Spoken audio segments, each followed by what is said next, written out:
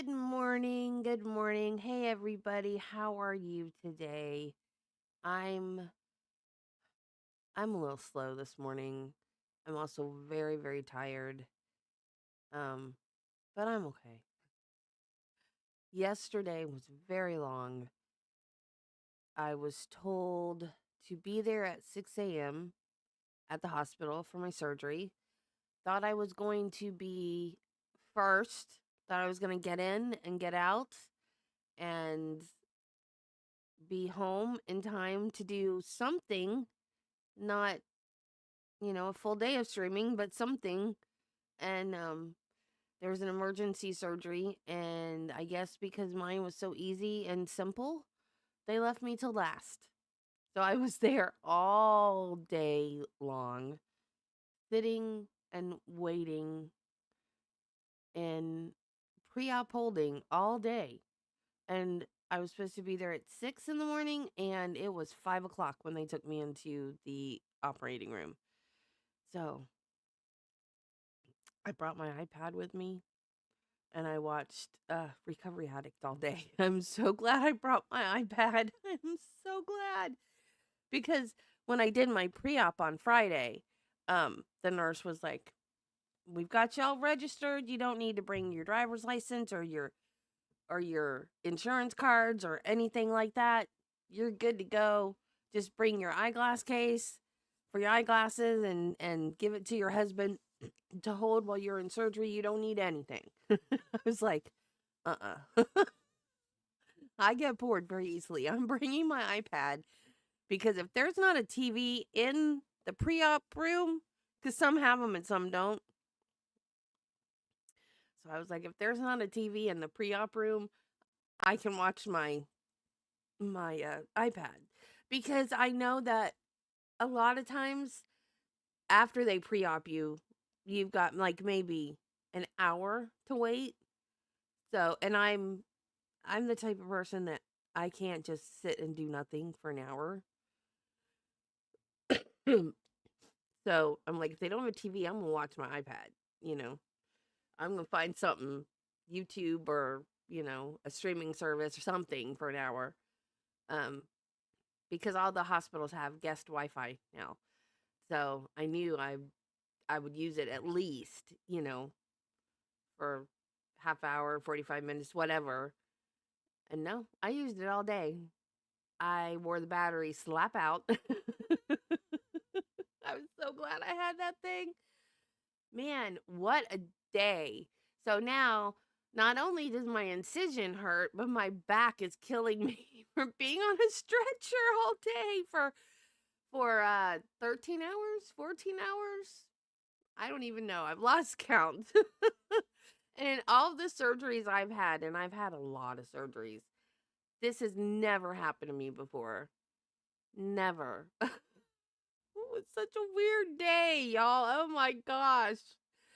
So, if you've never been to my channel before, hello, my name is Debbie. Thank you so much for being here. To all of my chatters and lurkers and replay crew, I love all y'all. Um, Judy is giving us some little tidbits about this trial. And yes, if you watched the trial yesterday, please no spoilers, because as much as I wanted to stream yesterday, I could not because I was in the hospital. But I had minor, very minor surgery. I had my chemo port removed.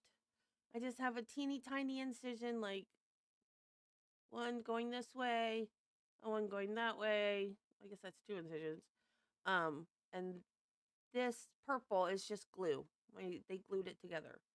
I have inside stitches that will dissolve, and then the glue will dissolve, and it'll be all healed up. It looks awful now, but that's the purple. It's not a bruise or anything. That's just glue. I don't know why they make the glue purple, but it's my favorite color, so I'm not complaining. Hey, Flash. So, yes, please, no spoilers if you watched it yesterday. Oh, Judy, you're so sweet. We all had you in our hearts and thoughts yesterday. Actually, I feel worse today than I did yesterday because of my back. I'm on a heating pad right now. Those stretchers are not built for comfort because you're not supposed to be on them all dang day. I was on them all day long. Finally, I got up and sat in the chair for a little while because I'm like, this is ridiculous. Just let me sit in a chair.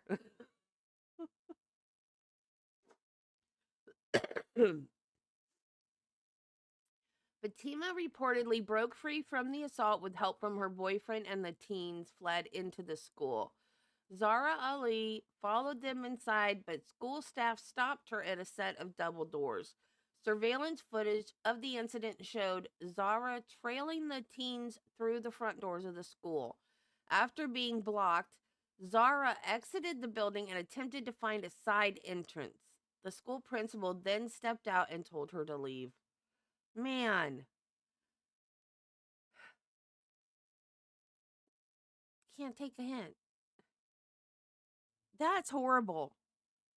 That is horrible. This trial has sensitive content. Remember, we are a PG channel, and Debbie is requesting no attacking other chatters, political, religious, hate speech, racist, sexist, bigoted, or violent remarks. And if you watched the trial yesterday, please no spoilers. Please, please, please. Because I. Padua? What is that? Oh, pasta. Like, what is Padua? Pasta. You know what, though, Flash? I didn't eat anything all day long yesterday. So when we left that hospital, I was like, you know what? I don't care. I'm going to eat. I'm going to eat. So we went to Arby's and I got a cheesesteak and jalapeno poppers. I was like, I don't care. I don't care. I'm not eating a bite all day. I'm going to eat what I want. I should have got fried chicken. What was I thinking? Man. But man, that's what I should have done. Oh well. Hindsight's 2020. I should have said, "Take me to KFC, man. I'm going to get chicken and mashed potatoes and coleslaw and But no, we went to Arby's and I got a cheesesteak and jalapeno poppers. They were good too. I haven't had jalapeno poppers in over a year. I used to eat those things like crazy. I loved them. I used to eat those things all the time. They were one of my favorites. And I've not had one since I started dieting. I've not had one. They were good. They were so good. And they were fresh right out of the fryer too. They were burning. They were burning, not like spicy hot, but like fryer hot. They were so good. I told the nurse in recovery because the surgeon that took out the port is my weight loss doctor. So I told the nurse, I was like, I haven't eaten all day. I'm gonna eat. I'm fixing to go eat. I was like, don't tell Dr. Rose. I'm gonna go eat. It was so good.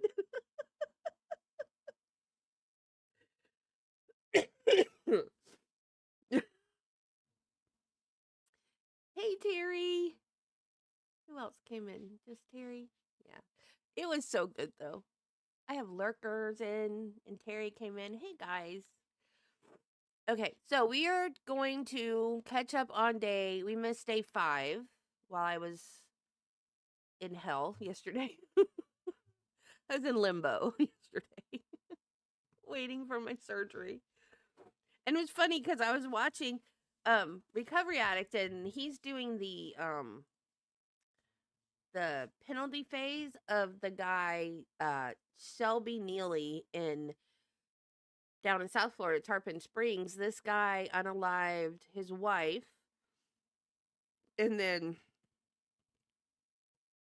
10 months later unalived his in-laws so they wouldn't find out that he unalived his wife. So, but then he confessed. So this is just the penalty phase. So we were waiting like all day to watch his interrogation video where he confessed, and I kept saying, "Watch. As soon as they start playing the video, they'll come get me for surgery." I'm like, "Who wants to take bets?" And then everybody's like, "Oh no, we're not taking a bet on that. We're not, because we know as soon as it starts, they're gonna come get you. We're not." I got to watch the whole entire thing. I was like, y'all should have taken that bet, man. Because I just knew for sure as soon as we started watching that interrogation video, they were going to come get me, and they didn't. I got to watch the whole thing. It was horrible. Because, that always happened. Like, as soon as you're waiting for something, then, like how you'll be waiting for a phone call and you're like, get in the bath, and then, the phone rings. It's inevitable, right? But no, it didn't happen yesterday. Because I was like, yay, now they'll take me to surgery. Nope. No, you're not supposed to do that, Flash.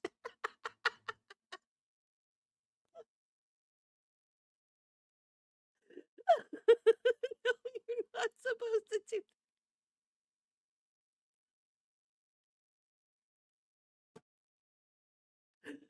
Oh, did they not tell you that you're not supposed to eat?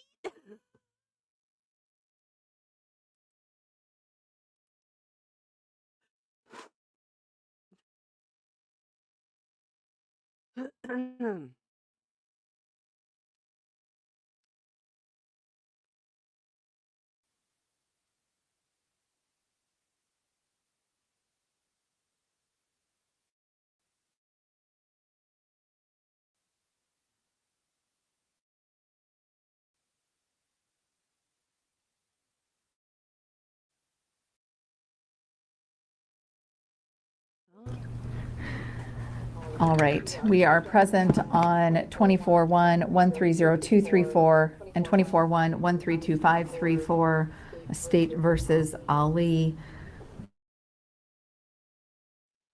Ms.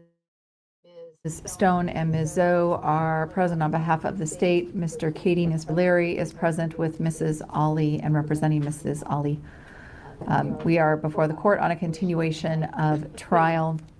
This morning, I received Mr. Leary's proposed jury instructions, and so I have those, and Mr. Leary handed me my bench copy because I was out here, and that he had emailed it to my judicial assistant, who has since forwarded it to me. And Ms. Stone, you have received those instructions as well? That's correct, yes, Your Honor. Thank you. Mr. Kading, you indicated that you might have some additional instructions to offer to the court as well, and I just wanted to inquire on that. Your Honor, I'm still working on those. All right, so tomorrow? Hopefully. Although I am going to say that I did receive a new instruction from the government late yesterday, so I'm still in the process of putting this together. All right. Ms. Stone? That's correct, Your Honor. That's the instruction that the state indicated. I don't recall what day last week. Last week, it might have been Thursday, late Wednesday, sometime on Thursday maybe, as to the exchange between 3508 and 3504 with it, consistent with the information charged in Mr. Ali's case. So we did provide that yesterday to defense counsel. I don't think it's in the right format for the court, so we have to fix the formatting for the court. All right, and so when will it be provided to me? This afternoon, Your Honor. Okay, thank you.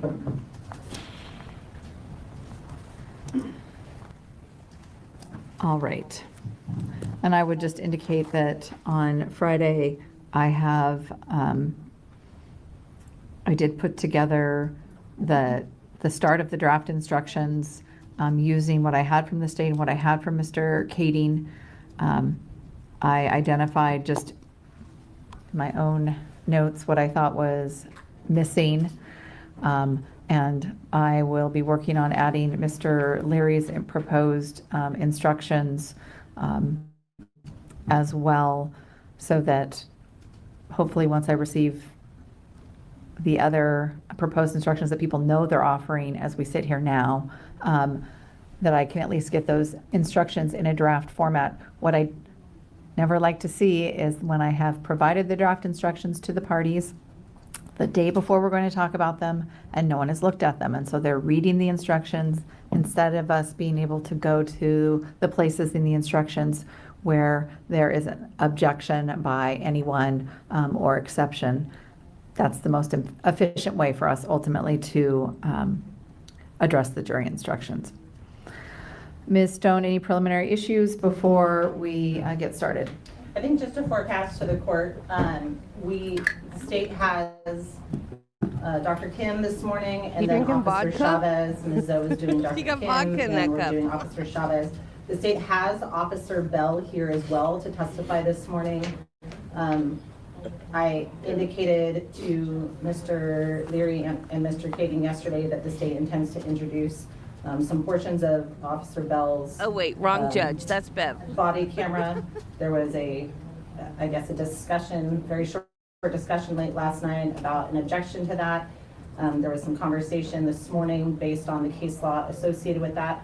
I think the objection as to the admission of the body camera itself as a whole, and I don't want to speak for Mr. Leary, but my understanding is that objection itself is withdrawn, but he may have objections to certain portions of that body camera.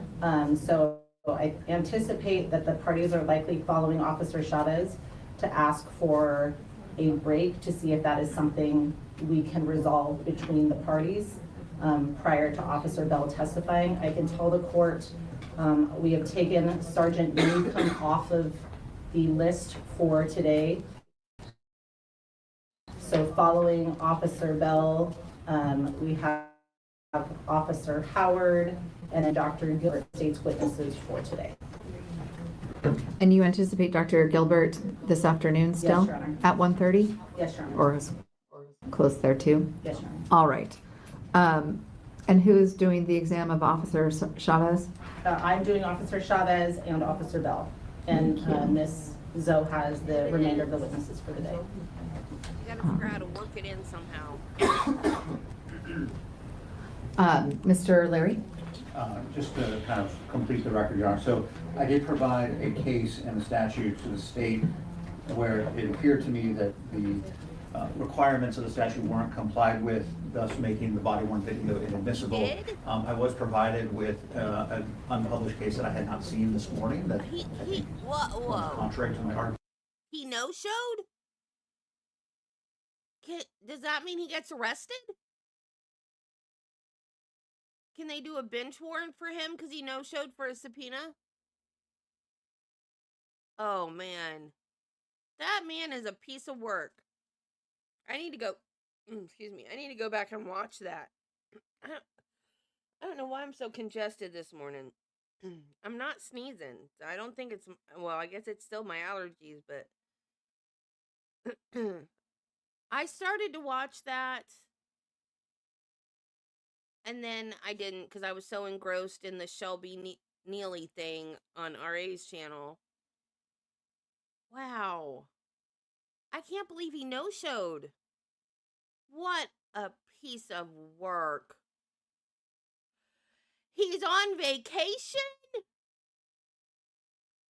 He's on vacation. Was he on vacation before he was subpoenaed? I mean, like, was he already on? Did he get the subpoena and then go on vacation? Or was he on vacation when, like, he didn't get served because he was on vacation? That's not a valid excuse for not showing up. This man, I swear, he has no scruples at all.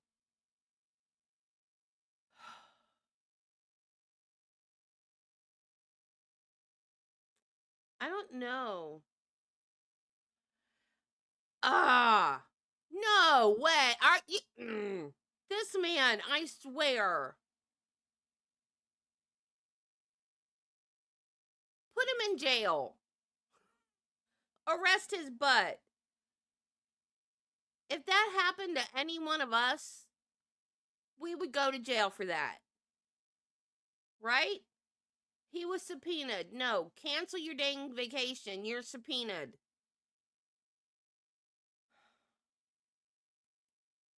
Good Lord. And so I'm not making that argument. However, I did not communicate with the state about issues in the section that they're playing because I didn't think it was going to be admissible. So we are going to talk on break about concerns that I have, see if we are in agreement for editing, and if not, we'll bring it to the court. I would have done it beforehand, but I didn't think it was coming in at all. So, but now I'm not making that argument. All right. Thank you for that information as well. After we conclude with Dr. Kim and Officer Chavez, I will take a recess and we'll address those issues. And if the parties are unable to reach an agreement about what that video exhibit is going to look like, then I will hear argument. Thank you, Your Honor. Thank you. All right. And Mr. Kading, do you have any preliminary issues before we bring the jury in? No, Your Honor. And Mr. Larry, that was something the state raised, which was also one of your preliminary issues. Do you have any others? No, Your Honor. Thank you. Please bring the jury in.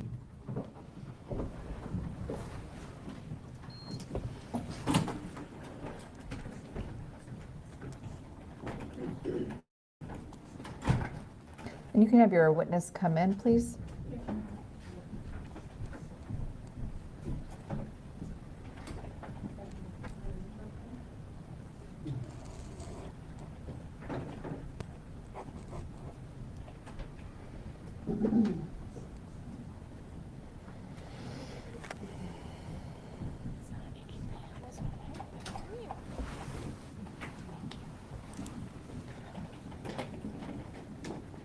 Thank everybody for all the prayers they gave you. You're much better. You're doing so much better. Say it once. Everybody, here.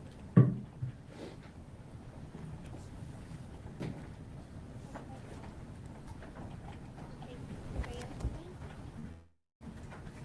me. No? Belle is much better, guys. Thank you for all the prayers and good thoughts. She's still, we went to the emergency vet, but we didn't stay because she got magically better, and I didn't want the giant vet bill from the emergency vet. So I need to call and make a regular vet appointment today.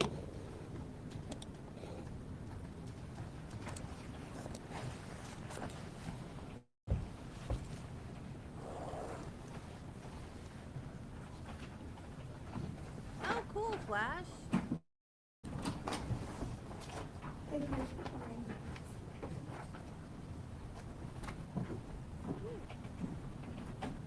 You want to say hi?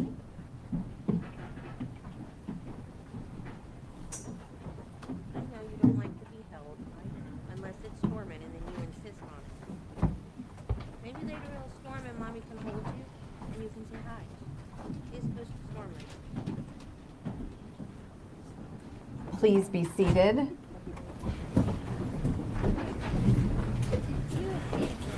Good morning, members of the jury, and welcome back. We hope you had a good weekend and a good Friday since we were not here on Friday. We will continue with the presentation of evidence at this time. Ms. Zoe, you may call your next witness. Oh, that case Your is Honor, crazy. they would like to call Dr. Kim. Dr. Kim, come forward, please. I'm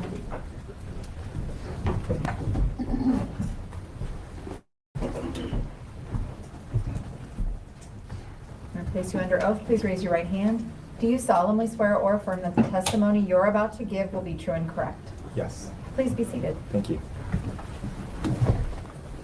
Ms. Zoe, you may inquire when you're ready. Thank you, Your Honor. Good morning, sir. How are you? Good morning, thank you. I'm doing well. And Dr. Kim, if you could, the microphone you can adjust it, and then you can also move your seat closer to the microphone. And just speak into the microphone, but leave about 4 to 5 inches between yourself and the microphone. Okay, great. If you could please state your name and spell your last name for the record. Sure, my name is Sung Won Kim. Kim is spelled K-I-M. What is your occupation? I'm an otolaryngologist. Okay, and what is a otolaryngologist? Otolaryngologist is a physician that practices head and neck surgery. Okay. And where is your place of employment? I practice in Olympia, Washington. Do you need the address? No. What do you practice at a specific medical facility? Yeah, I'm actually in a private practice. I work at ENT Associates in Olympia, and affiliated with Providence St. Peter's Hospital. Okay. And what do you mean by you're affiliated with Providence St. Peter's Hospital? That means that the hospital grants me privileges to practice medicine and perform surgeries at that institution. Okay. Eh, What is your education background? I went to college at UC Berkeley, and then I got a master's degree at Georgetown University. I got my medical degree at George Washington University. Do you need specific dates? No. Okay. Thank you. How long have you been a otolaryngologist? Including residency, I would be at my 18th year now. Okay. When you say including residency, Dr. Kim, what do you mean by residency? Residency is the 5 years of training that I had to do before I could practice on my own. Okay. And residency, does that, I take it comes after graduation from medical school? Good question, yes. So I went to 5 years of residency at the Medical College of Wisconsin in Milwaukee, Wisconsin, Okay. for 5 years to train to do what I do now. Okay. And what are some of your responsibilities as a otolaryngologist? Well, I practice general head and neck surgery, which means for the most part I do ear tubes for children, tonsillectomies.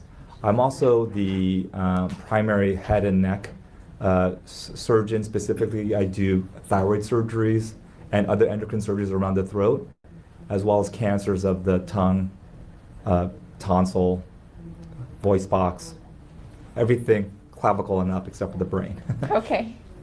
And as part of your responsibilities as a otolaryngologist, you mentioned you're also associated with Providence St. Peter's Hospital. Do you also get called to examine patients who have been, say, admitted to the emergency department at Providence? Yes, that's part of my conditions for having privileges at St. Peter's Hospital is for me to be able to take call. I take call on average about every 5 weeks for a week at a time. Okay. And as part of your responsibilities, do you sometimes review CT angiogram scans or x-rays that are done on patients that have been admitted to the emergency department at Providence? Absolutely. Okay. What's the purpose of reviewing CT scans or x-rays? Any kind of diagnostic imaging is to help us find out what the underlying cause of the disease process is, and to hopefully eliminate, if not improve, the outcomes. Okay. And back in October of 2024, did you review scans that was done on a patient by the name of Fatima Ali? Yes, I did. And why were you asked to review the, well, let me ask you this question. Who asked you to review the CT angiogram scans? I don't recall, but it was one of the emergency department physicians that called me and asked me to review the scans, as there were what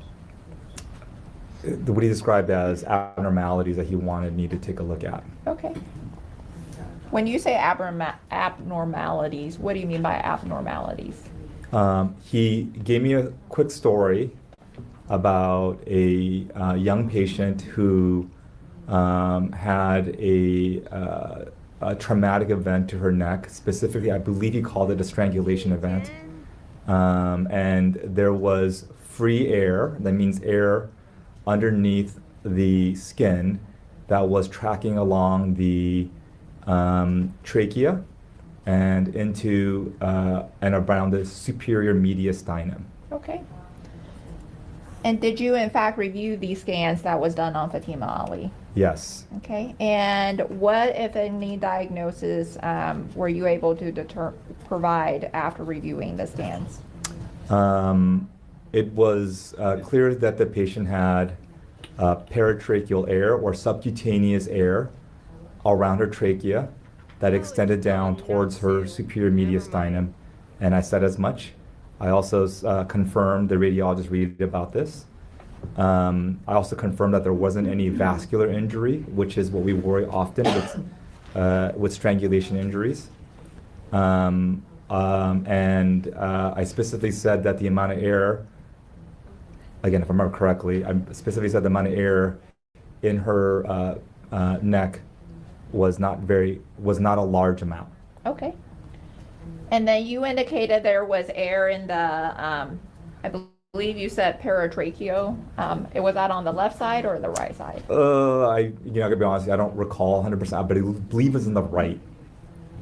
Could it have been in the left side? It could have been, absolutely, Okay. but I don't recall. Okay. And what is the paratracheal space? So the trachea is your windpipe here.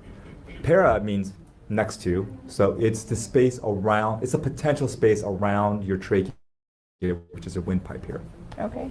And the witness is demonstrating on his own neck as he was describing that last testimony. Thank you, Your Honor.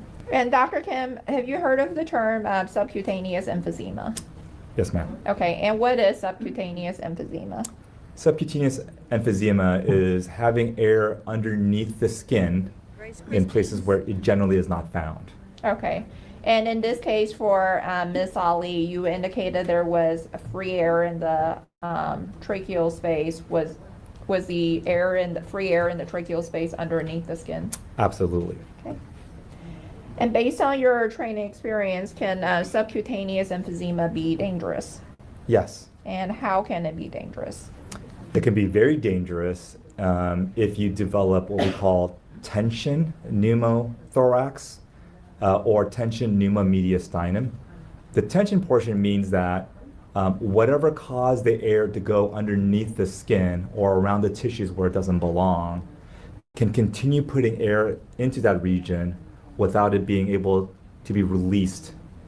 So the air can continue building up and building up inside the chest or the neck until it squeezes vital structure so they stop working. Okay. I would just indicate that the witness is again using his hands to demonstrate what he is verbally providing in his testimony. Thank you, Your Honor. And Dr. Kim, what is the, you mentioned the word mediastinum many times now. What is mediastinum? Okay. I'm not a cardiothoracic surgeon, and I don't generally operate in this region, but the mediastinum is the area around your heart, specifically involving the great vessels of your heart, as well as the trachea, and superiorly on the top, as well as the airways that go into your lungs, called the bronchi, or the Okay. bronchus for one. And for the record, Dr. Kim, as you were explaining what mediastinum was, you were demonstrating with your own body. I was. Do you not want me to do that? Is that easier? Well, I'm not going to tell you how to testify. We just have to describe what's happening in the courtroom so that the written record will reflect what's happening. Okay, sorry. That's okay. And Dr. Kim, was Miss Ali also diagnosed with pneumomediastinum? She was. Okay, and what is pneumomediastinum? Pneumomediastinum is when air is around and in the mediastinum where it generally does not belong. Okay. And with regards to pneumomediastinum, can that be dangerous as well? Absolutely. And how can it be dangerous? Specifically, the tension portion of it, of whether or not the air continues to build up and it has no ability to be released. Okay. So if there is enough air inside and around the pneumomediastinum, it can squeeze in the great vessels as well as the airway, such that it will stop being able to conduct airflow through, as well as being able to push blood through the great vessels. Okay.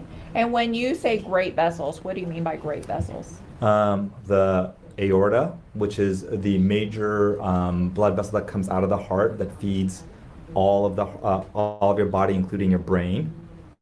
as well as the pulmonary artery, the pulmonary vein. These are all blood vessels that allow blood to return from the heart, from the lungs into the heart so that we get proper oxygenation. Okay, and for the record, you were, Sorry, yes, I was. it's okay, you were demonstrating with your own body as well again. Yeah. You testified, Dr. Kim, that pneumomediastinum can be dangerous due to tension placed on the great vessels. Yes. For the great vessels to work normally and properly, is it fair to say that there should not be tension placed on them? Absolutely. I want to be clear though, I'm not a cardiac thoracic surgeon. This is not specifically my specialty. However, I did go to medical school, and it's very clear that avoiding tension and pressure along the aorta is more compatible with life than without. Okay. And then with regards to your diagnosis where you indicated that Miss Ali had air in her left tracheal space, can strangulation cause air to be present in the left tracheal space? Yes. Well, so many things can cause pneumomediastinum. It can happen spontaneously. Generally happens more to like thin, tall men in their 20s and 30s. But it can happen even during childbirth if you're straining hard enough, let's say, or trauma, Okay. which I believe is what happened here. Okay. If you put enough force that prevents air from escaping, then you can expel air from the windpipe or some other part of the airway into the mediastinum. Okay. You indicated if you put enough force to prevent air from escaping, force on where? So generally for strangulation injuries, is generally around the neck, preventing the airflow from coming out. That way it causes increased intrathoracic pressure, and sometimes that pressure goes out at the area of least resistance. Okay. And the area of least resistance, where would that be? So I don't know. I didn't look, but it's likely going to be the trachea, in between what's called the tracheal rings, likely, is what would happen. Okay. But Also, in the last response, before what the doctor just testified to, he was again using himself to explain his testimony. Okay. And Dr. Kim, you indicated that you did not look. When you say you did not look, do you mean in this case you did not do a further examination of Miss Ali? That's true. I did not do a further examination of Miss Ali, but the looking that I had to do required an operative management. That means I would have to take her to the operating room, put her to sleep, and put a camera into her throat, into her mouth and throat, and look into her trachea with what's called a rigid bronchoscope. Okay. And with regards to and I'm going to ask you some more questions about that in a moment, but you testified that she had basically free air in the left paratracheal space. What is the let me ask you a different question. What is the aerodigestive tract? The aerodigestive tract is, so it specifically addresses your mouth that goes all the way down. So the digestive tract goes from your mouth all the way down into your stomach, from what I deal with. So it's your mouth, your pharynx, which is your throat, your larynx, which is your voice box, and then down into your esophagus. That's the digestive portion of it. The aero portion of it is your nose, your mouth, your pharynx, which is, it's shared, that's why we call it aerodigestive. And then it goes into your larynx, in between your vocal cords, in your larynx, and down into your trachea. Okay. And again, for the record, you were demonstrating the explanation of aerodigestive tract with pointing to different parts of your own body. Yes. And based on your training experience, can a tear in the urodigestive tract cause the free air that was present in the left paratracheal space for Ms. Ali? Absolutely. Okay, and you talked earlier about sort of when there's air building up, it sort of just ends up going out in the portion of the body that's least resistant, that's of least resistance. With regards to when you say the least resistance, do you mean sort of the aerodigestive tract for a tear to develop? Yes. Okay. And based on your training experience, can strangulation cause a tear in the aerodigestive tract? Absolutely. And how does that happen? So there's multiple ways that occurs. Generally, the way I've seen it most is the strangulation causes a fracture of what's called the hyoid bone up here. Okay. That is a free-floating bone that's above your voice box. Again, I'm pointing to my body to show you guys where the things are. This hyoid bone, when it fractures, it can tear and cause a tract to form between your throat and into and around your subcutaneous tissue, specifically along your larynx and your trachea. Okay. Besides a fracture to the hyoid bone, are there other ways that strangulation can cause a tear in the aerodigestive tract? Mm-hmm. Just like when you strain hard enough during labor, it can cause you to tear a part of your trachea enough that you blow air through and down around your paratracheal space into your mediastinum. The same thing can occur if you are have an extrinsic force that pushes on the trachea hard enough that if you build up enough intrathoracic pressure, you can also tear a part of your aerodigestive tract in that way. Okay. And the building up of the pressure, is that in essence when somebody is in the process of is that in essence when external force is pressed on your trachea, you're struggling to breathe? Yes. Okay.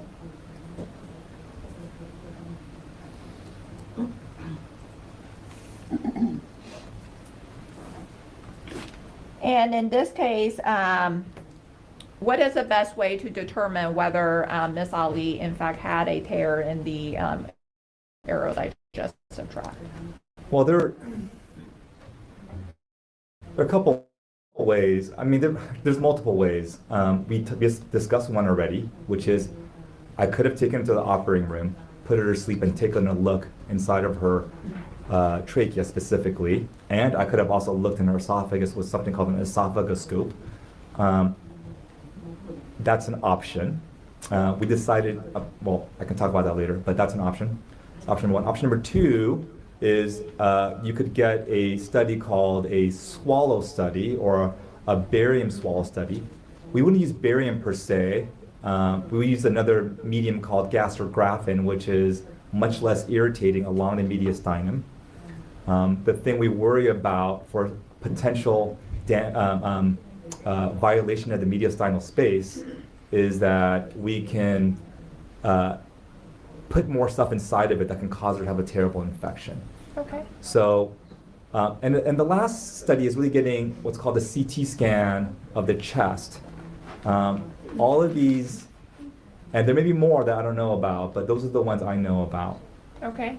And with regards to sort of I want to talk to you first about option number two, doing the swallow study. Why did you perform that in this case? No, none of the three things I discussed were not performed. We're not performed.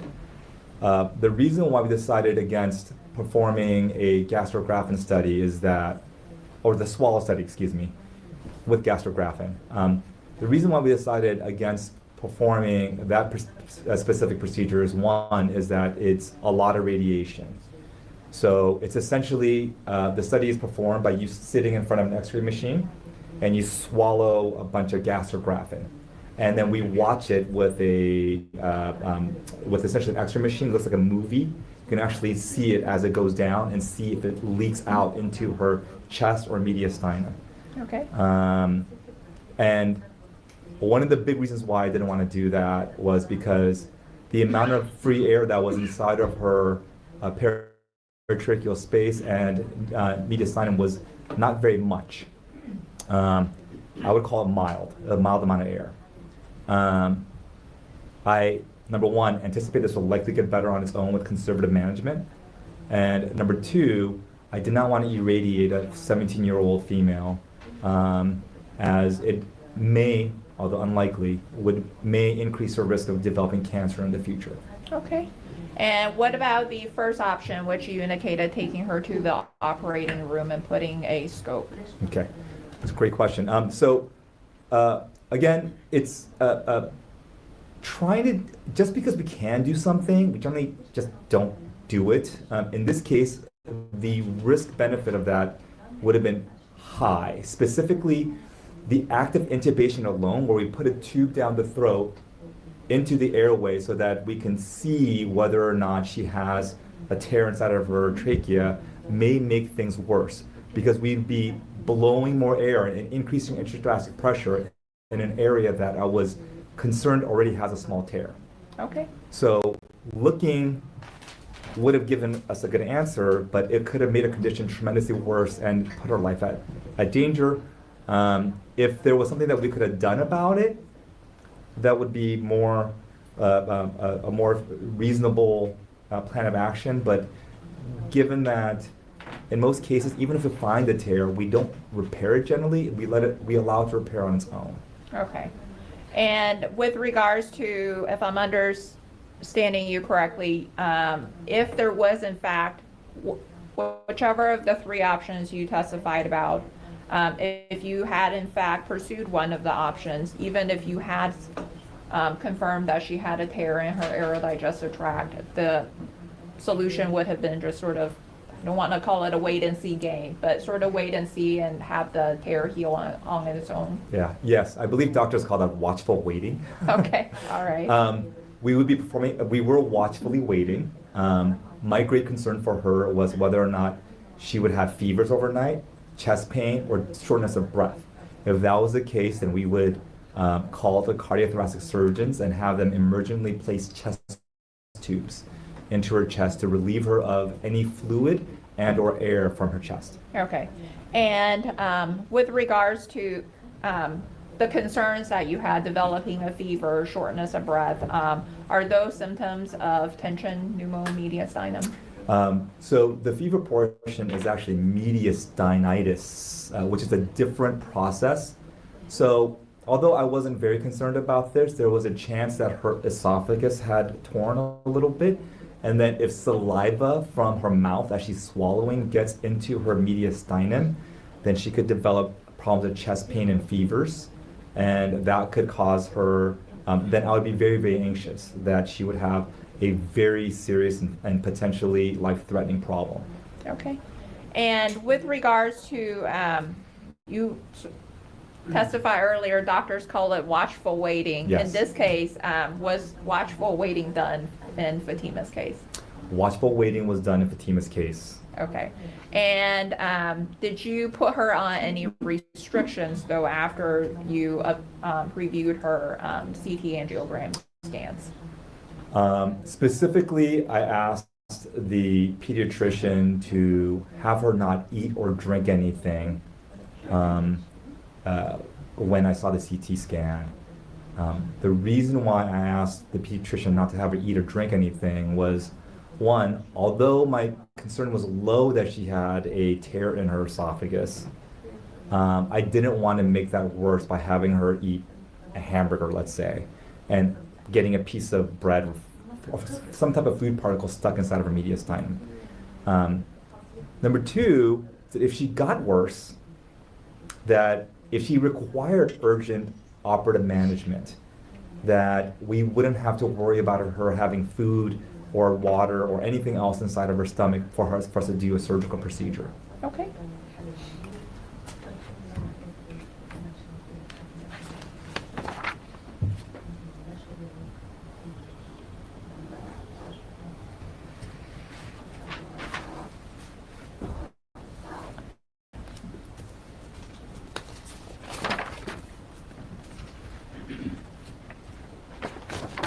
And just want to make sure I understand your testimony.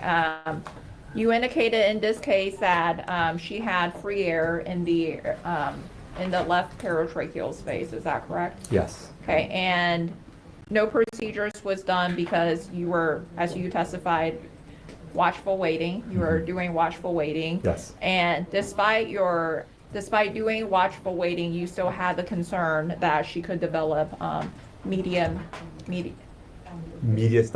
Yes. Mediastinitis or tension pneumomediastinum. Yes, absolutely. No further questions. Thank you. Thank you. Mr. Kading, cross-examination? Thank you, Your Honor. Good morning, doctor. Good morning, sir. So you said that pneumomediastinum is not something you generally deal with? Is that That what is I heard you correct. say? Okay. And you know that it can be caused by several different things. I do. Okay. For example, blunt force trauma, Blunt force trauma is one of them. having weight put on your body, Having weight put on your body is possible. right? And then we get into things like Macklin effect and all of that. That's from medical school. You remember those things? Yeah, Okay. Macklin effect is, yes, Okay. I was just curious if you're aware of all of the ways it can be caused. yes. Okay. Macklin effect, may I? Yeah, please. Okay. Macklin effect, generally you can see air along the, like the peribronchial vascular structures. The CT scan did go down to superior mediastinum, but I don't recall it evaluating her entire chest. I don't believe it did. Again, this is a while ago. It generally does not, and I don't recall if there was air along her peribronchial space there. Okay. And so, just to be clear too, when you're dealing with pneumomediastinum, you're not always entirely sure what causes it, right? That is correct. Okay. And so the wait and see attitude you take is to kind of see if it's something that's ongoing or something that may resolve quickly on its own. Yes. Okay. And so in this case, you saw the air, you said, let's take a look and see what happens. Yes. Okay. Watchful waiting. All right. And so there was no indication of any, well, by the next morning it had resolved, right? By X-ray, it had, yes. Okay, which was at 8:39 in the morning, something to that effect? I'm not sure. I'm Okay, sorry. but sometime the next morning it had already resolved, Yes. which means all the air was gone from inside there. The modality of diagnostic imaging that they chose was a chest X-ray, which is reasonable given her age, and you don't want to get a CT scan of the chest given the amount of radiation that she had.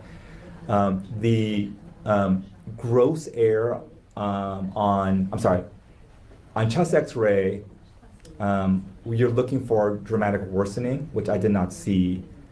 Chest X-rays are much harder to find minute amounts of air, so a CT scan would be more appropriate for that.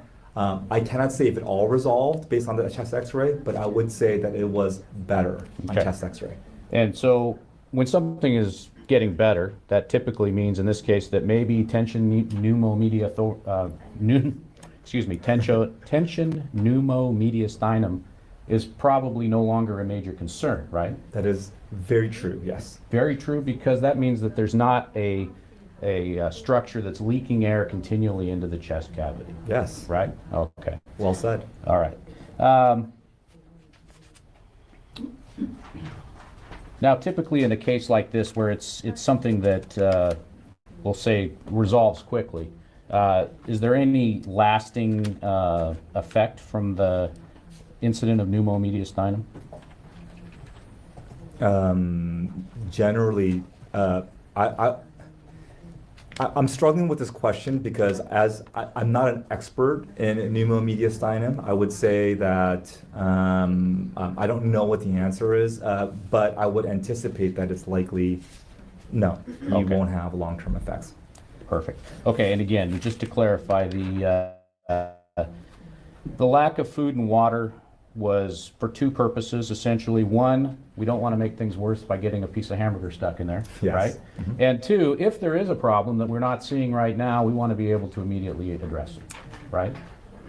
I was looking for specific worsening, and so to clarify, yes, if she was worsening all of a sudden, then she would need immediate attention, yes. Okay. And so in this case, where we have beginning of pneumomediastinum. We have the air in the lungs. It's possible that it resolves the next day. Yes. It's also possible it could get worse. Yes. And in this case, it did not get worse, right? It did not get worse Okay. based on the chest X-ray the following morning. All right.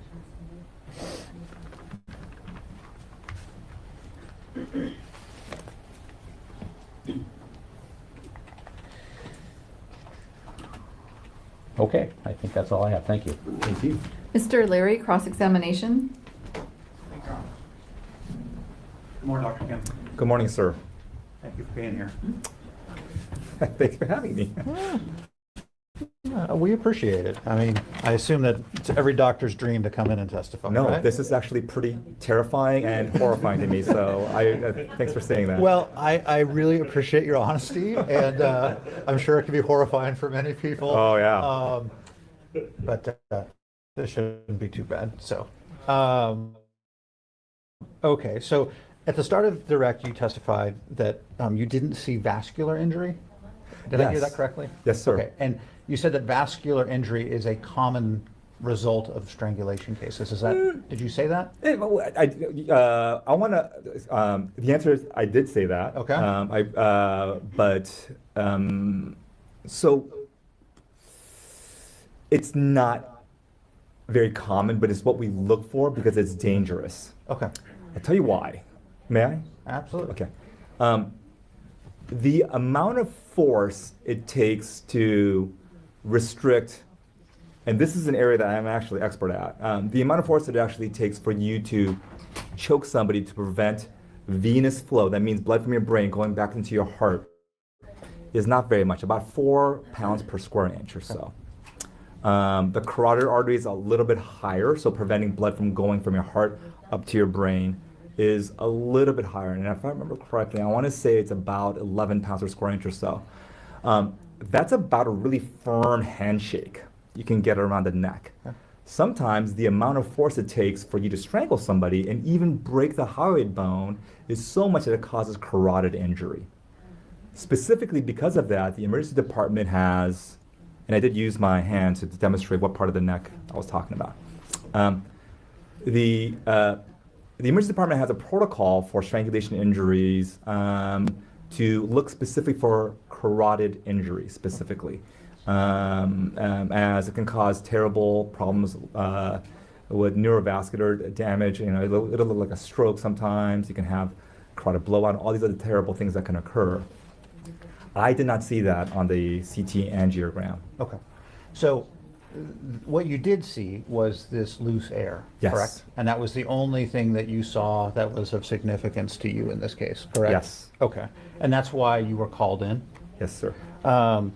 And so what we're talking about is, as you described, free air inside, and your chest is a closed universe, correct? Yes. All right. So there's no release valve, No, there is not. or at least not a very effective one.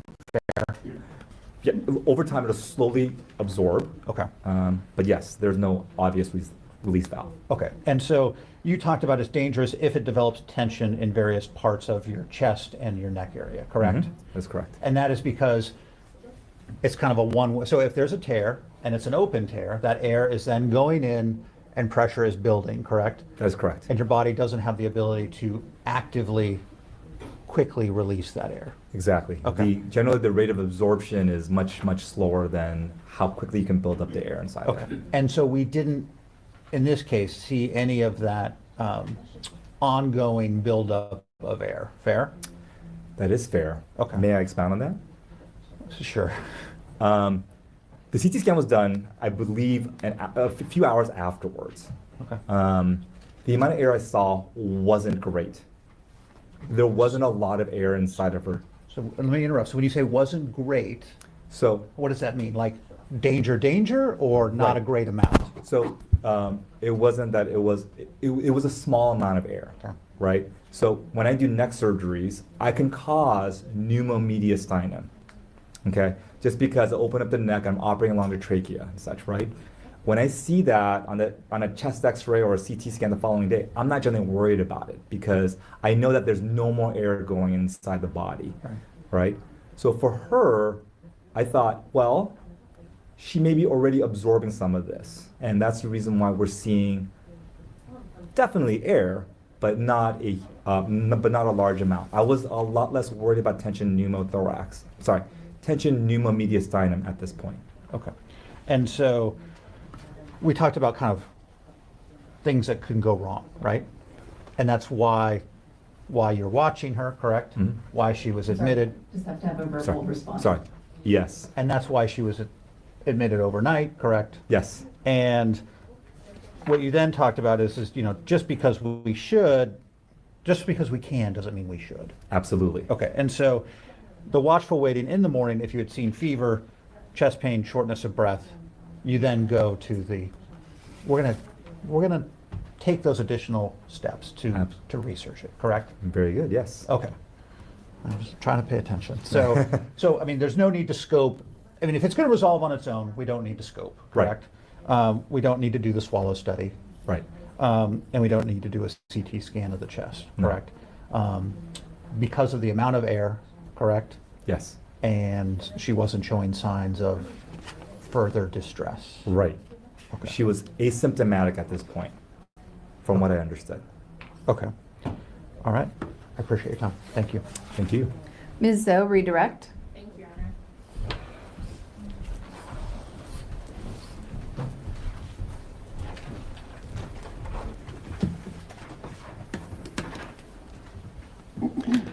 Dr. Kim, when Mr. Kading, the first defense attorney that asked you some questions on cross-examination, he asked you about the different other possible ways that can cause pneumomediastinum. Do you remember that line of questioning? I do. Okay, and I believe one of the things he mentioned was that, in essence, having pressure placed on you, like on your chest, could in fact cause pneumomediastinum. Yes, he did. Okay. Let me ask you this question. Based on your training experience, in a situation, if somebody is, for whatever reason, holding their breath, and all of a sudden sudden pressure is being placed on their chest, can that cause pneumomediastinum? From what I've read, that it can, yes. So any kind of chest trauma. Okay. So a sudden force to the chest can cause pneumomediastinum, yes. Okay. And for the sudden force to the chest to cause pneumomediastinum, in the situation where the person is holding their breath, for pneumomediastinum to occur, does it require the person to, essence, still be holding in their breath when the sudden pressure is being placed on their chest? If there's no, the answer is probably yes. Okay. I haven't seen studies on that, but the way it occurs is that the glottis is your vocal cords and your larynx. Again, I'm pointing to my body. And when it shuts, that allows you to, that prevents any kind of air from escaping your lungs. If you hit your chest hard enough at that point, you're going to increase the intrathoracic pressure, and without this release valve opening up, the air sometimes has to go somewhere, and it can pick a weak area, an area of least resistance, if you will. Okay. The release valve you're talking about, based on your training experience, for most people, would the release valve in essence open up unless there was something else that was causing it to be shut? Yeah, it should open. Okay. And so based on your training experience, the release valve you're talking about, if somebody was holding onto their breath, is it fair to say that they would in essence release and exhale once the sudden pressure ends up being applied to their chest? Yes. Okay.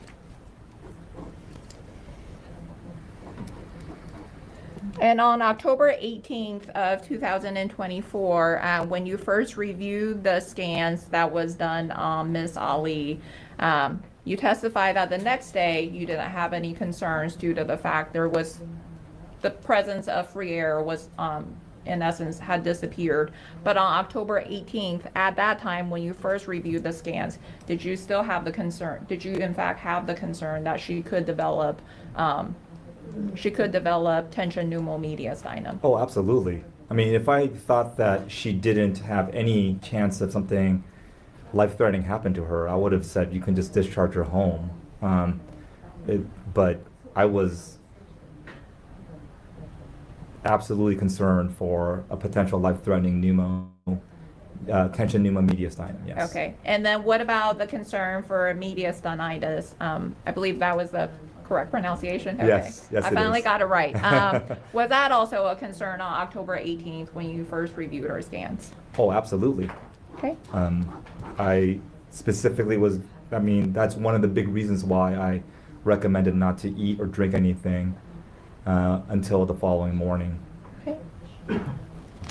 And you indicated that the following day, when you saw the, in essence, free air had disappeared from her aerodigestive tract and then also from her mediastinum, that was the next day after reviewing the subsequent scans. Is that right?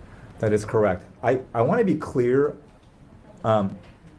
The free air, she probably still had a little bit there. Okay. The chest x-ray is not specific enough, sensitive enough to detect really minute amounts of air. So when you say disappeared, it makes me a little uncomfortable. Okay. It probably didn't disappear. It was probably just much less. Okay. But on October 18th, when you first reviewed her scans, did you at that time have the concern that she was possibly still leaking air? Yes. Okay. No further questions. Mr. Kading, recross. Thank you. I just wanted to clarify, you twice have mentioned the hyoid bone in your testimony, right? Yes, sir. And that's a small bone in your throat? It's above your larynx. I'm again pointing. This is your voice box here. Men generally have Adam's apples. It's just above that. It's a free-floating bone, one of the few free-floating bones you have. Mm-hmm. And it looks like the letter C. And it just floats, connecting some of what's called your strap muscles that allows you to swallow better. Okay, and I believe you said that sometimes gets broken during a strangulation event? Yes, sir. Was not broken in this case? It was not broken in this case. And you said it took how much force? 11 pounds of force was it? 11 pounds, 11, so I'm gonna be honest with you, I don't remember the exact number, but I believe it's 11 pounds per square inch. Okay, all right, but only 4 pounds per square inch to cut off the blood flow? For the venous return, that means the blood flow from the brain returning back to the heart. Okay. Which again is a little less than a firm handshake. Okay. All right, thank you. Thank you. Mr. Larry, any further cross-examination? Thank you for being here. Any further direct? No, Your Honor. May this witness be excused? Yes, Your Honor. Any objection, Mr. Kading? Mr. Larry? You are excused. You may step down and you're free to go. Thank you. Thank you, Your Honor. Have a good day. You too. Thank you. Ms. Stone, call your next witness, please. Thank you, Your Honor. This day would call Officer Chavez. May I step out? You may.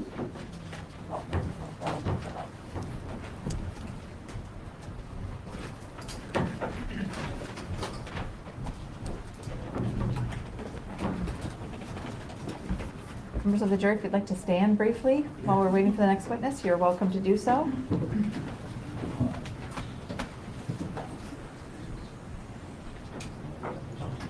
Come forward, please. Do you solemnly swear or affirm that the testimony you're about to give will be true and correct? I do. Please be seated. Looks like everyone is seated again, so you may inquire when you're ready. Thank you, Your Honor. Good morning, Officer Chavez. Good morning. Can you please state your name and spell your last name for the record? My name is Tori Chavez, C-H-A, V as in Victor, E, Z as in zebra. Thank you. And Officer Chavez, I'm going to ask you to move just a little bit closer to the microphone if you don't mind. And if you need to adjust it, it moves, okay? Officer Chavez, are you employed? I am. How so? I'm employed with the Lacey Police Department. Okay. What do you do for the Lacey Police Department? I'm employed as a police officer on the patrol schedule. Okay. And how long have you been employed with the Lacey Police Department? I was hired in September of 2023, and I received my commission in June of 2024. And is that all of your time in law enforcement? It is. Okay. Can you describe your training and experience, please? Yes, I have a Bachelor of Arts with an emphasis in Japanese language. I completed the Washington State Basic Law Enforcement Academy, which is 720 hours training, including criminal law, criminal investigation, collisions, first aid. I've also completed a 8-hour deaf awareness workshop, a 32-hour course in drone operations, and recently a 16-hour interview course. And as a patrol officer, what do you do? What are your duties? My duties are I'm assigned to a specific area of Lacey, whether it's north, central, or south. I'm responsible for answering calls of service. Could be anywhere from just answering phone calls for public service, answering questions about Lacey municipal codes, Washington state laws, doing investigations into burglaries, thefts, also in doing traffic enforcement. Okay. And were you employed by the Lacey Police Department then in October of 2024? I was. And were you working or on duty on October was 18th, muted. 2024? I forgot I approximately, muted myself. 2 o'clock in the afternoon. I was. Did you become involved I in an said investigation she looks like she occurring escaped at from the Timberline High Addams School, family. on that day? I did, yes. Is that at 6121 And Mullen it Road, said the Southeast in day I Lacey, had Washington? yesterday I believe has so. just screwed me up for And did you today. go to I'm that just location? silly. I did. Who did you, if anyone, go to that location with? I went with my field training officer, Officer Bell.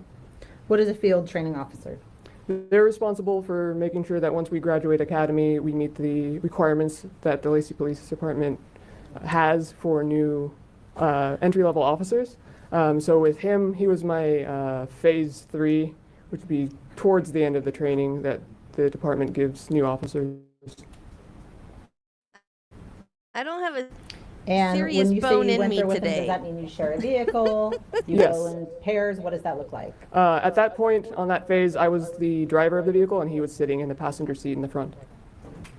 And do you know about what time you arrived? I think it was approximately 2:24. And what upon, well, first of all, which direction are you coming from? I was coming from Rebel Road, so I was going to be traveling eastbound on Mullen Road. And what did you observe when you arrived? I observed moderate to heavy traffic. It appeared that school had just let out. There's the high school on the left-hand side of the road if you're going eastbound, and then there's another elementary school farther down the road. So there's a lot of cars coming and going from that area, school buses, things like that. And When I'm you not say on another pain medicine. I wouldn't elementary let school, them is that give on the me any. left-hand side of the road or the right-hand side? It would be the right-hand side of the road. Okay, so across the street and a little bit farther down from the high school, is that correct? That's correct. Okay. So you said you observed medium to heavy traffic in the area due to school ending and those 2 schools. Is there anything that specifically drew your attention as you were arriving? Yes, there was a group of people standing on the sidewalk on the Timberline side, so at the left-hand side of where I was facing. Okay, and where, were there any markers or landmarks, so to speak, on that left-hand side of the road where you saw that group? Something to orient the Yes. jury to? So there was the intercity transit bus stop at that location, and then Bye, just east of Terry. that is the entrance to the school's Okay. parking lot. And where did you Oh, see yeah, that group of people Wiggles. in relation to that intercity transit bus stop? They were roughly gathered around where that bus stop pole is. You said where the pole is? Yes. Okay. And were there any other officers on scene yet at that time? Yes, I did. I saw one other officer. Do you know who that officer was? Officer Hang. Where did you see Officer Hang? He was in the like bark or dirt part of the school grounds. He was bent over or kneeling and holding somebody down. Okay. Were there any other individuals with Officer Hang? There was an adult male. And was that adult male an officer or a civilian? He looked to be a civilian. Okay. And you said they were holding someone down. Was the person they were holding down an adult, a child, or something else? Appeared to be an adult. Adult, male or female? Male. And was that person an officer or a civilian? It was a civilian. And you said there were a crowd of people there. How would you describe that crowd of people? Is that were those adults, children, or something else? They appear to be primarily high schoolers. What Okay. else would they be? What did you do next as you were arriving? Where'd you go? I pulled my vehicle into the left turn lane to go into Timberline High School. I had my red and blue lights on. I exited my vehicle and approached to where Officer Hang was kneeling on the ground. And then at that point, we asked what he needed to assist him. Okay, and what was your duty then in terms of assisting? I was to gather the witness statements from anybody that had seen what had occurred prior to my arrival. Okay, and where did you do that? I did that at the inner city bus stop. Okay, and who were you gathering witness statements from? I got their names. Well, I'll get there. Okay. Who were you getting witness statements I from? was getting witness statements from the high schoolers that were at the bus stop.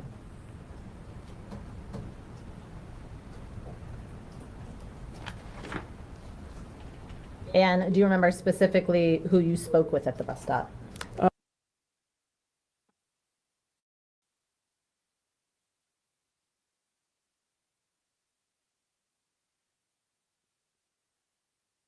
Where or when did you speak with Miss Carter? I first approached the teenagers that had stated that they had seen what happened. And again, without repeating anything anyone told you, where or when did you speak with Miss Carter? When I initially made contact at the bus stop. Did she provide you a statement at that time? She did not know. Okay. Was there a bus coming at that point? She stated that she needed to catch a bus. Yes, I did not see one at the time. Okay. And did you get her information to take a later statement? I did, yes. Okay.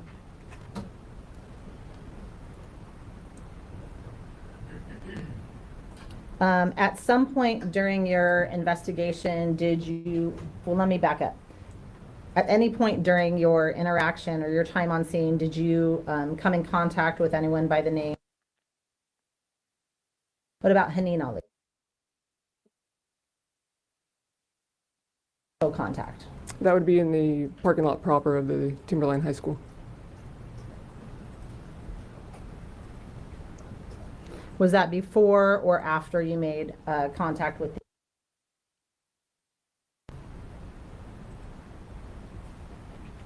And when you observed Zahraa and Ihsan Ali, how would you identify how they appeared in terms of what they were wearing? I mean, who was wearing what? Haneen was wearing I believe it's a headscarf called a hijab. She was wearing a black, like raincoat or overcoat, a blue button-up shirt, and black pants. Okay, and what was Zahraa wearing? She was also wearing a hijab and a long, ankle-length, like overcoat, something that was black, with some sort of leopard print dress or long covering underneath. At some point during your investigation, did you become familiar with the name of? Okay. At what point of your investigation do you recall you became aware of Fatima Ali? Well, when I spoke with Haneen and Zahraa, they had mentioned their daughter. Okay. And were you able to determine based on a conversation with Zahraa who Fatima was in relation to Zahraa? Yes. And who was Fatima in relation to Zahraa? Zahraa said it was her daughter.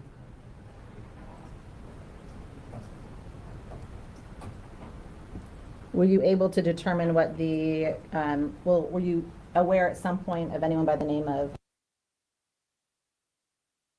based on your conversation with Zahraa, was any connection between Isaiah and Fatima? Yes.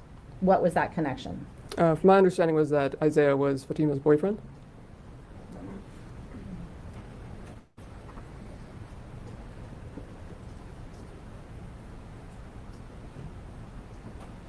Do you recall during the course of your conversation with Zahraa Ali whether she made any statements about Isaiah specifically? Yes. And what did she say about Isaiah as it related to her daughter? She stated to me that Isaiah was changing her daughter's mind and that he was a danger to her.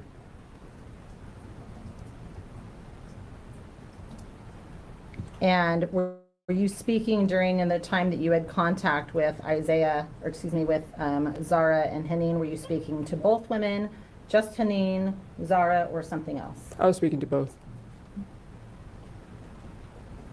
And was Haneen relaying to you what she believed had occurred that day as well? Yes, And was that conversation with you in English? it was. And during your interaction with Haneen, did Zahra provide details? She did. What did that look like? Meaning, did they speak individually? Did they provide a group statement? What did that interaction between Haneen, Zahra, and you look like in terms of pace or smoothness of that conversation? It was relatively choppy. When I would direct questions at Haneen, Zahra would interject, or they would start talking over each other, so it was a little difficult to follow at times. When I would ask clarifying questions, Zahra would often interject with her recollection of events. Okay. And was that communication with you, from Zahra with you also in English? It was.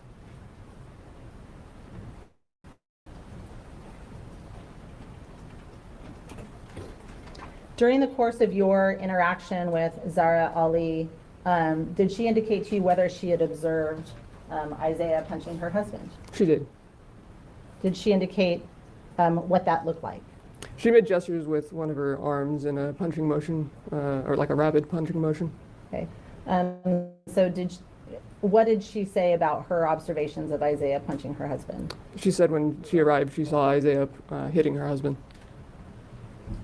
And did she indicate if her husband was on the ground at that time? She did not.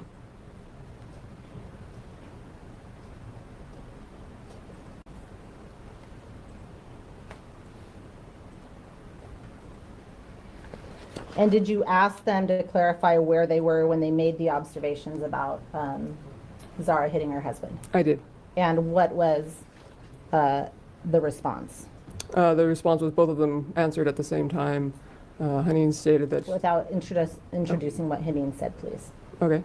Zahra made a gesture based off of where she was standing towards the school and was saying that they fled in that direction. They being Fatima and Isaiah. How did Zahra appear to you when describing what was happening, what she said she observed happening to her husband when she arrived? She was upset. She would pace back and forth. Her hands would either be clasped in front of her or wringing her hands. She would break down in sobs occasionally, but I never observed any tears or a reddening of her face or anything like that. Okay. Did Zahra make any statements about what she believed or what she was relaying Isaiah had done to her? Yes. Did you observe any visible injuries to either woman, either Haneen or Zahra? I did not. How did their clothing appear to you? Meaning, what condition or state was their clothing in? It did not appear disheveled. I didn't notice any marks of dirt, smudges, creases, anything like that.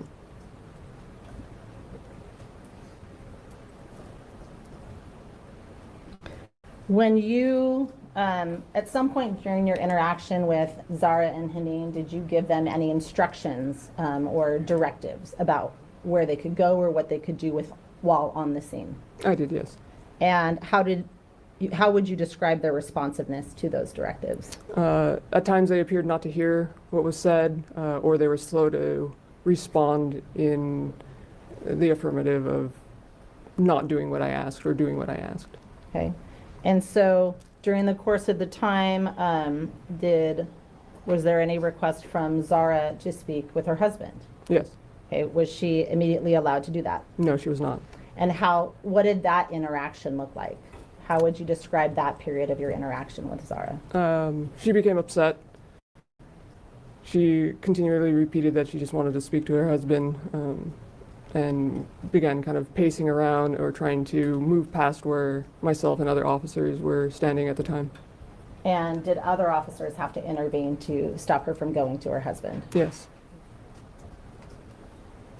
What was Haneen doing during this period of time without repeating anything that she was saying? She was following Zahra. How would you describe her demeanor? She was also upset. She was slightly more calm in her tone and pitch when she was speaking with me, but she was visibly also upset.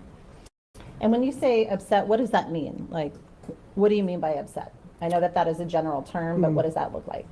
Her voice would raise in pitch.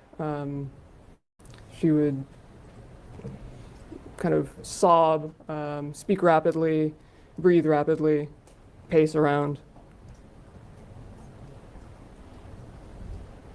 Did they continue to try to get to Ihsan Ali despite officers' instructions? Yes. Did you eventually allow Zahra to speak with Ihsan? Yes. And what about Hanin? She as well. And did you hear any of that conversation? I heard the conversation, but I did not understand it. What do you mean?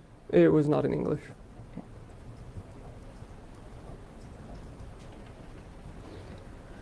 During the course of your interaction with Zahra Ali, did she ever ask you about the health or welfare of Fatima? She did not. Did she ask you about Fatima at all? She asked to speak with her. And just speak with her? Yes. At any point, did you observe whether Zahra ever attempted to return to the school? Yes. And what, if anything, did she say about that? She says that she wanted to speak with her daughter. For how long? Initially, she just repeated, I want to speak with my daughter. She's my daughter. And then when I repeatedly told her that she was not allowed to do so, she said she just needed 1 minute. What was her initial response when you told her that she could not do that? She became upset. Eventually, she went and took a seat on one of the curbs where the parking stalls were and began rocking back and forth and repeating a phrase I didn't understand. I'm sorry, repeating what? A phrase that I didn't understand what she was saying. Okay. Did you tell her whether she was being seen by fire or medics? Yes. And at that point, did she ask about the physical condition of her child, like whether she was okay? She did not. Officer Chavez, how did you find out that Fatima had been choked or strangled by Ihsan? Calls for legal conclusion. No, it doesn't. Also calls for hearsay and hearsay. It absolutely does not. Sustained is the form of the question. Officer Chavez, at any point during your interaction with Zahra Ali, did she mention her husband's interactions with her child? No. Legal conclusion. Thank you. I have no further questions. Maybe. Not legal. Mr. Kading, cross-examination. Just a few questions. Good morning, officer. Good morning, sir. So, when you arrived on scene, Mr. Ali was laying on the ground, is that right? Yes, sir. Okay. And is it fair to say then that by the time you got there, pretty much the entire incident up to that point you got from other people, right? Correct. Okay. And the people that you talked to were the kids that were around there, right? Correct. All right. And now, I think it might have been you. Let me ask, was it you that tried to get the written statements from those kids? That's correct. Okay, and you didn't have any forms? That's correct. Okay, so you never got any written statements? That's correct. Okay. And you, at that point, things were pretty fresh. I assume you hadn't seen any videos or anything? I had not. No. Okay, so all the information that you were going on was based upon what people were telling you? Correct. Okay.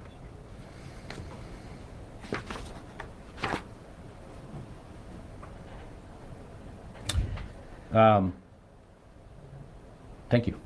No more. Mr. Leary, cross-examination. Morning, Officer Chavez. Good morning, sir. Thank you for being here.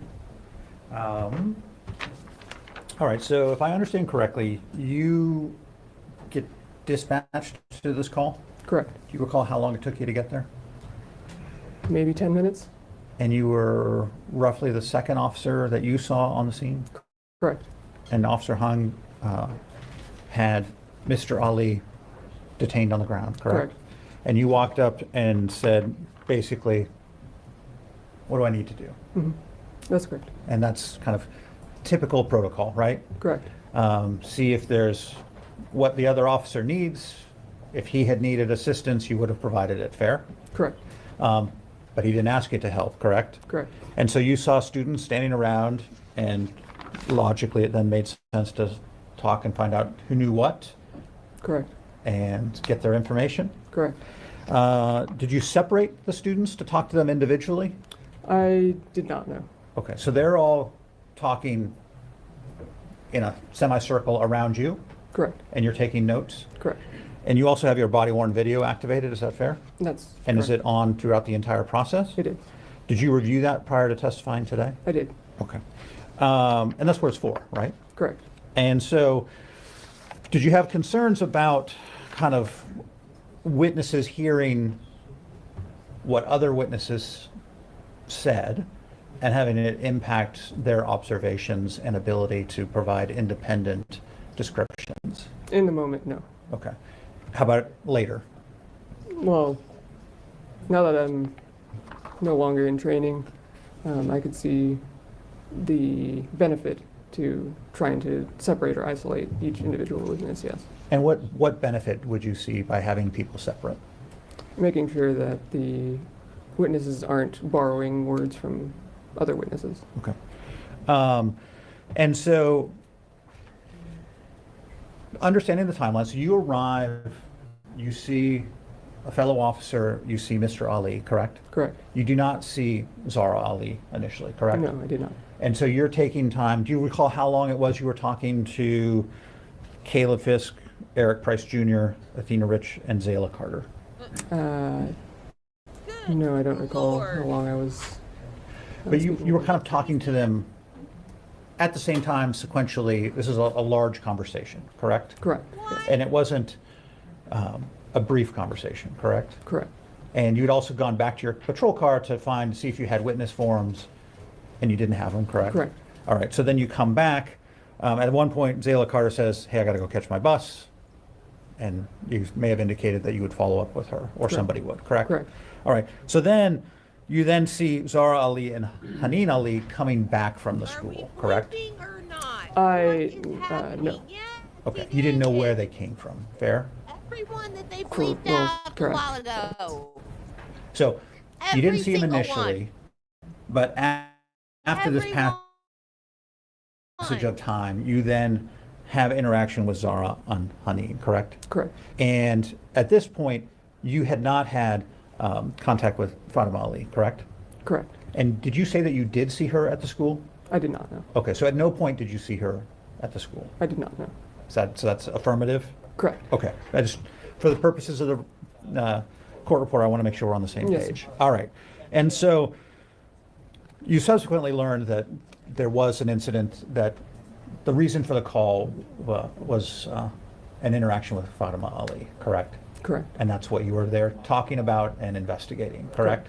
And so after this passage of time, your attention is then drawn to Zahraa Ali, correct? Correct. All right.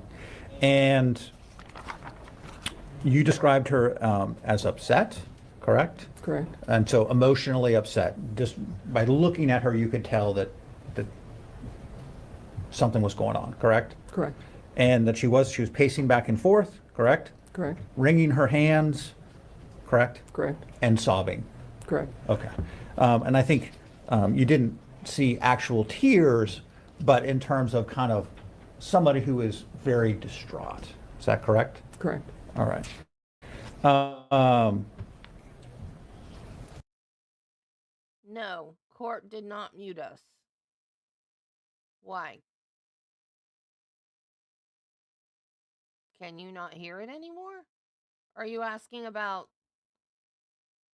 them not muting the names of the kids? so she had asked to see her daughter. And so did you know from other officers or from some other source as to where Fatima was? Yes. And that was, in your understanding, at the school, correct?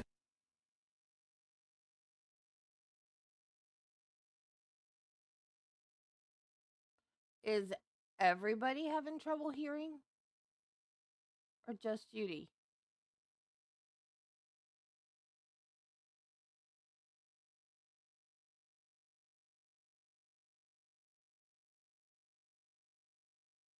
Can you guys hear?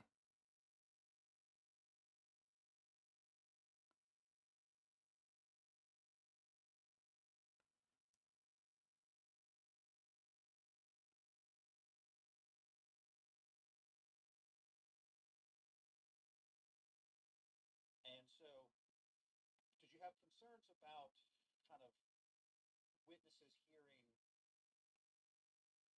Yeah, I have sound on my laptop.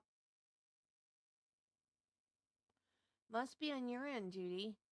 Well, she can't hear me.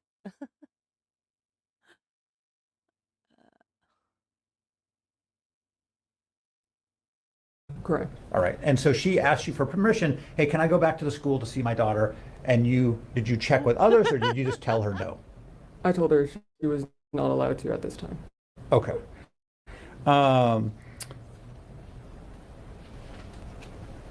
And so when she heard that, she was so upset, she then sat down on a curb, started rocking back and forth. Is that what you described? Correct. Okay.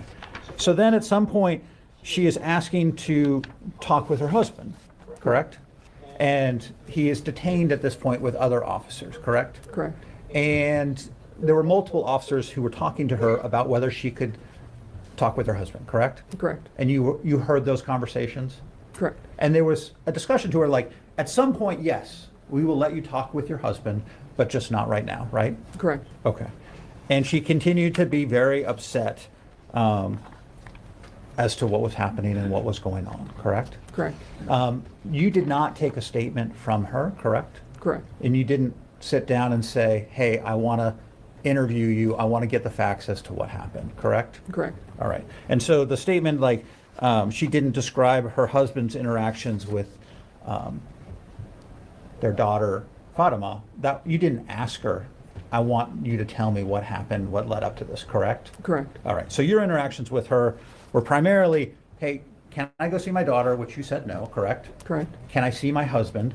And you said no, correct? Correct. And then her kind of continued grief as to everything that appeared to be going on. Is that fair? Sounds fair. Okay. All right. I appreciate it. Thank you. Thank you. Redirect. Thank you, Your Honor.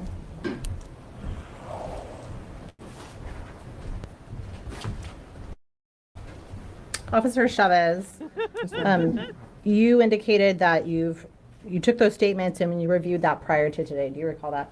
Yes, I do. Okay. And when you took those statements from Caleb Fish,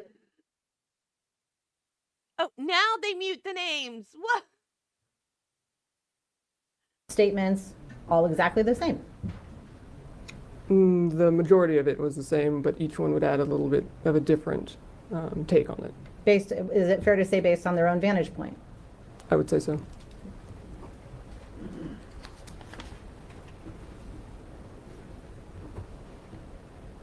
When you, how long, if you know, how long would you estimate your contact was with Zahraa during the course of your time on scene?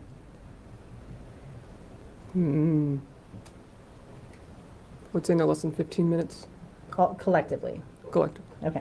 And during the course of that, did she provide you a statement? Meaning, did she come to give you a statement? Sustained. During the course of your time with her, did she voluntarily speak with you? Yes. Sustained. During the course of the time that you interacted with her, did she attempt to give you details about the events? It's about Zahraa Ali. I understand that. Members of the jury, it is 10:28, and so we are at time for our morning recess. I will tell you that we do anticipate that this is longer than a 15-minute recess, 20, maybe 30, hopefully 20, but longer than 15 minutes, and then we'll have you back in. Thank you so much for your time and attention.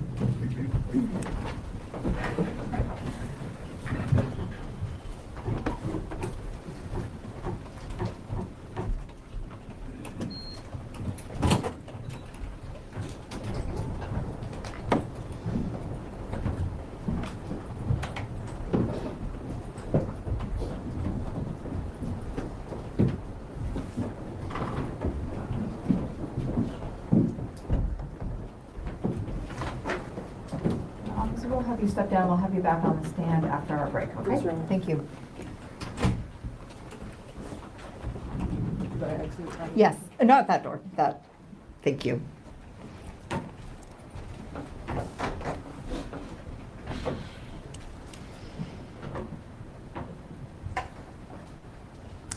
Mr. Larry, go ahead and make your objection, please. Your Honor, objection as to commenting on, my client has a right not to say anything, and the fact that she didn't freely offer additional information is shifting the burden to her and infringing on her Fifth Amendment right, and also rights under the court rules. Thank you. Ms. Stone? Your Honor, that's not accurate. Miss Ali, Zahraa Ali specifically approached with Penny and Ali because they wanted law enforcement to know what their position was. Those statements have already come in. They were not in custody. They're not custodial statements. Notably, the case law also is very clear that the state can identify when statements are made, that right to not speak has been waived, and what has not said is equally as important as what is said. So there is no basis for the objection in either what has occurred in terms of the testimony here, in fact, or in case law to support that. Mr. Larry? Right. She hadn't been So, read Miranda yet. Ms. Stone, since we're going to have a break, my understanding of the law is consistent with what Mr. Larry just argued as it relates to Ms. Ali's right to remain silent, and the fact that she remains silent ultimately cannot be used against her during the trial. If you have a case that you would like to refer me to, you don't have to give it to me the second. You can look for that. I certainly would like to review additional He'll be back. authority, as you indicated that there is. And once we take our recess, you can provide that information. I know also the parties will be discussing the video as well. So we'll take a 15-minute recess, and then we will reconvene.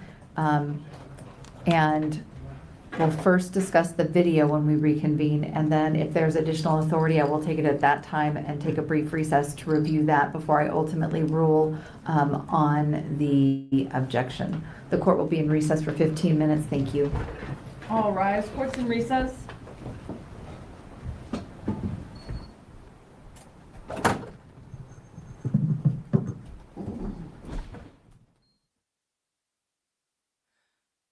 Flash, the detective, I said she looked like she escaped from the Addams Family.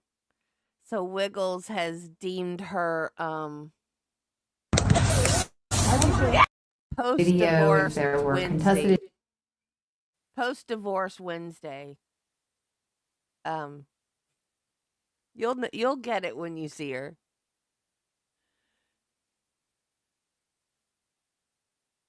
Video, if there. Why can I never get this? I'm not good at going right to it. Video, if there. No. Video, if there. No.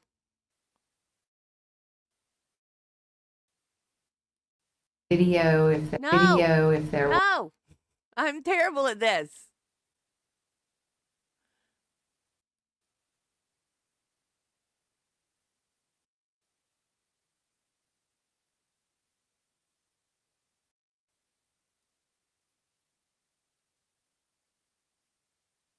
Video, if there were contested issues, and then I would deal with Okay, the objection. never mind. I'm going to reverse that order. I had an opportunity to review the cases that were, that Ms. Stone alluded to in her argument to me as it related to the objection. I was provided copies of those. I was provided copies of State versus Hager, 171 Washington 2nd, 151, 2011, I believe. State versus Clark, 143 Washington 2nd, 731, a 2001 case, and State versus Young,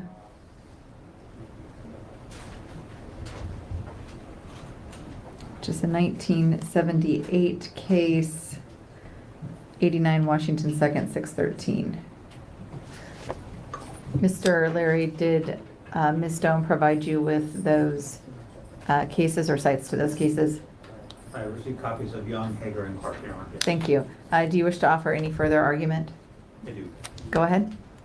So I think the difference here is So in Clark, the court holds that when he provided conflicting accounts as to why he didn't follow Lieutenant Heggie's instructions to meet with the detective at the Doll Frame House, the key was that he had offered a conflicting account in response to specific questions. And I'm just throwing out, this is on page 28 of 38, Yep. our copy. And so then I'm looking at, looks like head note 26.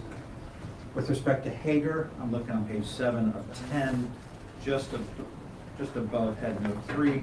Again, defendant spoke to the police on 2 occasions prior to his arrest, gave conflicting accounts as to why he failed to meet with officers at the crime scene as he had promised. And then Young, it was this question as to whether or not he had specific knowledge of the crime, and his questions around specific knowledge. Here, the state, I think, is trying to elicit the fact that she did not provide questions or statements or inquire about her daughter. Factually, we know there's an incident. My client runs to the school.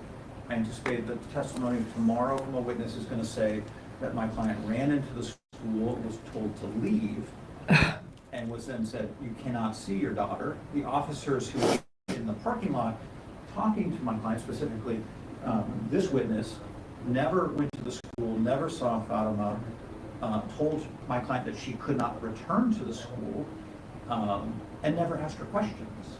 And that's the key thing, is she didn't ask her questions. Tell me what happened. Tell me about your daughter. What did you see about your daughter? Do you have anything you want to share with me about your daughter? And so I think that is where it would get into Hager and Clark if there were questions. I mean, this is essentially saying you didn't provide a statement when you weren't asked. And so it's not relevant. I don't think it's fair. I mean, the witness said, I didn't interview her. There was a request to see the daughter, which she was shut down by the detective, by the officer. So there's not a conflicting, like, we asked you what happened, and now you're saying, I saw, a gun. Well, how come you never told us you saw a gun? That's a relevant question where there's a serious breach of, you're now offering some really different testimony, and that's just not here. All right. Great, thank you. Ms. Stone? Thank you, Your Honor. Plainly, that's not the requirement of case law. Clark says that there could be a number of different circumstances, but specifically that when you are talking about when a defendant does not remain silent, and I'm looking at head note 25, which is at page 765 of the opinion. When a defendant does not remain silent and instead talks to police, the state may comment on what he does not say. Then it cites to Young, it cites to Osborne, which is vacated on other grounds. Hager is also addressed as well. I let law enforcement, I let defense counsel know of an unpublished case as of recently as 2021, State versus Johnson, which restates the same thing. There is no infringement on a defendant's right to remain silent when they make statements to law enforcement, when they provide a version of events to law enforcement, and they actively do not provide other events to law enforcement. They don't make other statements to law enforcement, especially when one might expect them to make those statements. The rule does not require that questions are asked. The rule does not require that there are, and the case law does not require that there are conflicting statements. Plainly, that is not part of the analysis. It is simply once they have waived their right to remain silent, that opens the door for what the parties can inquire about what was said, how it was said, and plainly what was not said. So in this case, you're right. I believe counsel is right. Officer Chavez did not specifically inquire about the status of Fatima, but what the officers did do is consistently ask everyone present, what's going on? Can you tell me what happened? Can you tell me what's going on? And the only information provided by Mrs. Ali as to those events was what Isaiah was doing to her husband. And she was adamant, and it was repeated over and over again. Not once does she mention what her husband is doing to her daughter. That is relevant That is significant, and it specifically goes to the interest of Ms. Ali during the course of these events. It is notable, too, I would say for the state, that when we are talking about, it's not unfair, it is Mrs. Ali's statements. Mrs. Ali actively engaged, voluntarily engaged. She's not arrested. She is not in custody.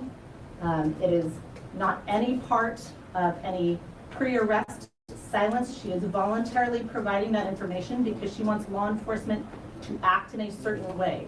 When counsel argues, well, she was told she couldn't go to the school. She was also told that she couldn't go see her husband, and law enforcement had to continually intervene. She consistently declined to follow their directives.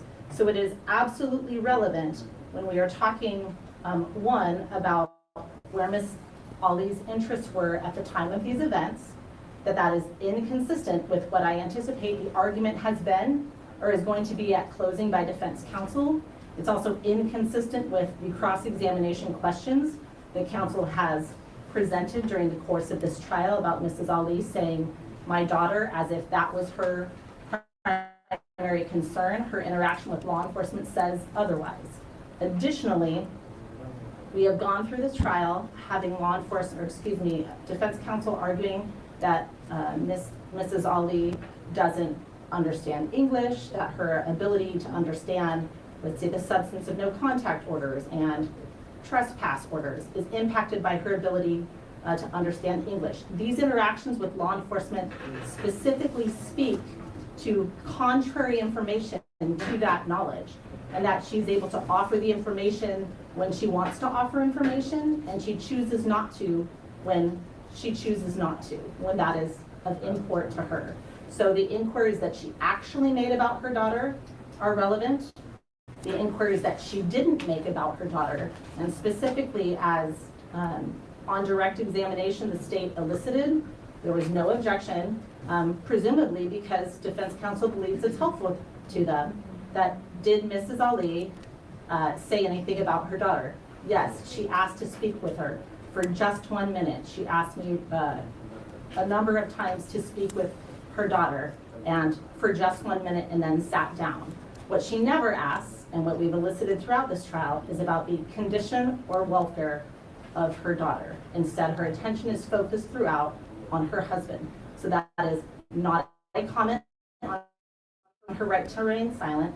She has waived it, and plainly a pre-arrest silence in this case does not apply. She's not in custody. She's not arrested until days later, and she is voluntarily engaged in offering up information that she believes is important to law enforcement in their investigation in this case. So I would ask the court to deny the objection. All right, thank you. Anything further, Mr. Leary? What I'm struggling with is the issue in Hager and Young is there's specific questions that they provided misleading answers to, and thus they're then cross-examined. They say, well, you had an opportunity to say this to this specific question, and you refused or provided a conflicting answer. This witness didn't interview my client and didn't say, I want a detailed description of what happened. She describes, that her husband was struck, but there was no discussion, there was no interview with this officer who was just beginning on the force. And so I think it's misleading to the jury to somehow say that it was incumbent upon my client to provide a narrative when not asked by Officer Chavez. And there's body-worn video, and they're not choosing to use it. That would, they're not pointing to a specific point. At this section, this is when she provided a misleading or conflicting answer or an incomplete answer. It's just that somehow she was supposed to volunteer information, and I think that's a problem. All right, thank you. There were 3 questions where there were objections. The first question was, and during the course of that, did she, and were questions to Officer Chavez related to interactions with Mrs. Ali, did she provide you a statement, meaning did she come to give you a statement? Objection sustained. I continue to sustain that objection. The next question was, during the course of your time with her, did she voluntarily speak with you?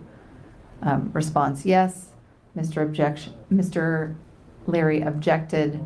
I sustained the objection. I no longer sustain that objection, and I overrule that objection. And that question should be re-asked of the witness, and she will be able to answer that question, whether or not Mrs. Ali voluntarily spoke with her. If and we already actually know that she did because the officer has already testified to some of their interactions and some of the statements that Mrs. Ali made voluntarily to Officer Chavez. And these cases talk about when a defendant does not remain silent and instead talks to police. It doesn't say answers questions asked by the police. It says when they talk to the police, the state may comment on what the person does not say. And that by asking those questions, it is not commenting on a right to remain silent because the person has chosen not to remain silent, and instead has chosen to voluntarily speak with law enforcement.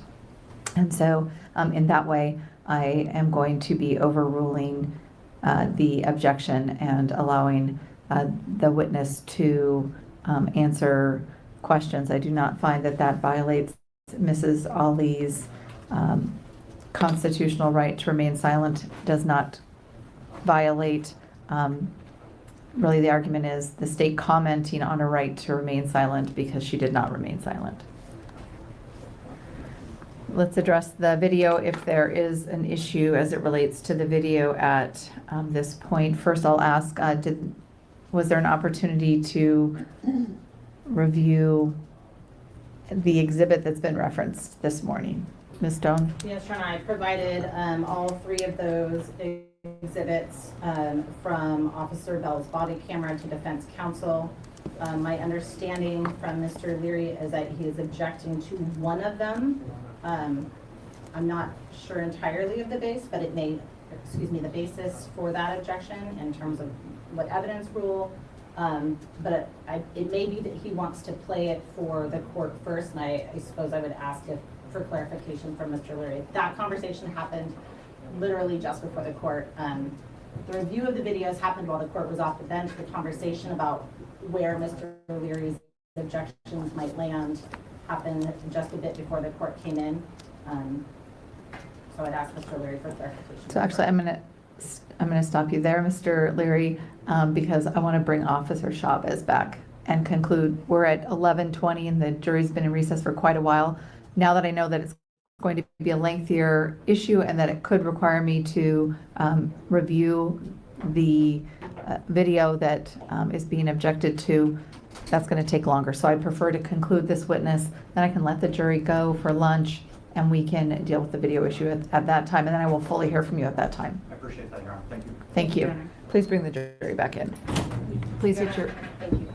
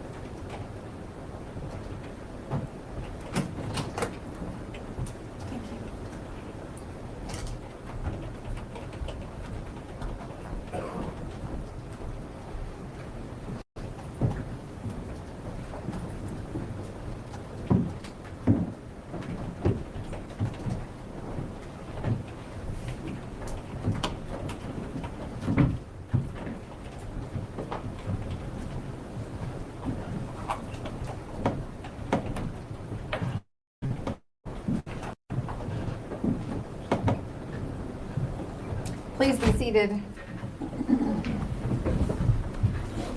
Members of the jury, at the time that we took our recess, there had been 3 questions, and there had been 3 objections. I sustained 2 objections, and then on the last question, I didn't rule, and that's when you went for your morning recess. You will not probably specifically remember, nor am I going to repeat what those questions were. I would indicate, however, that as to the second question where I sustained the objection, I've changed that ruling and I'm now overruling that objection. And as to the third objection that I had not ruled on, I am overruling that objection. Ms. Stone, you may continue. Thank you. Officer Chavez, when we left off, I believe my question to you was, did Mrs. Ali come to voluntarily speak with you? Yes. And how would you describe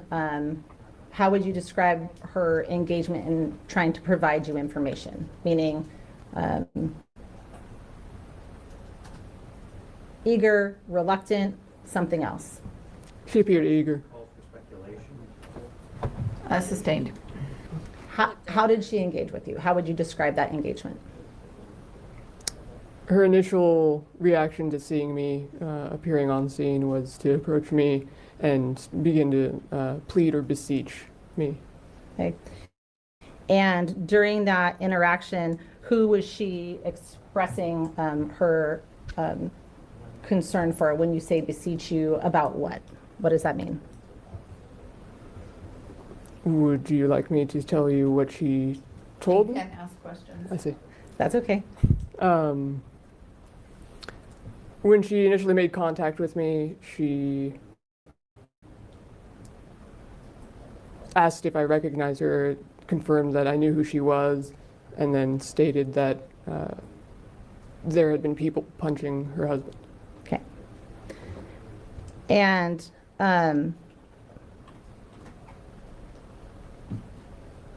did she describe details about what that looked like? She made the punching motions with her hand. Okay. And throughout that interaction with her, who, if anyone, throughout the course of the entire interaction, who, if anyone, did she express primary concern for?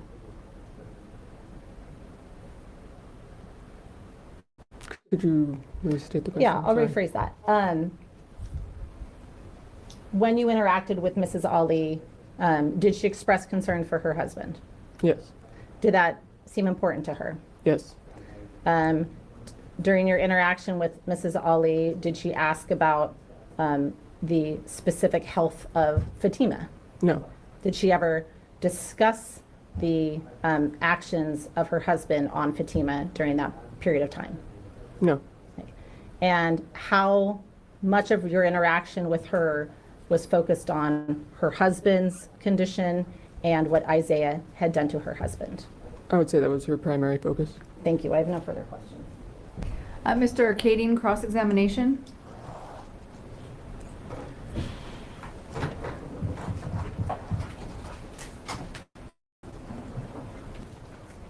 Officer Chavez, so you got to the scene, you talked to the kids that were out front at the bus stop, right? Correct. You never went into the school? I did not.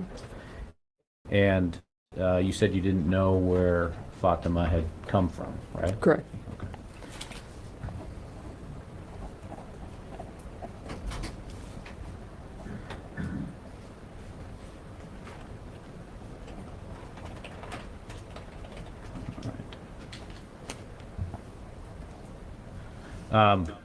Did you talk to any of the kids about when Zahraa arrived on scene? How do you mean? Okay, sorry. You can indicate you can't answer, you don't understand, but you can't ask I questions. understand. Did I you- don't understand the question. Okay, when the kids you were talking to about what happened, did they tell you when Zahraa got there? Not specifically. Okay.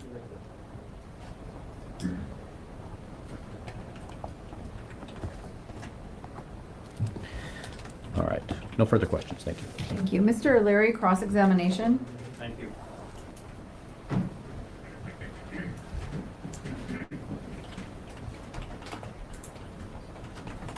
So, just to follow up, you had no information about Fatima, correct?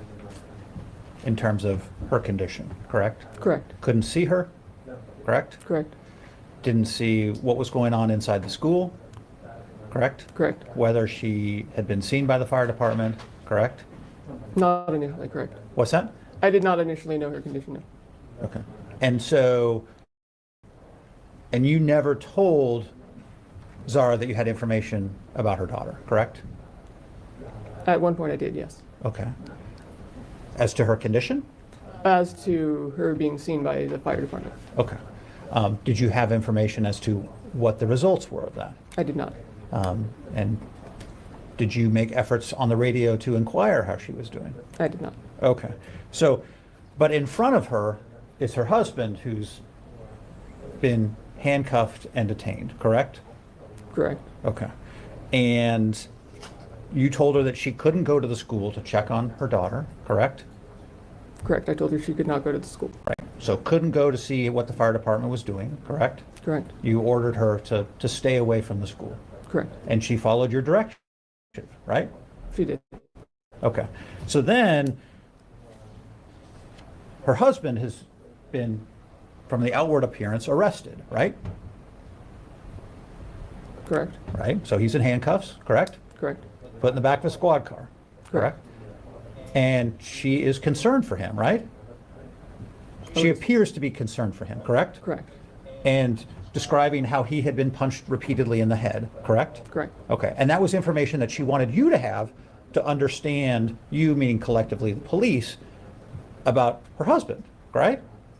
I would think so, yes. Okay.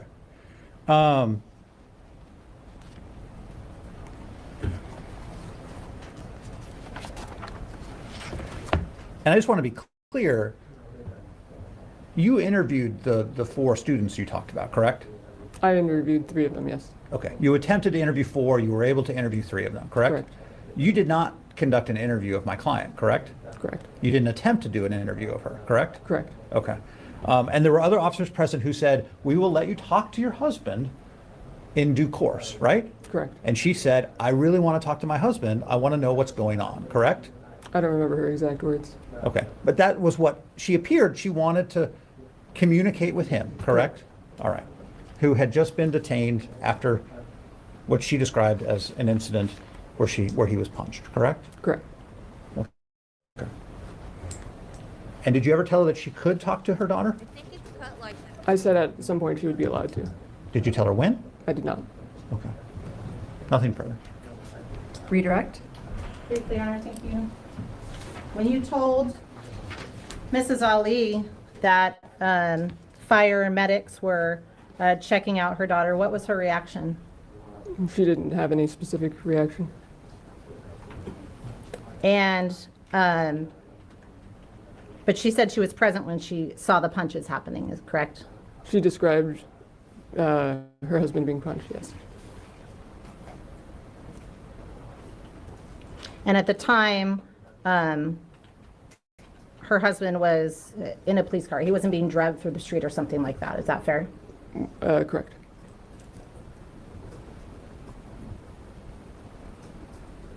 I have no further questions. Thank you. Mr. Kading, any further cross-examination? No, Your Honor. Mr. Larry? May this witness be excused? Subject to recall, but yes, please, Your Honor. All right. You may step down. Thank you. Thank you, Your Honor. Yeah, it's cut like that.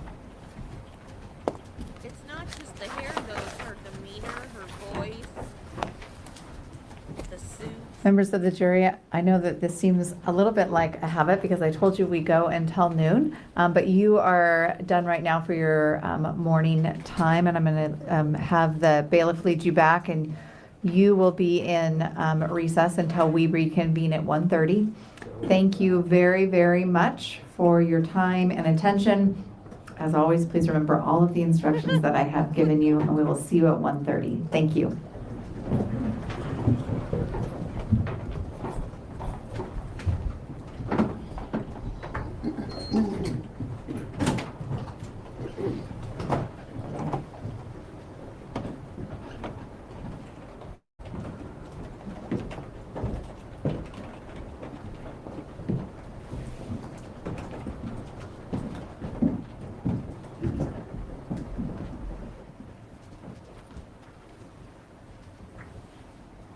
Please be seated.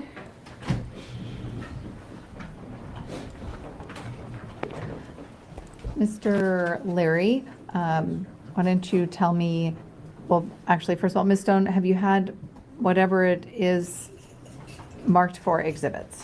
I have them all present, Your Honor, I can have them marked. Okay. That way we can refer to exhibit numbers and be clear about what we're referring to.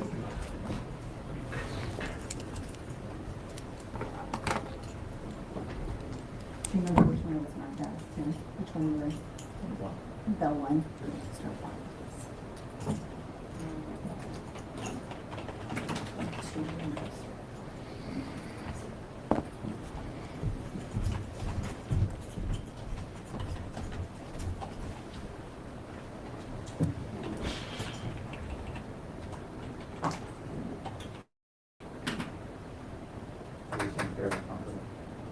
We'll know relatively quickly. What's that? I'm relatively confident it's Okay. that one. I rolled through all three of them, so.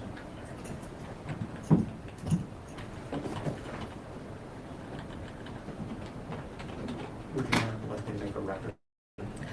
I was just going to get them marked, and so you can use the exhibit number that they're now marked with as you make your record. I don't know if you'd like to come forward and look at them, so.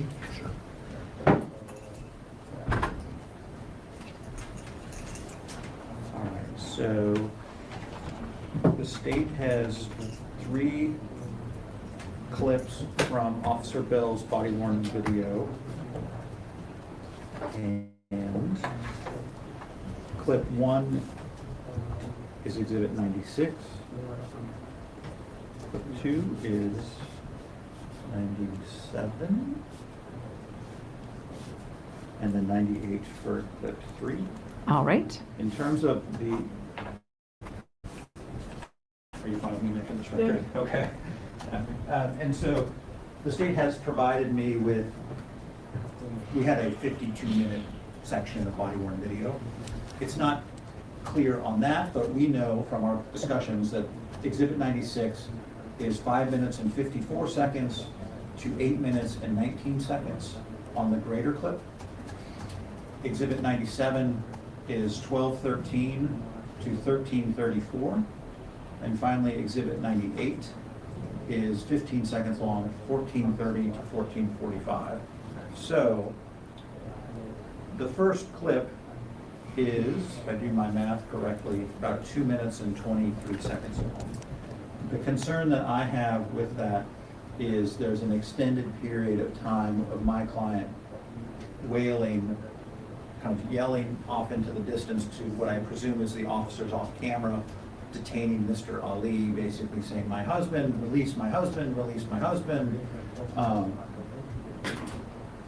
My client is not, and I just pulled this up, otherwise I would have sent this around earlier, so I apologize for that. My client is not charged with obstructing, but State versus EJJ, which, and I apologize, I've not given the state a copy of this. It's a Supreme Court case from 2015, 183 Washington 2nd, 497. And in that case, either a sister, a relative, or a friend of the juvenile was yelling at the officers while they were detaining somebody. And the Supreme Court held that bystanders have a right to yell and project and express their displeasure at an appropriate distance, and that can't constitute obstructing. Not directly on point, but, so my concern here is what the relevance is of her yelling and essentially exercising her First Amendment right to the officers to release her husband. Now, I do appreciate the flip side of the coin, which is the state is going to argue that she was somehow not concerned about her daughter at the time where she's yelling for them to release her husband. The distinction I would make here is that you can do both, and she can still be concerned about her daughter, but what is happening directly in front of her, the detention of her husband, the arrest of her husband, after he had been punched and kicked repeatedly, she has a right to express that displeasure and her concern for her husband's well-being.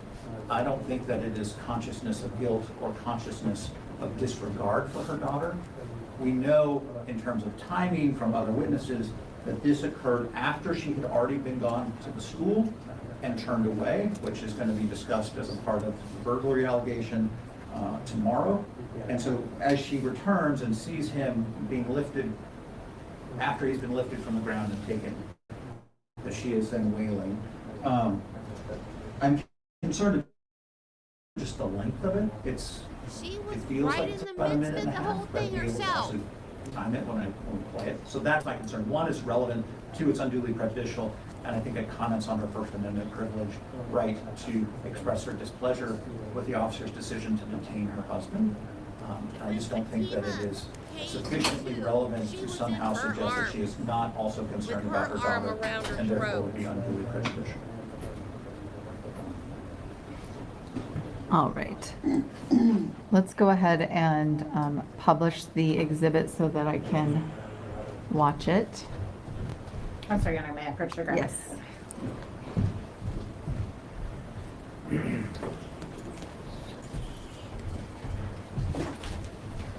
And this is Exhibit 96.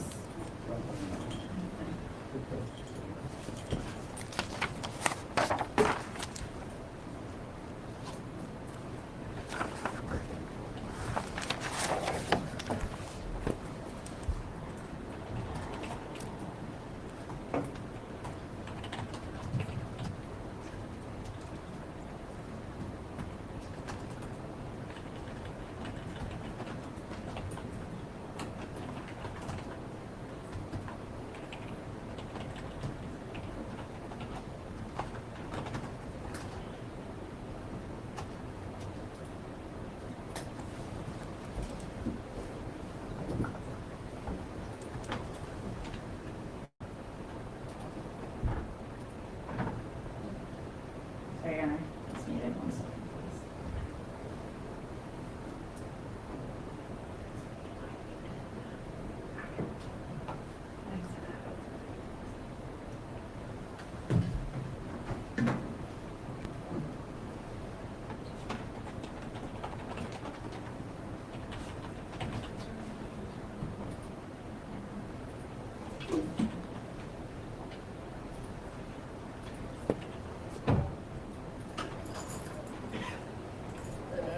I know. I'm with it. Wait, just wait right there. Just wait right there for right now. I know, and I'm asking you what you're gonna go to jail. You're gonna go to jail. Let go of my hand. Let go of my hand. No, no.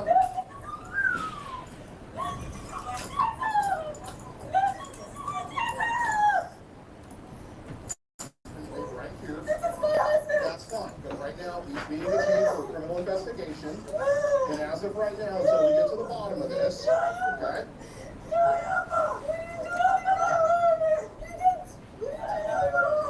Okay, that's for us to determine. That's for us to stop. Stop.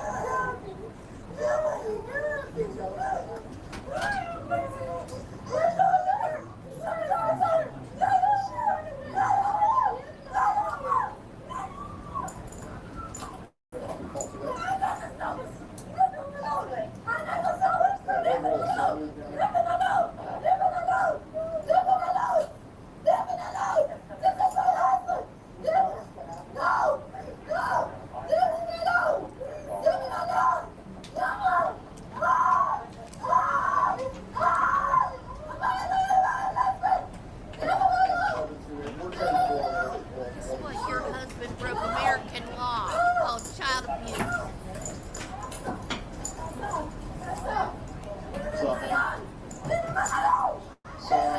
You, for that matter. The daughter who's around Kimberly, yes, is in the office, correct? Yes. Okay, is she with the boy? On the way leaving? That's for, can we keep Bettina in there until we get additional audio?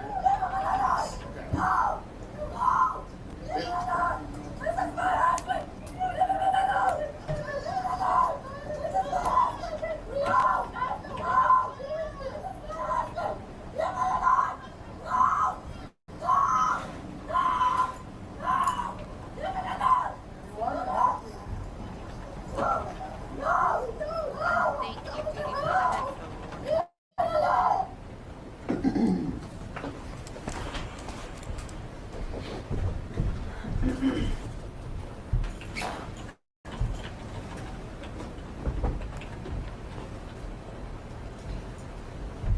Ms. Stone, response to Mr. Larry's argument.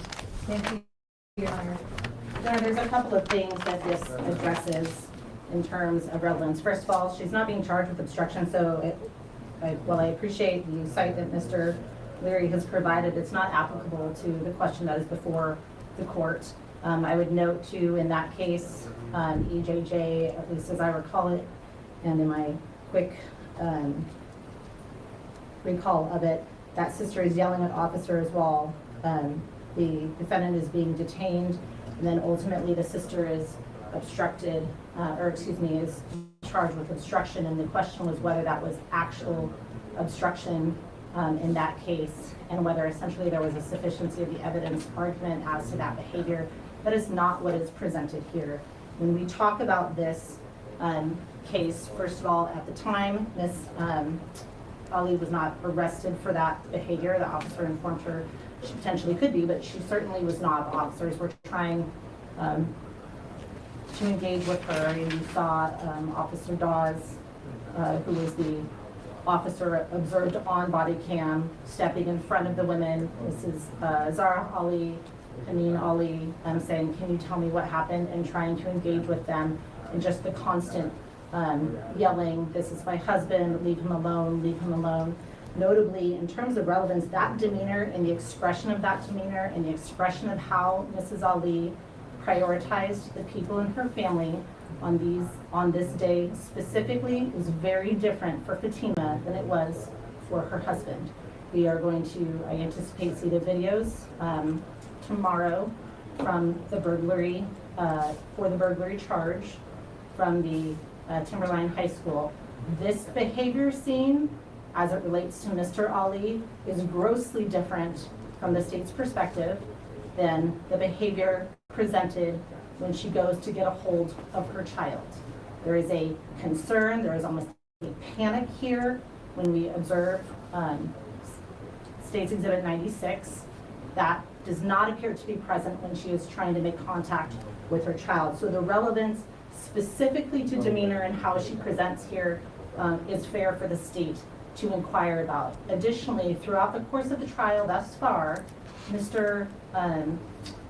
Leary, and understandably so, but his questions have been focused with witnesses upon how what Mrs. Ali has said to demonstrate caring for her daughter and who she was worried about during those events. So he has presented that as part of the defense.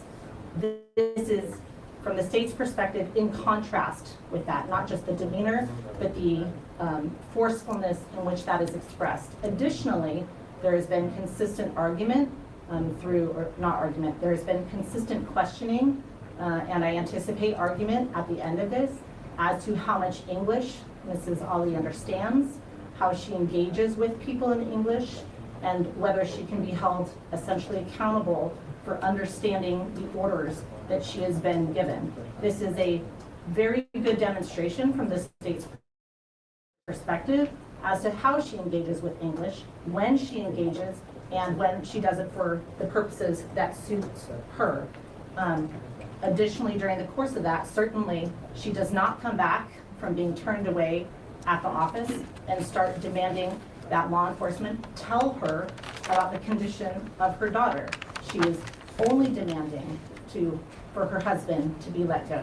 So there's a lot of contrasting things that are happening during the course of this video, and I think it gives the jury a much more fair view of when officers are describing she's upset, she's screaming, she's demonstrating how she's engaging with English. This is a fair representation of that, and it directly speaks in contrast or in rebuttal to the questions that have been elicited by defense counsel. Is not unfairly prejudicial, more than it is probative of what she understands of English and how she is prioritizing the individuals at the scene in rebuttal to what I anticipate defense counsel is going to argue at closing and continue to ask witnesses on cross-examination. Thank you. Thank you. Mr. Larry. I think to some extent we're talking about apples and oranges.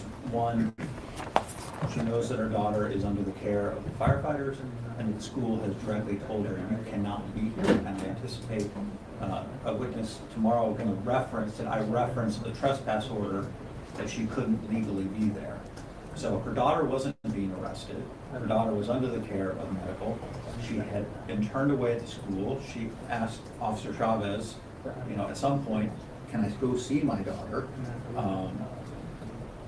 Versus her husband being detained after being assaulted, placed into handcuffs, and then taken to a patrol car by law enforcement. And the panic that generates, the two don't equate to each other in terms of, she knows her daughter's being cared for.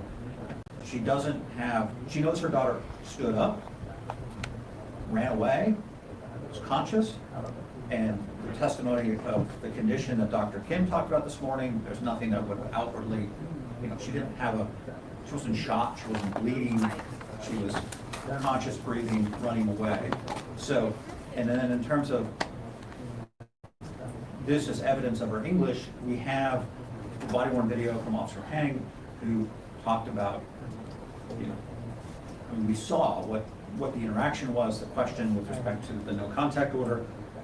Her own daughter said that she doesn't read English. So to hear her wailing, saying, my husband, release my husband, release my husband, I don't see how that somehow furthers or calls into question as to whether or not she understands more English than was represented in Officer Hang or in other portions of the videos that I'm not objecting to.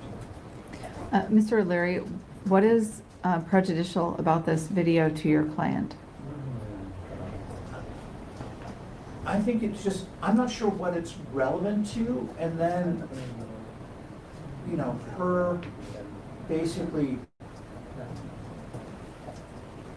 it's prejudicial because the officer says, you're going to jail at the outset, right? And so in terms of when she is approaching and says, I want to see my husband, and he tells her, his response is, you're going to jail.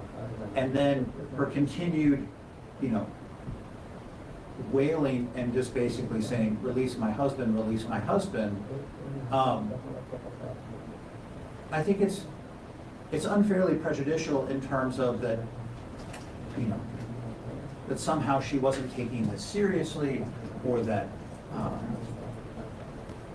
that she felt, I just don't see what it's relevant of, and then just the wailing over and over and over again, It's she's relevant. incredibly emotional and upset, and I just don't see. It's relevant because she's more upset about her husband getting arrested than the fact that her daughter just almost died. That's why, stupid.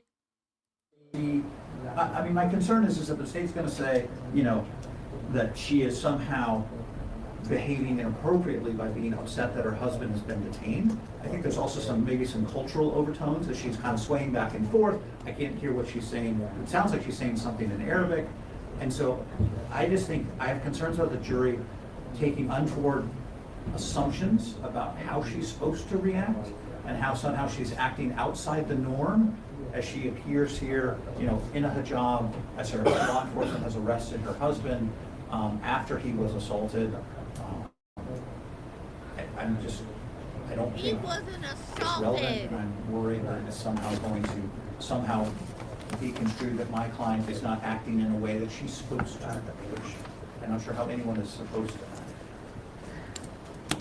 You He was cited not to the assaulted. EJJ case and indicated that that was a case regarding a juvenile who was, I think, being arrested or with law enforcement, and then another person who was present was yelling at law enforcement, and then it sounds like after I heard from Ms. Stone as well, that person was arrested for obstruction, and then this was the appeal associated with that obstruction charge, and that the Supreme Court said that that person had the right to freedom of speech as long as it really wasn't interfering with what law enforcement was doing with the other individual. So EJJ is the bystander who is Right. yelling, who is then arrested for obstructing. And my concern is that the jury is going to somehow think that she is interfering, or somehow, even though she's not charged with obstructing, but somehow that she is doing something improper, when EJJ says what she was doing isn't a crime, and you can express your displeasure to law enforcement, and that is entirely permissible under the First Amendment. All right, thank you.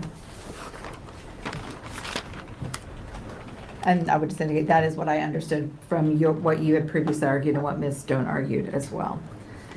All right, so as to Exhibit 96 and the objection as to relevance and unduly probative value. Just a moment here.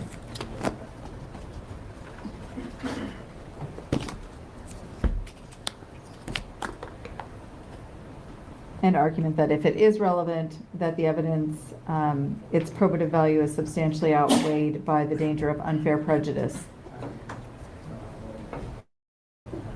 And I think there was also an argument that this somehow potentially was a comment on Mrs. Ali's First Amendment rights at the scene. First of all, as it relates to somehow impacting her First Amendment rights, that would not be a basis for this to be admissible if it were relevant and not unduly prejudicial. And so I don't find that that's an argument that I would adopt as it relates to excluding Exhibit 96. The first issue as it relates to my inquiry is Sometimes I hear him in my head when I say stupid. whether or not this is relevant, and Mr. Leary has argued that it is not relevant, and the state has argued that this is being offered. And the relevance from the state's perspective is that it is evidence as it relates to Mrs. Ali's ability to communicate in English and understand English, and also her demeanor as it relates to her demeanor with concern related to Mr. Ali versus demeanor related to Fatima, which the state has argued is a form of rebuttal to evidence elicited that Mrs. Ali was very, very concerned about Fatima, had called out my daughter, and the like. Clearly there, and relevance is not a high standard, as the parties know.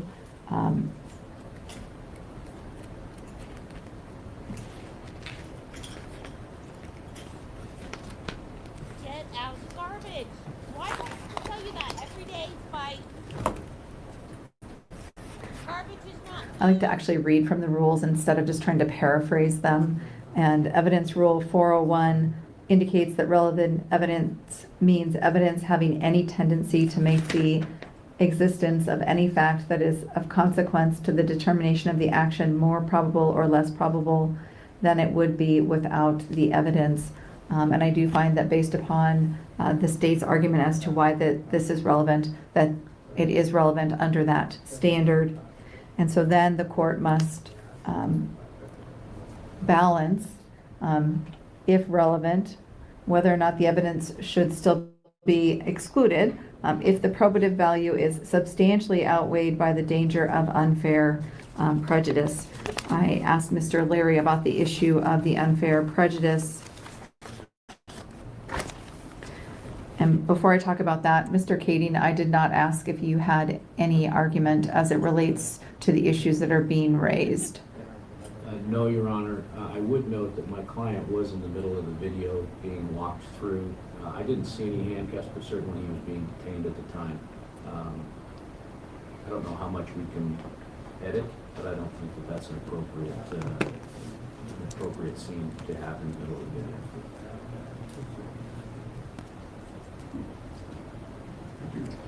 Thank you.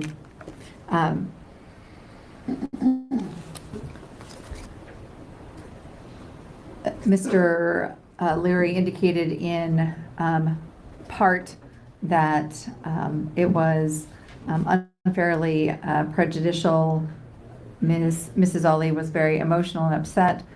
He indicated that there is a concern that potentially this could be perceived as something cultural in the way that she was responding to Mr. Ali being arrested and detained, and that there could be untoward assumptions that somehow this was outside the norms. I would just indicate that from the court's perspective, I didn't see anything cultural that was, as far as I'm aware, that was happening. Mrs. Ali was extremely upset. Mr. Ali was being arrested. She had viewed him being significantly assaulted, and she was very, very upset, and she was yelling about that. The court has seen many individuals through the different body cams, now that it's available, who have very extreme reactions to what they are experiencing.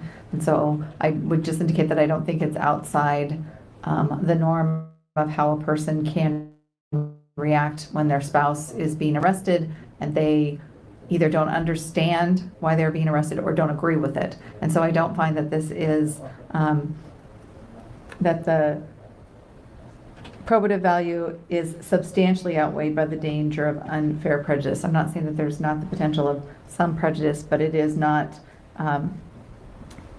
any unfair prejudice. It does not substantially outweigh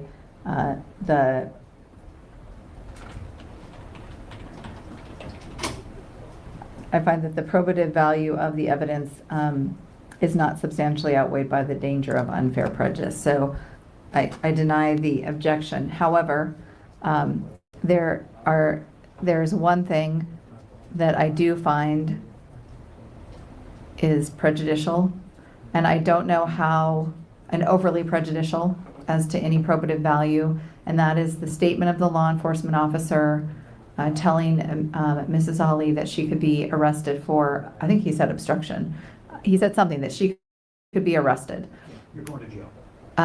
Whatever that language is, needs to be, I know that there's an ability to redact that. That needs to be redacted. I know that there's already been testimony from Officer Chavez that Mr. Ali was placed in handcuffs and placed in the back of the patrol car.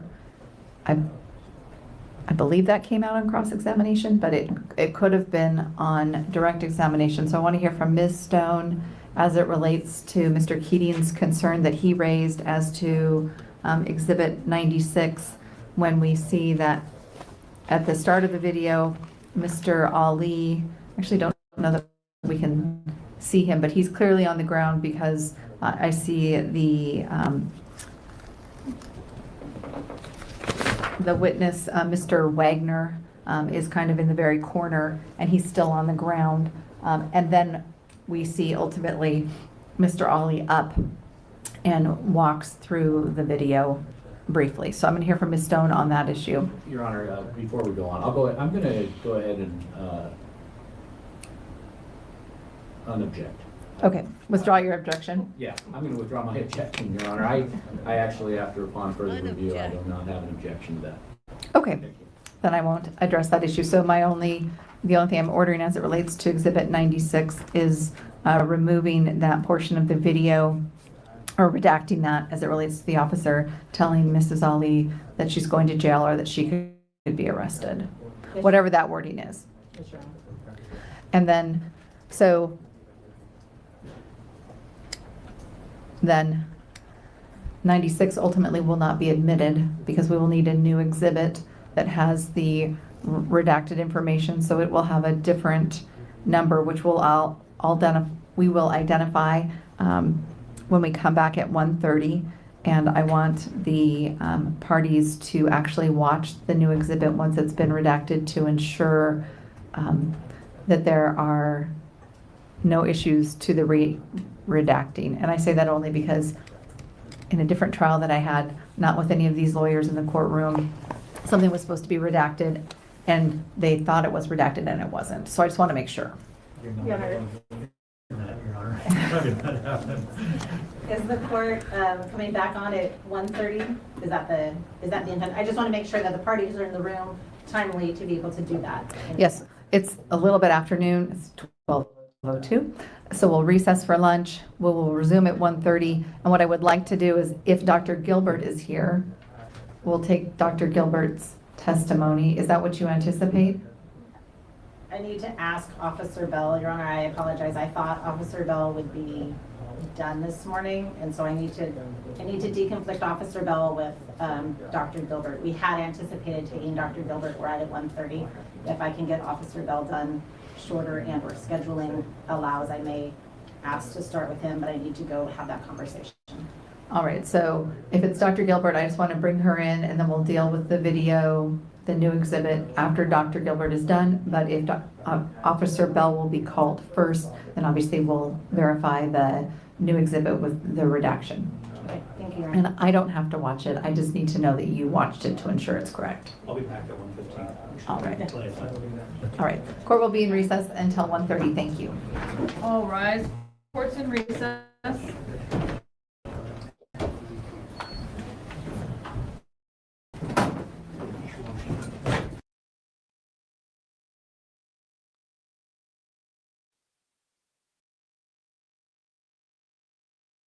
Work that out with schedules. I believe Mr. O'Leary has an issue to raise with the court first. Easy thing, I did have an opportunity to review the redaction. It's going to be just a sound redaction. They did a wonderful job, and it's clear that the sound is missing, but it almost appears like a glitch, and I'm fine with how that appears. The larger issue, Your Honor, is as I came into That's funny, the courthouse this afternoon after lunch, there was one security officer there. I was making small talk with him about the weekend and weather, and as I was getting stuff out of the bowl, I could look back into where they congregate, the security. And on the computer screen was, attempted honor killing trial with a picture of Mr. Ali and Ms. Ali. I raised my concern to him and he said, oh, it says attempted. And I said, that's not my concern. While I was upstairs. I'm sorry. I'm just going to have you back up for just a moment and explain to me again where you saw this So I in walk through security. security, take off my belt, everything, and the tray goes through the rollers. As I'm bending down at the rollers, I'm looking to my left, and there's the workstation where the marshals, whatever their term they use, but essentially marshals running the security, they have their desk, they have the monitors that monitor the courtrooms, and then on the large computer screen, it appeared that they were tuned into Court TV or YouTube, and it was a still shot on the screen from Court TV that said, basically the description of this trial, which is, State versus Ali, attempted honor killing trial in very large print with a still photo of the two defendants, presumably from public disclosure, screen captures from their pictures on scene. I expressed my concern, and he did not appear to share the concern that I had and said, that it was attempted. And I said, well, the term honor killing is not part of the trial and has specifically been excluded. He kind of pushed back on me. I did speak with a wonderful, helpful bailiff whose name I don't have, who's standing up in court, asking her to follow up with him. It was down by the time she had come, she is reported. When I was speaking to Heather and Olivia, and we're all sharing the concern about what this has, her staff, Michelle Wall, indicated that she had seen it once before. My concern, I think in terms of talking with the bailiffs, is not when they proceed from the law library to court, because I think there's kind of a front and back and they're kind of watching. It's when they individually came in at varying times, getting stuff out of the bowl. We know now of at least 2 occasions where that description is on the screen, and my concern is just what the jurors may have been exposed to. I spoke with Heather primarily, Olivia was there as well. It probably makes sense to do an individual inquiry of jurors, not that I really want to, and I don't necessarily know what the language would be, but I do have concerns that, you know, one floor down, there's a big screen that talks about stuff that's been excluded from this trial. All right. So first of all, I'm going to take a brief recess to address this issue. Oh my to ensure that Are you kidding me? after we do the questioning of the jurors individually, that nothing like this could or would happen again. I don't go in through the front in that area. I certainly do not condone this, and it's upsetting for me to hear that this is something that could impede a fair trial in this case, which of course is what we are all No, it's not. The working jury needs towards. to know And about so I'd like to stupid take a honor brief recess killing. to address that issue, and then I will I don't come out. think it should be excluded. I would appreciate it if, while I'm on this recess, if you would like to confer about some particular questions you might want me to ask, I will be thinking about that as well. Thank you, Your Honor. Thank you. All rise, court's in recess.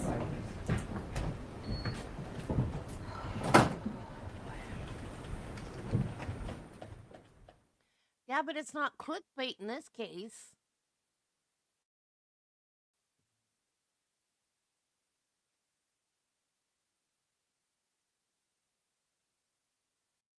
Arguments on both sides, I just wanted to raise that question with the court.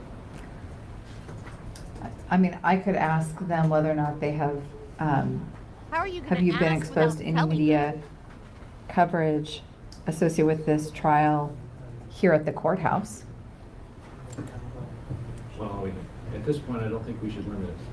I think we should just say, Well, there's no information to suggest that they have been exposed to information from any other place, and we've been specifically talking about a potential exposure here at the courthouse. So I think it makes sense to actually talk about whether or not they've seen anything here at the courthouse. Outside this courtroom, because obviously there's media coverage within the courtroom. Right, that was my only, I guess, clarification, is certainly I don't want them to Are you confuse going to the just question bring them with in the and be media that is like, present raise your with the hand? court. Because if you do it one at a time, it's going to take forever. Just have them come in and ask and raise their hands, just like you do with the social media question.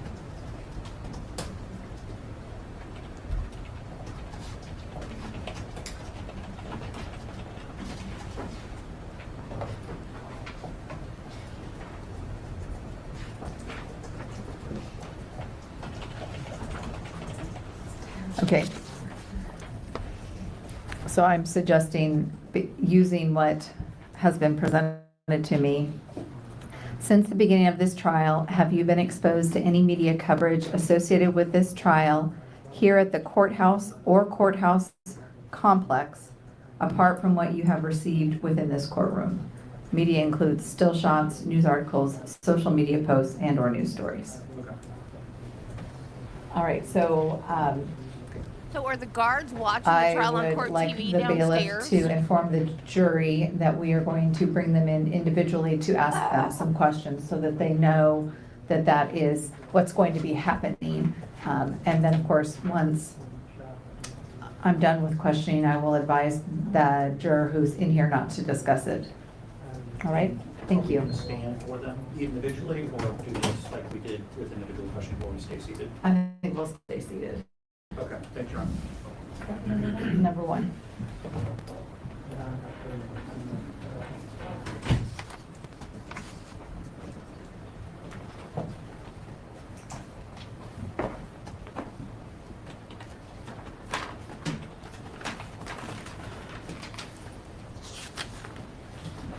I mean, it would have to be. Like, why else would they have that pulled up? If they weren't watching it.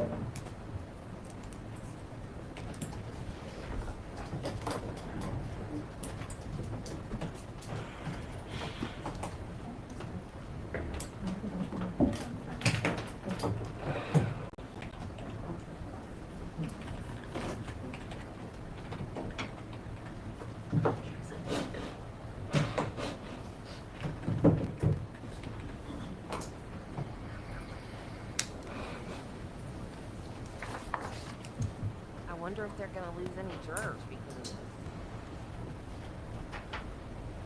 Let's speed this part up.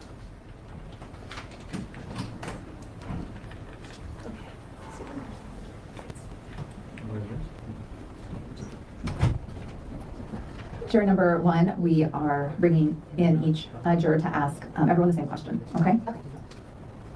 Since the beginning of this trial, have you been exposed to any media coverage associated with this trial here at the courthouse or the courthouse complex, apart from what you have received within this courtroom? Media includes still shots, news articles, social media posts, and/or news stories. No. All right. Thank you. I'll have to be able to take you back to the jury room. Thank you. Oh, I'm sorry. Yes. Thank you. I apologize. Please don't discuss with anyone else the question that I asked you. Oh, of course. Thank you. Okay, thank you.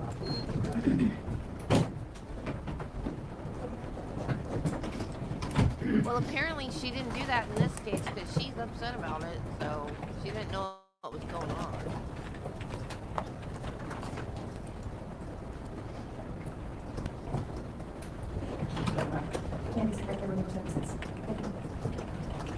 Yeah.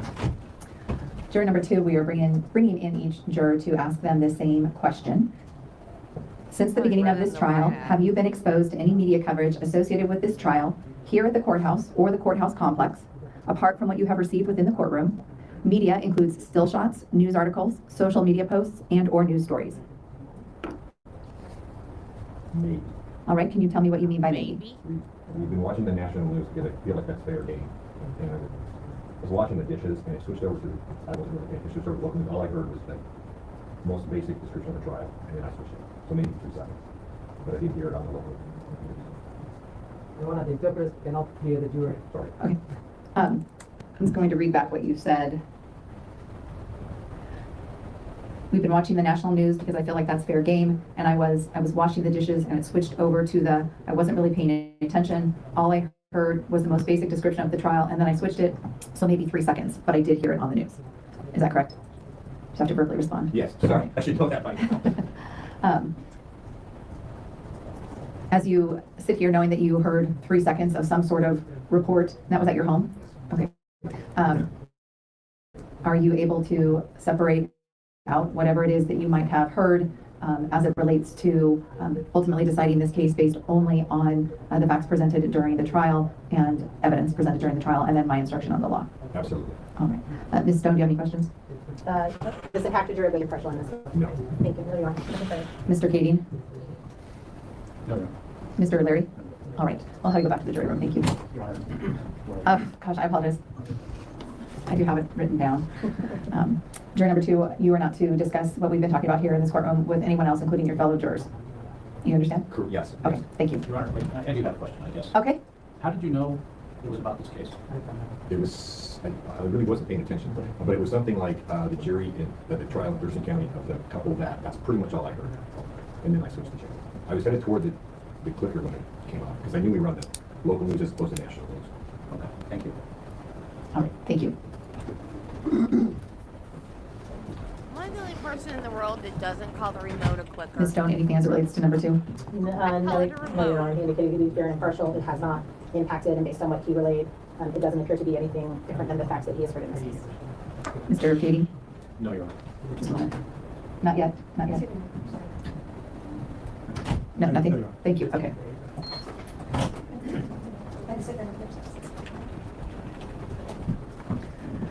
Juror number 3, we are bringing in each juror individually to ask them the same question. Since the beginning of this trial, have you been exposed to any media coverage associated with this trial here at the courthouse or the courthouse complex, apart from what you have received within the courtroom? Media includes still shots, news articles, social media posts, and/or news stories. I am ordering you not to discuss that question or anything else that we've been talking about since we brought you in with anyone else, including your fellow jurors. Okay? Thank you. I keep hearing it. People. What was it? I don't know. I saw a video. Juror number 4, we are bringing in each juror individually to ask them the same question. Since the beginning of this trial, have you been exposed to any media coverage associated with this trial here at the courthouse or courthouse complex, apart from what you have received within this courtroom? Media includes still shots, news articles, social media posts, and/or news stories. The only exposure I've had is like a clip came on the TV, and as soon as I saw that it was one of our witnesses, I turned it off, so I did not. All right, and was that at your home? Yeah. All right, and when was that? Oh gosh, it was last week, like Tuesday. That's when I realized that, oh crap, like, I shouldn't be watching this. No, I saw a All video right, the and other about how long day, do you and think it was on for? they called it a Oh, like- clicker, and they acted like everybody. And how did you They know acted that like it was related everybody to this called it a trial? clicker. I recognize one of the witnesses. And who was it? I don't remember what video it was. Okay, I might have been wrong about Tuesday, but it was Fatima. Okay. So the day after she. And I was like, I don't call it a clicker. And then they just called it a clicker. And did you hear any commentary or anything that, any clip with her where she was speaking? No. All right. Do you believe that despite having seen this, you described about 2 They're not seconds paying of attention to the news question coverage that she's related to this asking. case, that you can put out of your mind whatever it is that you saw and still decide this case based This only is on the gonna evidence take presented during the forever. trial Pay and the instruction on the law? attention. And do you believe that you can still be fair and impartial to all sides? I Ms. need that Brown, any clip from questions? Men in Black. Mr. Kading? Mr. Leary? You know where the teacher? So any graphics? It's with an the alien clip or goes, anything pay else other than attention. just that you saw potentially? I need that clip. I did not see any other graphics. Okay. Thank you. I instruct you that you are not to discuss what we have been talking about here with anyone else, including any of your fellow jurors, okay? Okay. Thank you. Can you shut the door, please? Ms. Stone, any issues with number 4? Not based on the record you made, Your Honor, thank you. Mr. Kading? No, Your Honor, thank Mr. Leary? No, Your Honor. All right.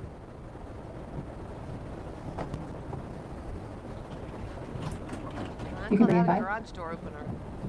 I've never had one of those because Juror number 5, we are bringing in each juror individually to ask them the same Well, I've had a question. garage, but we never used it. Since the It's beginning of always this trial, storage. have you been exposed to any media coverage associated with this trial here at the courthouse or courthouse complex, apart from what you have received within this courtroom? Media includes still shots, news articles, social media posts, and/or news stories.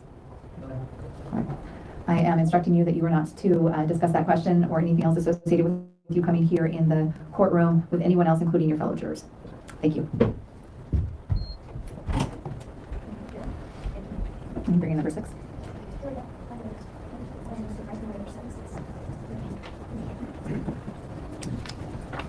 Juror number 6, we are bringing in each juror individually to ask them the same question. Since the beginning of this trial, have you been exposed to any media coverage associated with this trial here at the courthouse or the courthouse complex, apart from what you have received within the courtroom? Media includes still shots, news articles, social media posts, and/or news stories. No? Okay. I am instructing you not to discuss this question or anything that's happened here since you've come into the courtroom with anyone else, including your fellow jurors. Do you understand? Thank you. Okay.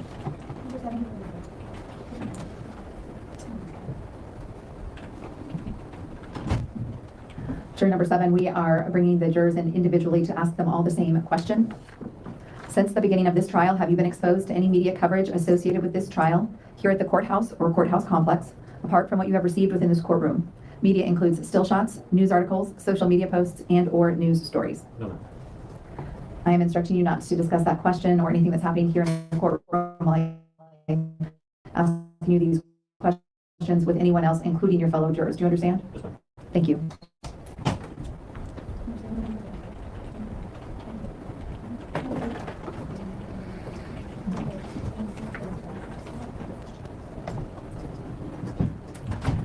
Go ahead and have a seat. Juror number 8, we're bringing in each juror individually to ask them all the same question. Since the beginning of this trial, have you been exposed to any media coverage associated with this trial here at the courthouse or courthouse complex, apart from what you have received within this courtroom? Media includes still shots, news articles, social media posts, and/or news stories. I have not seen anything. All right. I'm instructing you not to discuss the question I just asked you or anything about coming here into the courtroom with anyone else, including your fellow jurors. Do you understand? Thank you. The little bitty dog ran off. The garage door opener.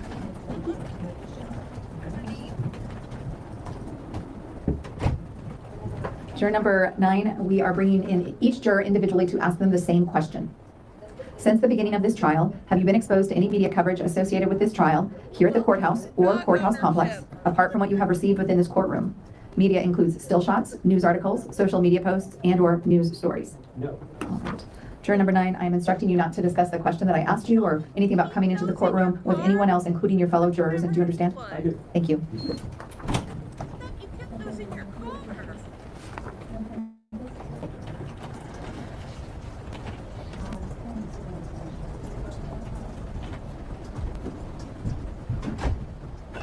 Juror number 10, we are bringing each juror in individually to ask them the same question. Since the beginning of this trial, have you been exposed to any media coverage associated with this trial here at the courthouse or courthouse complex, apart from what you have received within this courtroom? Media includes still shots, news articles, social media posts, and/or news stories. No. I'm instructing you not to discuss the question I just asked you or anything about coming into the courtroom now with anyone else, including your fellow jurors. And do you understand? Yes, I do. Thank you.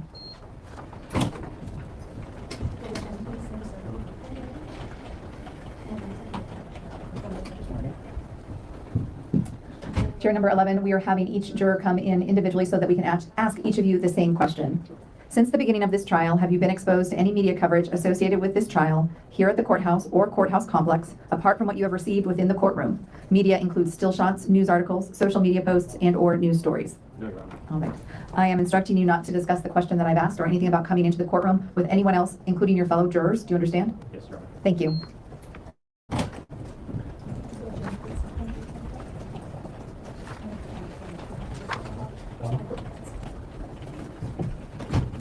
Juror number 12, we are bringing each juror in individually to ask the same question. Okay. Since the beginning of this trial, have you been exposed to any media coverage associated with this trial here at the courthouse or courthouse complex, apart from what you have received within this courtroom? Media includes still shots, news articles, social media posts, and/or news stories. There was one day coming in last week where the security guard had an image up behind his desk of one of the witnesses sitting in the stands. But I got one quick look and looked away. Didn't see a headline or anything like that. Did you recognize the image of the witness? Yes. Who was it? It was Isaiah's father. Victor. Do you recall what day that was? I don't know. About how long do you think that you saw that image? Enough to register his face, so a second or two. Was there anything else on the screen that you saw besides Isaiah's the face. image of Isaiah's father? Not that I saw, it was enough to recognize where it was, and that there might have been people next to him, but not enough to see him. So it was not while he was testifying, it was a gallery shot? Correct. He's teething. Was it a still photo or was it something that appeared to you to be moving? It was still. They lose their baby teeth. And so then, other than seeing Isaiah, recognizing Isaiah's dad in a still shot with potentially having some people around him, was there anything else that you recall from the image? No. Was there any audio that was going on? Was there anyone else that you recognized in the shot besides Isaiah's dad? Oh, Isaiah's dad. Okay. Ultimately, the job of a juror is to decide the case only on the evidence presented during the trial here in the court, but during the trial and the court's instruction on the law. Do you believe that you can put out of your mind that image that you saw of Isaiah's dad sitting in the gallery, potentially with some other people, and decide the case based only on the evidence presented during the trial? And do you believe that you can still be fair and impartial to all sides? Ms. Stone, do you have any questions? I don't have any additional, thank you. Mr. Kading? Mr. Leary? Juror number 12, I'm instructing you not to discuss the question I asked or your responses or anything associated with coming into the courtroom now with anyone, including your fellow jurors. Do you understand? Thank you. I thought he said Isaiah. I was I'm going to like, have to go wait a close for a minute. moment. You didn't, how did you say Ms. Stone, Isaiah's anything as it face? relates to You juror said number 12? Isaiah's dad. Mr. Kading? No, Your Honor. Mr. Leary? Just make me appreciative that we're doing the show. Thank you. Thank you. Go ahead and before we bring in the next person, for the clerk, although this person is now our number one alternate, they are still alternate number 2? Okay, bring in alternate number 2, please.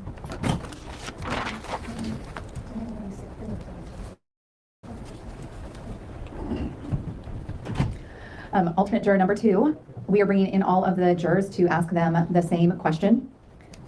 Since the beginning of this trial, have you been exposed to any media coverage associated with this trial here at the courthouse or courthouse complex, apart from what you have received within the courtroom? Media includes still shots, news articles, social media posts, and/or news stories.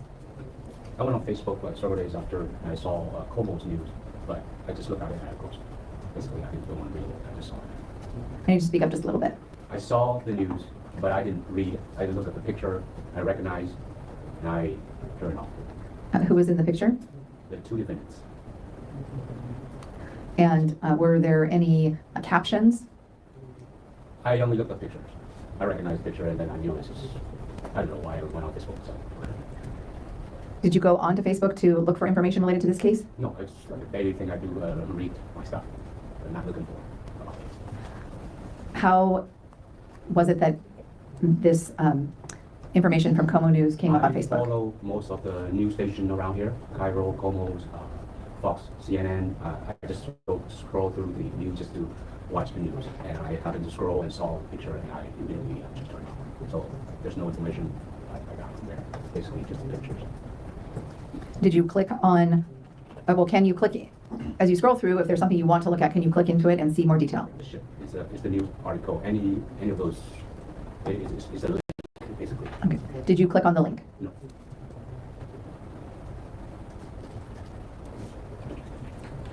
After you saw the Como News information on Facebook, where you saw the pictures of Mr. and Mrs. Ali, have you gone back to Facebook since that time?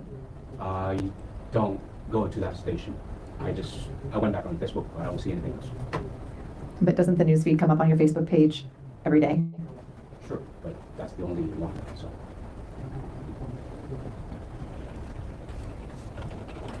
Ultimately, the job of the jury will be to decide this case based only on evidence presented during the trial. Do you believe that you can exclude from your mind or consideration the photograph that you saw of Mr. and Mrs. Ali from any consideration in this case? And do you believe that you can still be fair and impartial? Yes. And if I instruct you so, will you abide by not going back on Facebook between now and the ultimate conclusion and discharge of the jury? Yes, I will. All right. Ms. Stone, do you have any questions? Nothing additional, Your Honor, thank you. Mr. Kading? No, Your Honor. Mr. Leary? No, Your Honor, thank you. So right now I will instruct you that you are not to discuss the question that I asked you or anything that's happened in the courtroom since you've come in. You may not discuss that with anyone, including your fellow jurors. Do you understand that? Yes. And unless and until you are discharged from this case, I am ordering you not to be looking on social media at all and to ensure that you are not exposed to outside information, and you're willing to abide by that? Yes. Thank you.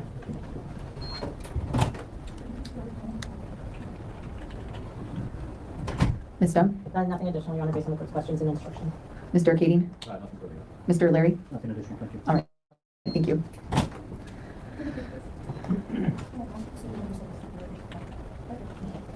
I know. You gotta train them. I know it's hard. Alternate juror number 3, we are bringing in each juror individually to ask them the same question. Since the beginning of this trial, have you been exposed to any media coverage associated with this trial here at the courthouse or courthouse complex, apart from what you have received within the courtroom? Media includes still shots, news articles, social media posts, and/or news stories. Thank you. Go ahead. And, sorry, go ahead and have a seat. I am instructing you not to discuss the question I asked or anything that's happened since you came into the courtroom with anyone else, including your fellow jurors. Thank you.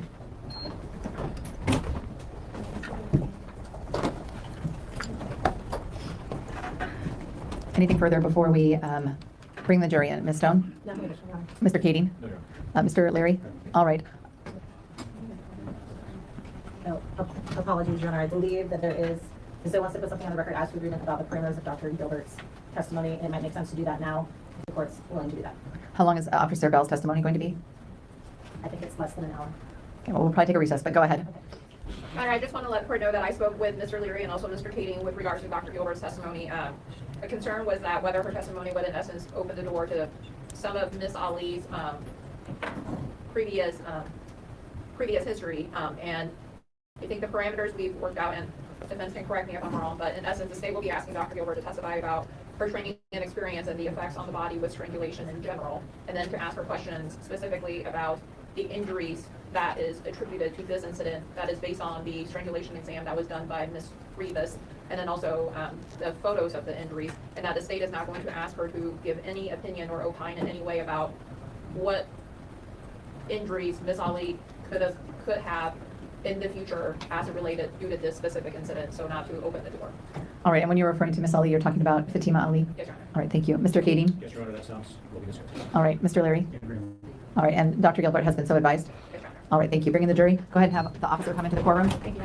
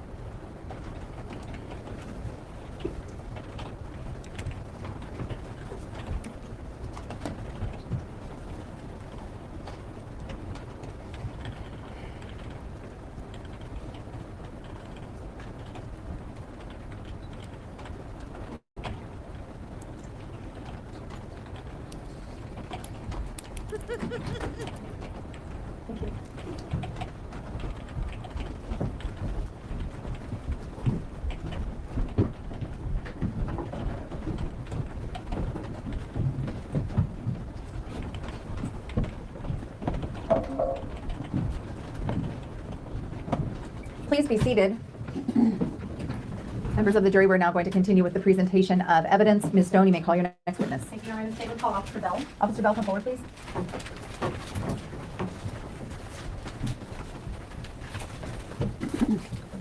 Do you solemnly swear or affirm that the testimony you're about to give will be true and correct? I do. Please be seated.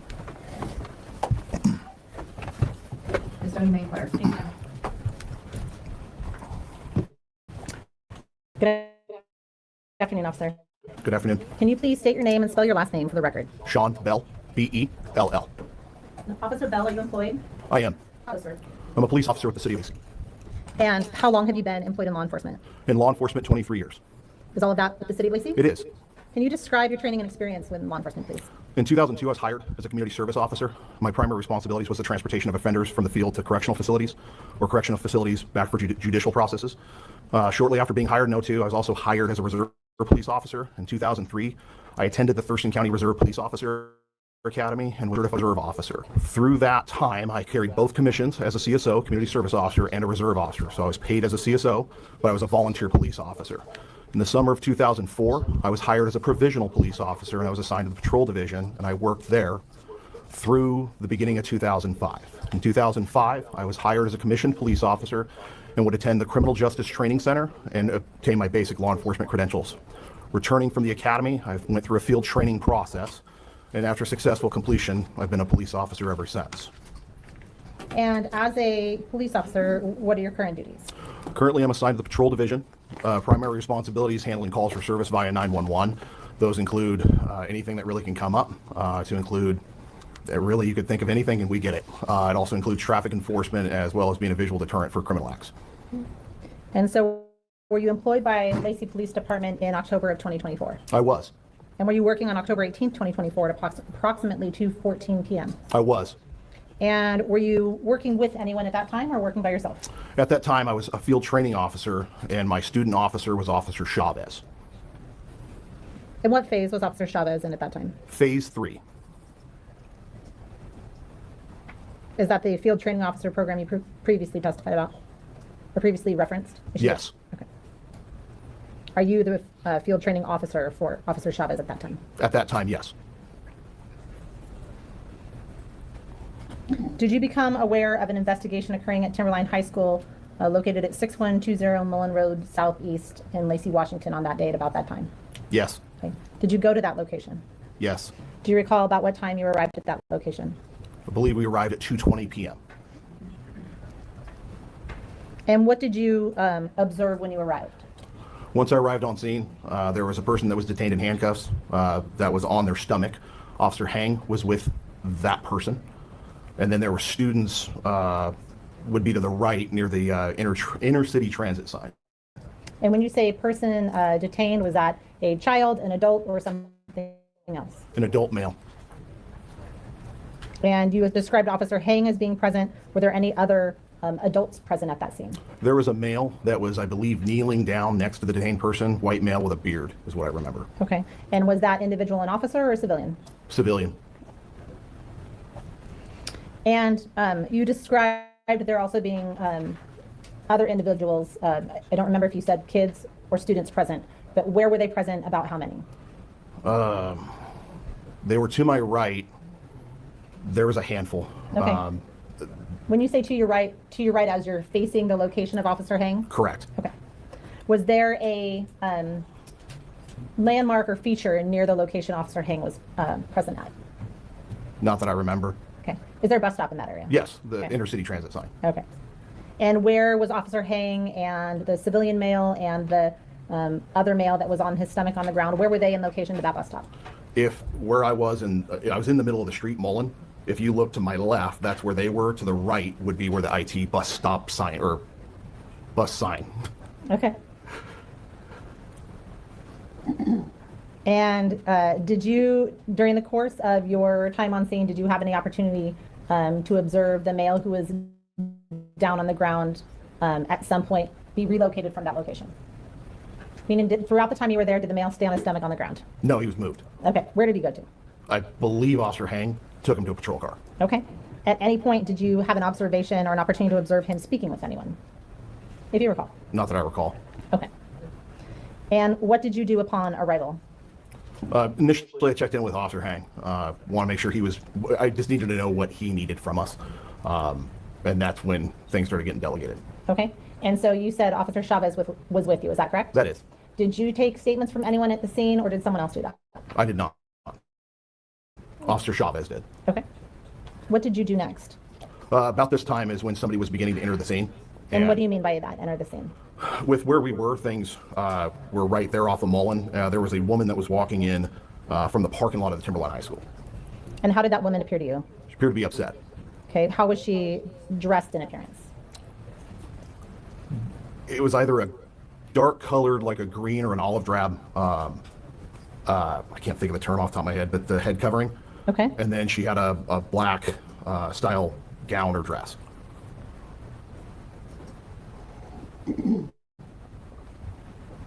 And you said she was walking in from the parking lot. The parking lot for what? Timberline High School. Okay.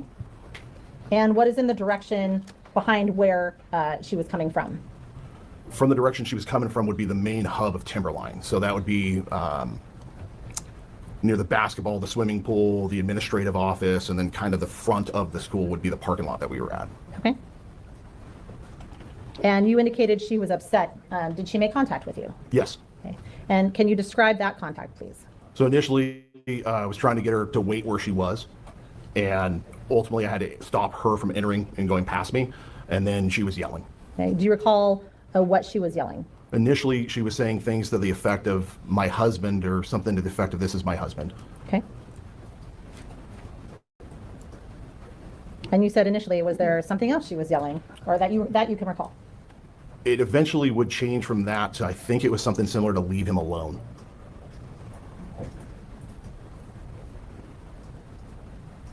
Did she say that once, more than once, or something else?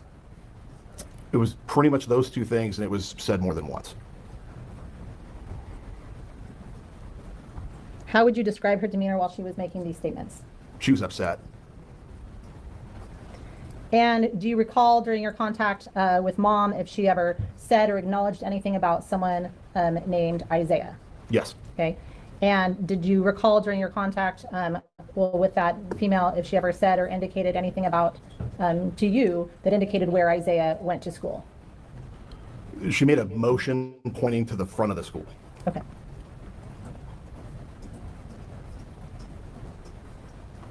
At any, we'll strike that. Do you recall if she made any other statements about Isaiah specifically that you recall? There was something about changing of mind or changing her mind or something to that effect.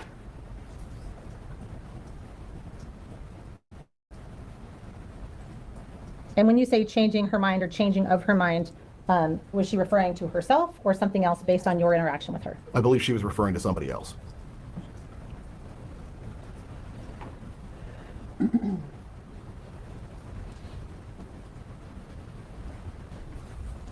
You said at one point you had to intervene to prohibit her from coming into the area where things were occurring. Is that correct? Yes. During the course of your interaction with this female, well, let me ask you a different question. I apologize. Was she an adult female or younger female or something else? The particular one I'm speaking of is an adult female. Is there another female that you're distinguishing her from? Yes. Who are you distinguishing her from? There was a younger female as well. Okay, and how are you? How did that other female present to you in terms of physical appearance? Younger. What was she wearing? I believe she had a blue something, a blue shirt or a blue. There was something blue. Okay. Did she have any head covering as you described the older female, if you remember? Yeah, I don't remember. Okay. And so, did those two females appear to be connected to each other in any way? Yes. Did they appear to communicate with each other? Yes. Okay. And during the course of your interaction with the older female, how often or did you ever have to repeat any of your directives or instructions to her?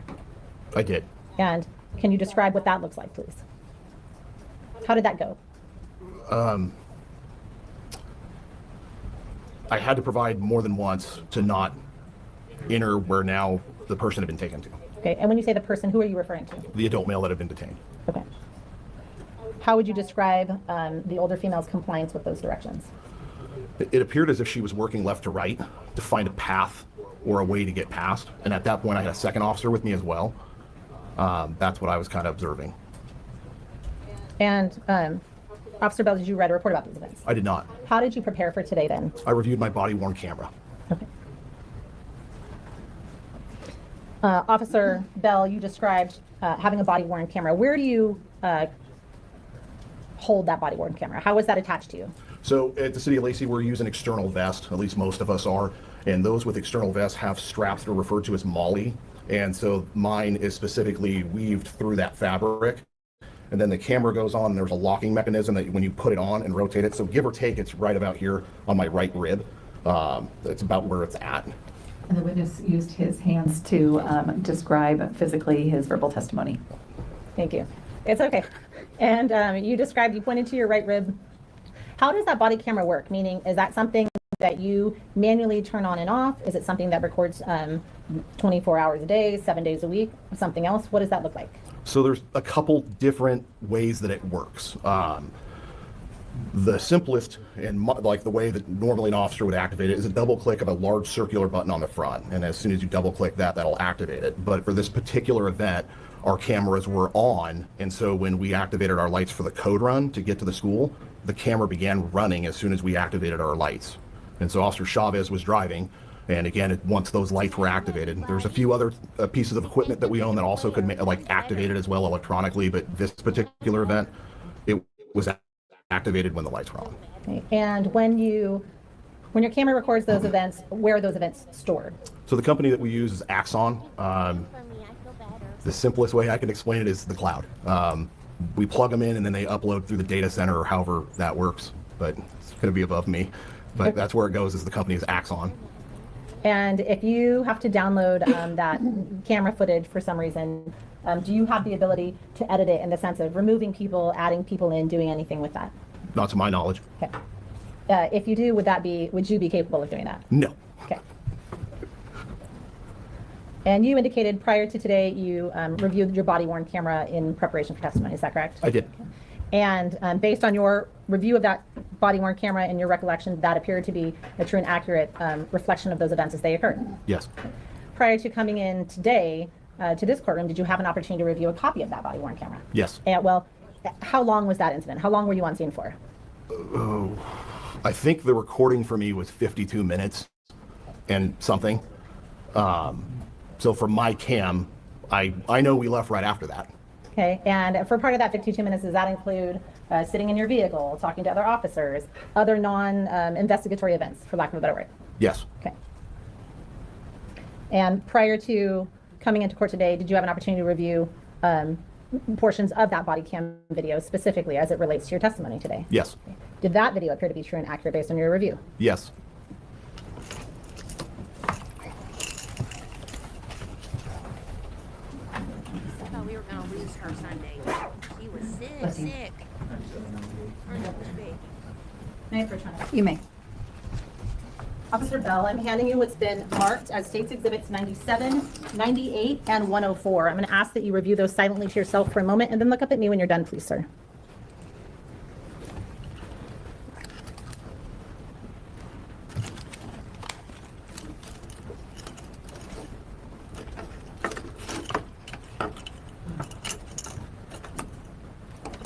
Officer Bell, do you recognize what I've handed you there? Yes.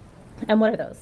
Those are electronic jump drives that contain things that I looked at this morning. Okay. And when you say looked at this morning, looked at where this morning? In prosecutor's office. Okay. And how do you know that those are the same ones? On the back, the green tabs, my initial SB and the date 7/21, 2025 is listed on all three. Okay. And based on your review of those exhibits, did those appear to be true and accurate copies of the events about which you've been testifying and the body camera footage you've also testified as to reviewing on your own system prior to coming to today? Yes. Your Honor, at this time, the state would move to admit State's Exhibits 97, 98, and 104. Any objection, Mr. Kading? No, Your Honor. Mr. O'Leary? 97, 98, and 104 shall be admitted. May I retrieve those and publish, Honor? You may.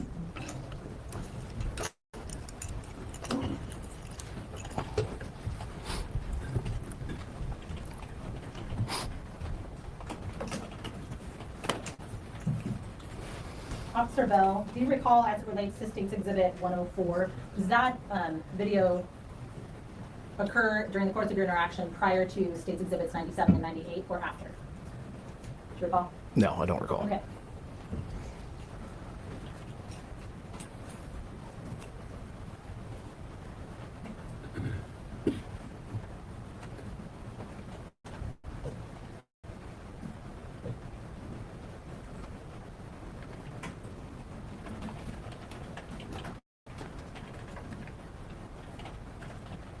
And Officer Bell, I'm going to start with State's Exhibit 104, and then I have some questions for you afterwards.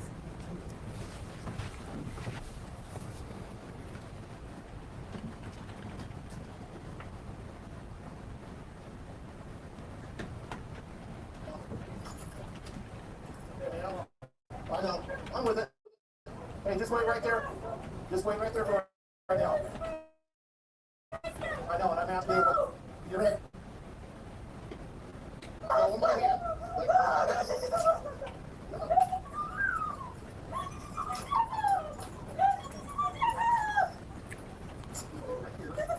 That's fine, but right now, he's being detained for criminal investigation. And as of right now, until we get to the bottom of this, okay? That's for us to determine. That's for us to stop. Stop.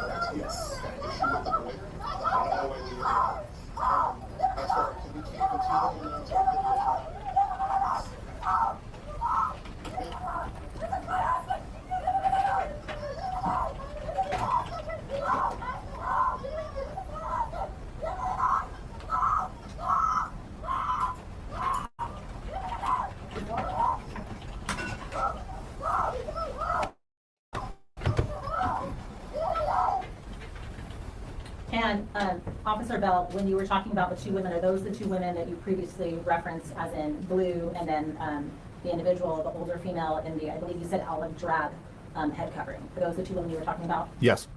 Upon reviewing that, does that happen earlier or later in your arrival at that scene? That is going to be right about arrival. Okay. And published in State's Exhibit 97.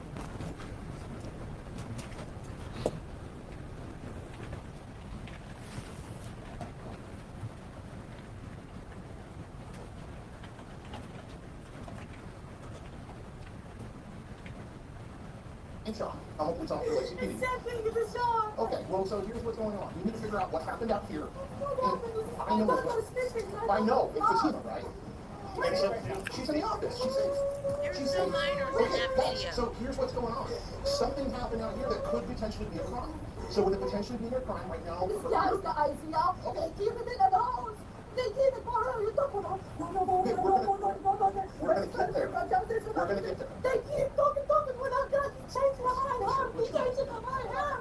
It's her changing. Sorry. Will you look at Zara? Look at me, okay? We're gonna get to the bottom of this. So she told me that you have asthma. Is that correct? So being worked up, Zara. There's no juveniles in that. Isn't her older sister an adult? Zara. As of right now, he's being detained. It doesn't mean he's going anywhere. We're in the middle of investigating this. And right now, you cannot see him. But if you try to go interfere, you could get in trouble. Who does? Dad's telling you to go home. Okay, well, then we'll work through that later. And previously, Officer Bell, you talked about there being an indication that the older female did. I'm sorry. Did you get a name for the older female? Eventually it was Zara, or if I'm saying it correctly. Okay. So when Zara talking to you, previously you indicated that she had said something along the lines of she changed her mind. Is that the time frame that you were referencing? It was. I'm publishing State's Exhibit 98.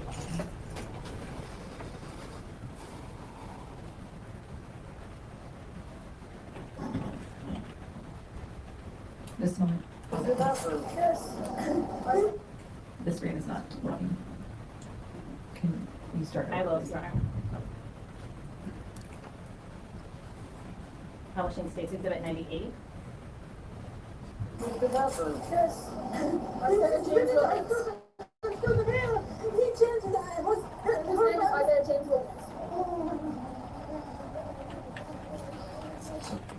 And so earlier you testified as well that she, Zahraa, had pointed towards the school and referenced Isaiah as a student at the school. Is that the portion that you were referencing there as well? Yes.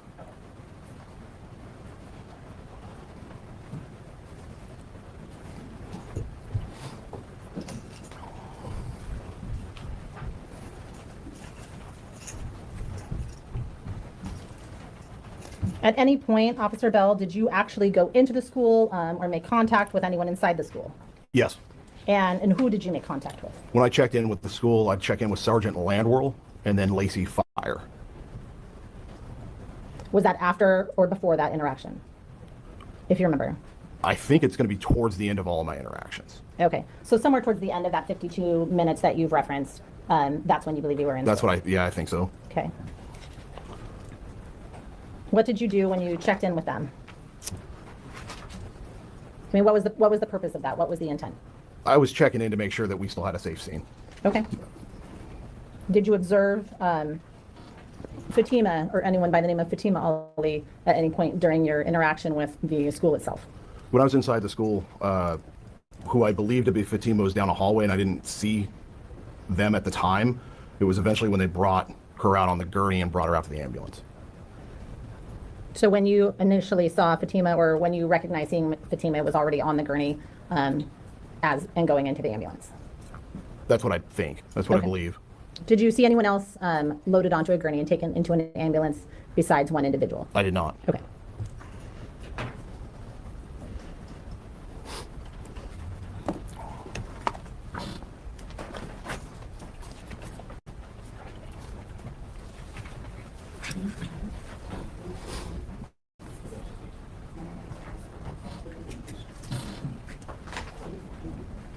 Hey, Patricia. You may.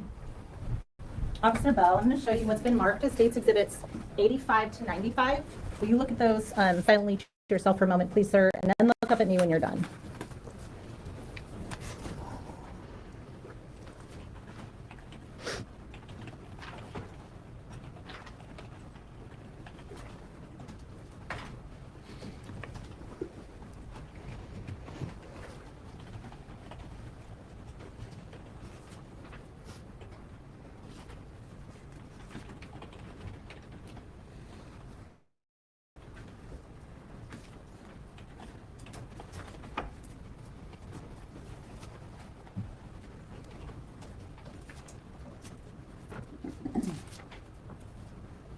Officer Bell, do you recognize what I've handed you? They appear to be screenshots from my body-worn camera. Okay. And based on your review of your body-worn camera, do those appear to be true and accurate screenshots from the body-worn camera for the incident about which you've been testifying today? Yes. Okay. Your Honor, at this time, the state would move to admit State's Exhibits 85 through 95. Mr. Kading, any objection? Okay.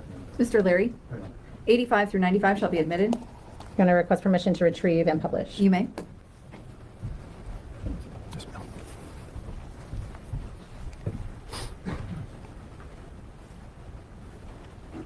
So, Officer Bell, I'm showing you first State's Exhibit 85. I'd ask you to orient the jury, please, to what they're looking at here.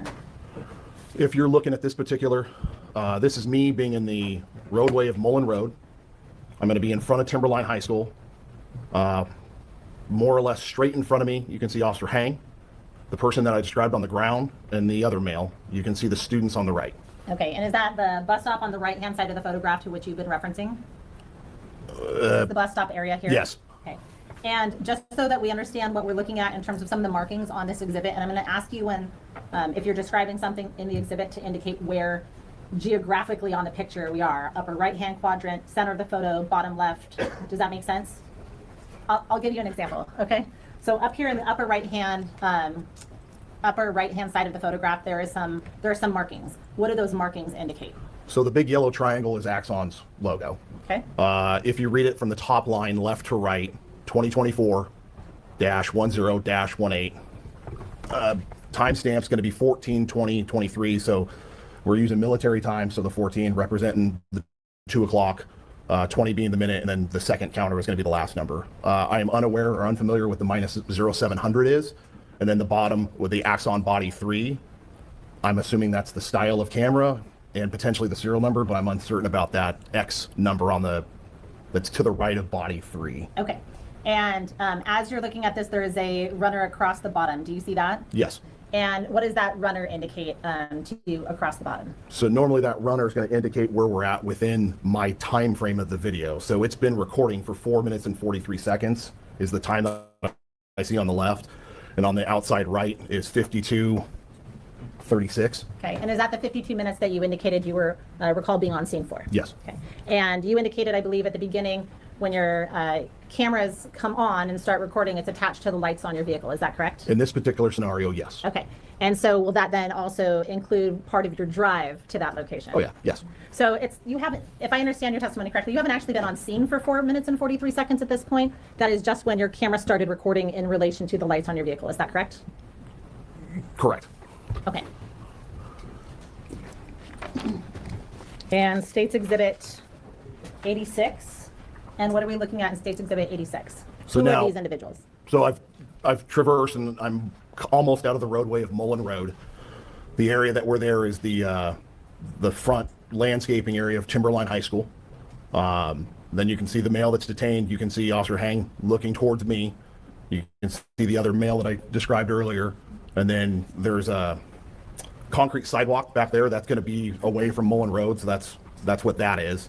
And then the cars that you see are going to be the Timberline parking lot. Okay, so just to reference for the record, the group of individuals you were describing is essentially center of that photograph towards the bottom. Is that correct? Yes. And the sidewalk that you were referencing runs almost directly across the middle from right to left or left to right of this photograph.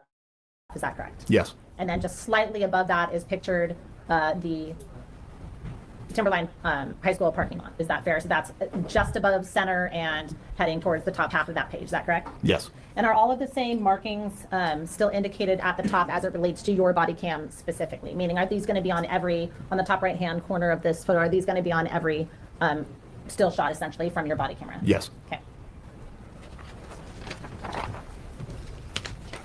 State's Exhibit 87. What is depicted in State's Exhibit 87? So at this point, I'm starting to turn my body to the right.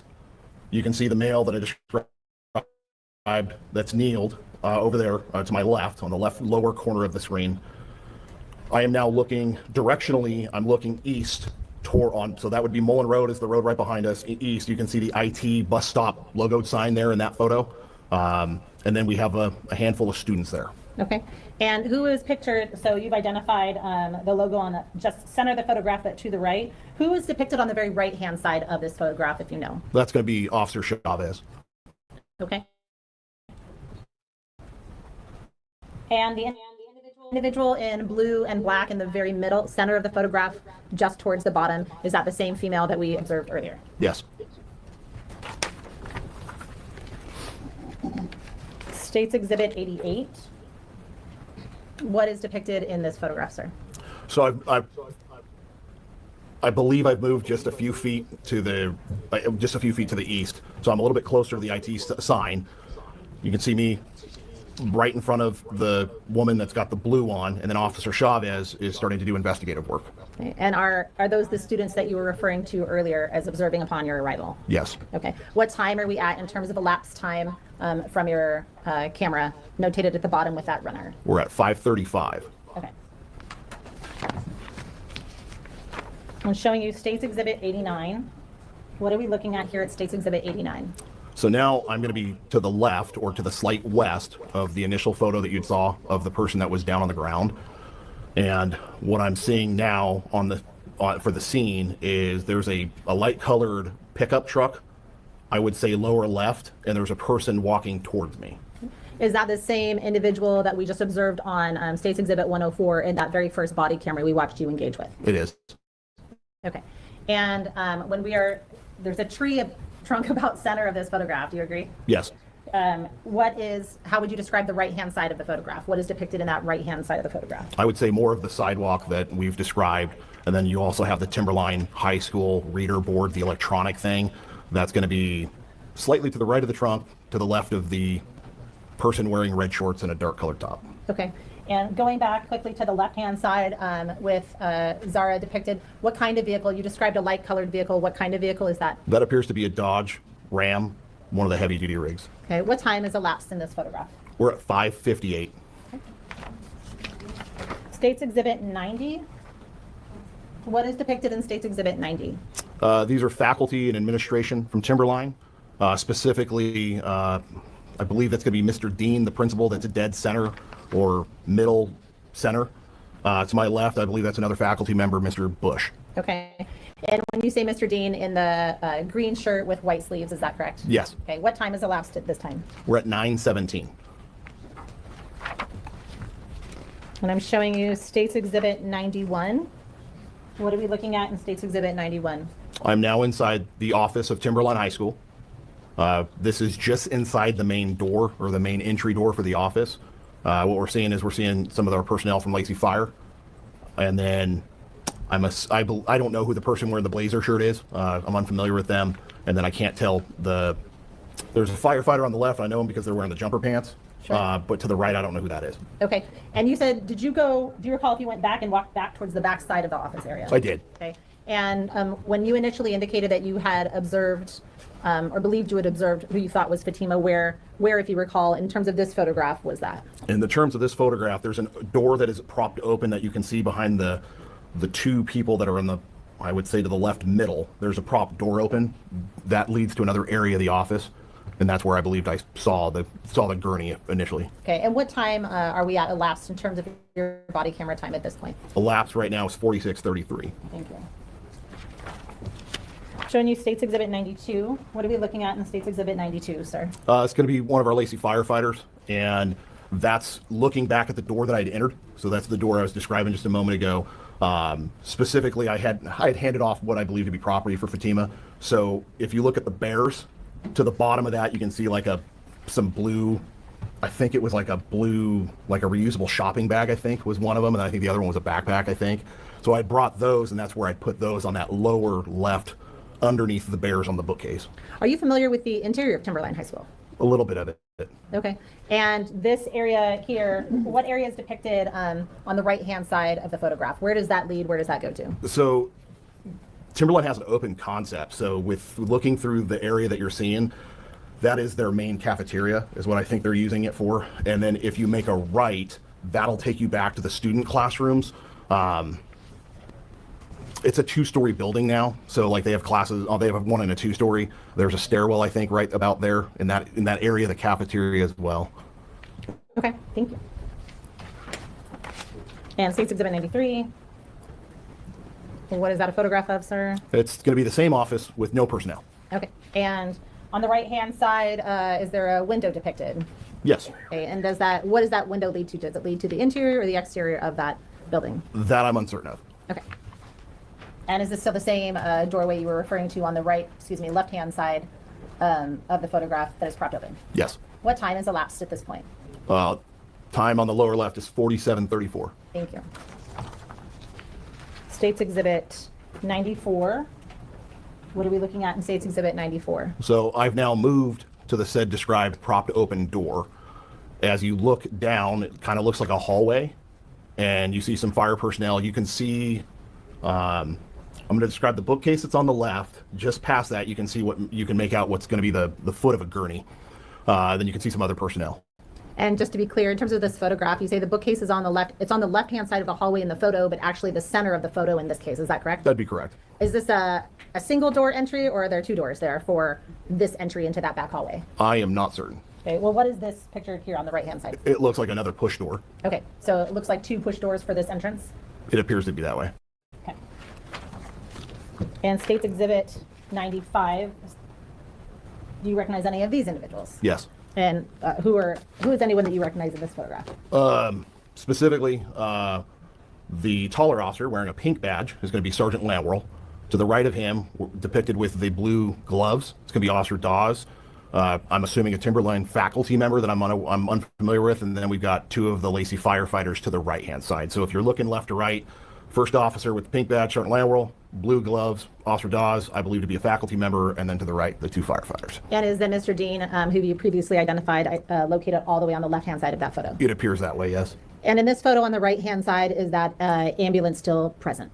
Yeah, you can, if you look to the right, you can see my gloved hand underneath what would be my palm. You can see something red. That's going to be one of the doors.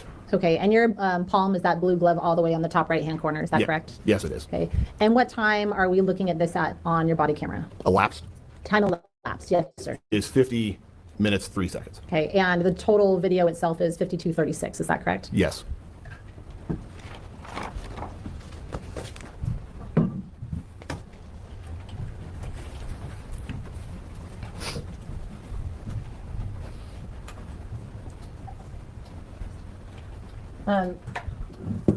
Officer Bell, at any point during your interaction with Mrs. Ali, did she ever indicate to you or anyone else that you would have personally heard the fact that her husband had been choking her daughter?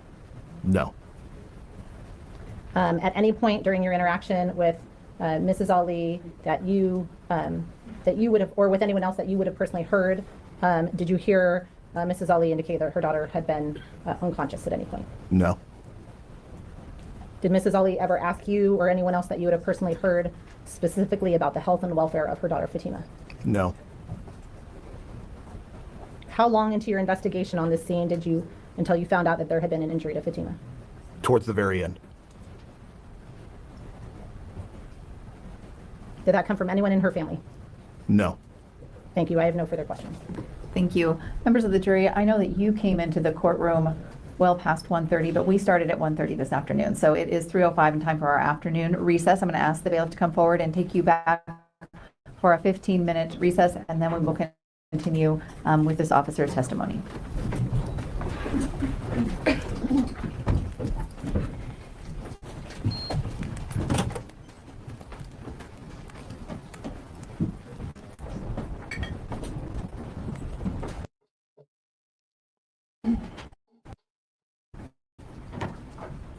I'll just have you come to the podium.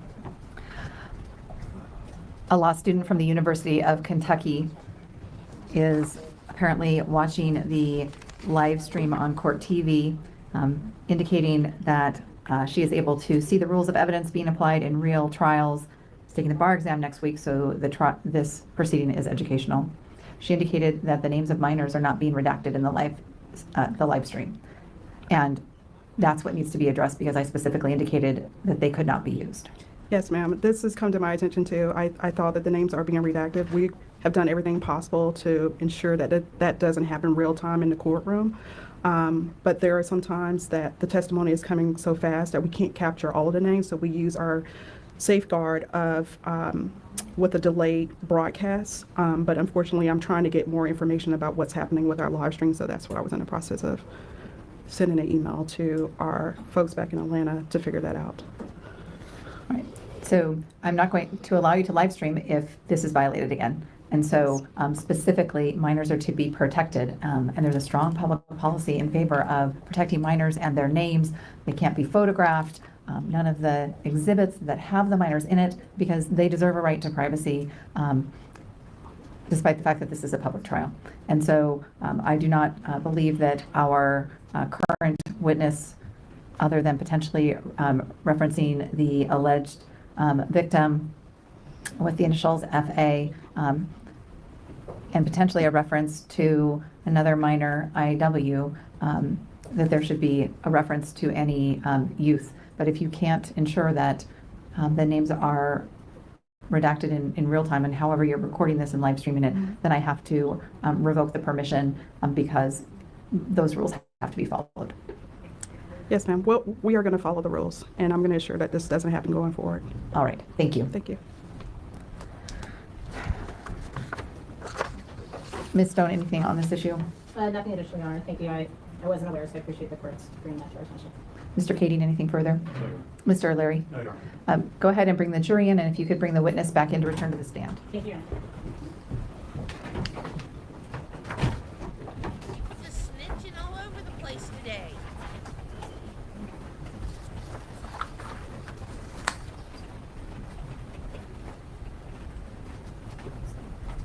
Quit snitching, people. People start snitching. No, I'm kidding, of course.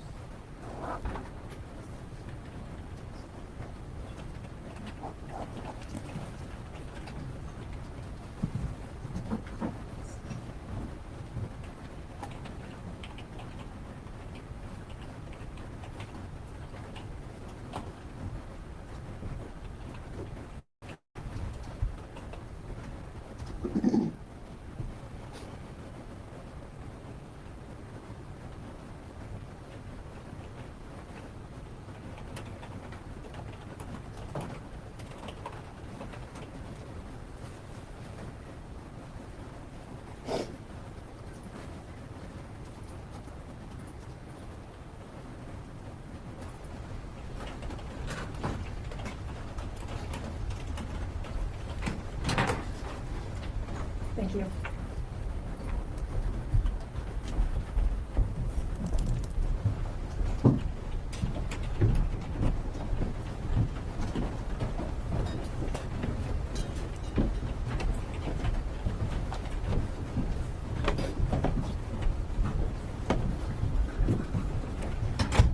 Please be seated.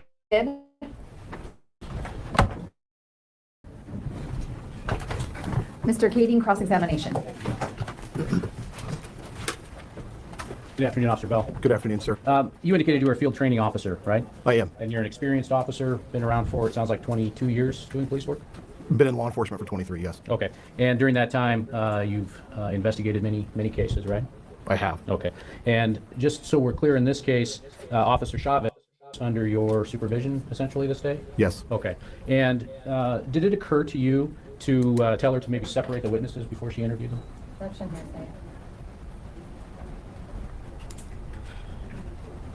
Overruled. Could you please repeat the question? Did it occur to you to tell her to separate the witnesses before she interviewed them? No. Okay.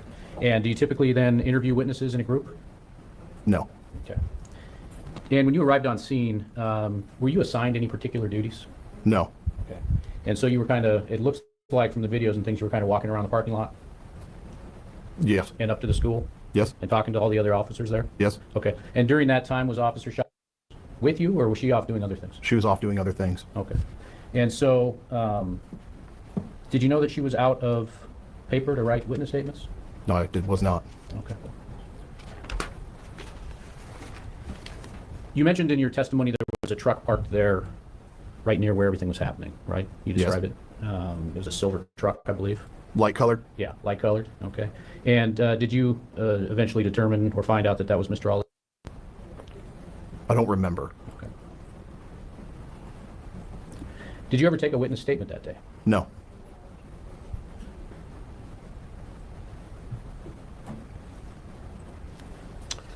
And did you see Mr. Ali when he was transported to the patrol car? Could you re-clarify that question? Mr. Ali, did you see him get transported to the patrol car when he was taken away? I don't understand the question. Did you see him walk past you? Yes. Okay. And at that point, had you talked to any officers about what had happened at the scene? At that time, no. Okay.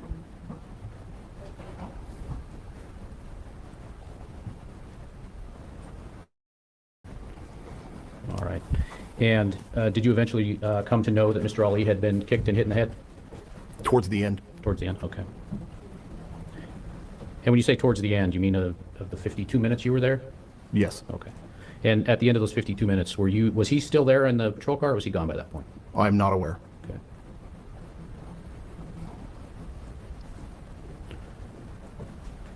All right. And you went up to the school office at some point, we saw in the pictures, right? Yes. Okay. And when you were up there, did you talk to any witnesses up there? I don't recall. Okay. All right. So clarify if I'm wrong, but it doesn't sound like you did any independent investigation in this case, right? That is correct. Okay. And was Officer Chavez, were you riding in the same car as her? I was. Okay. And so did you leave at the same time? Yes. Okay.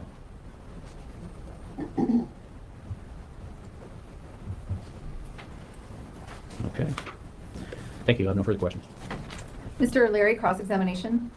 Good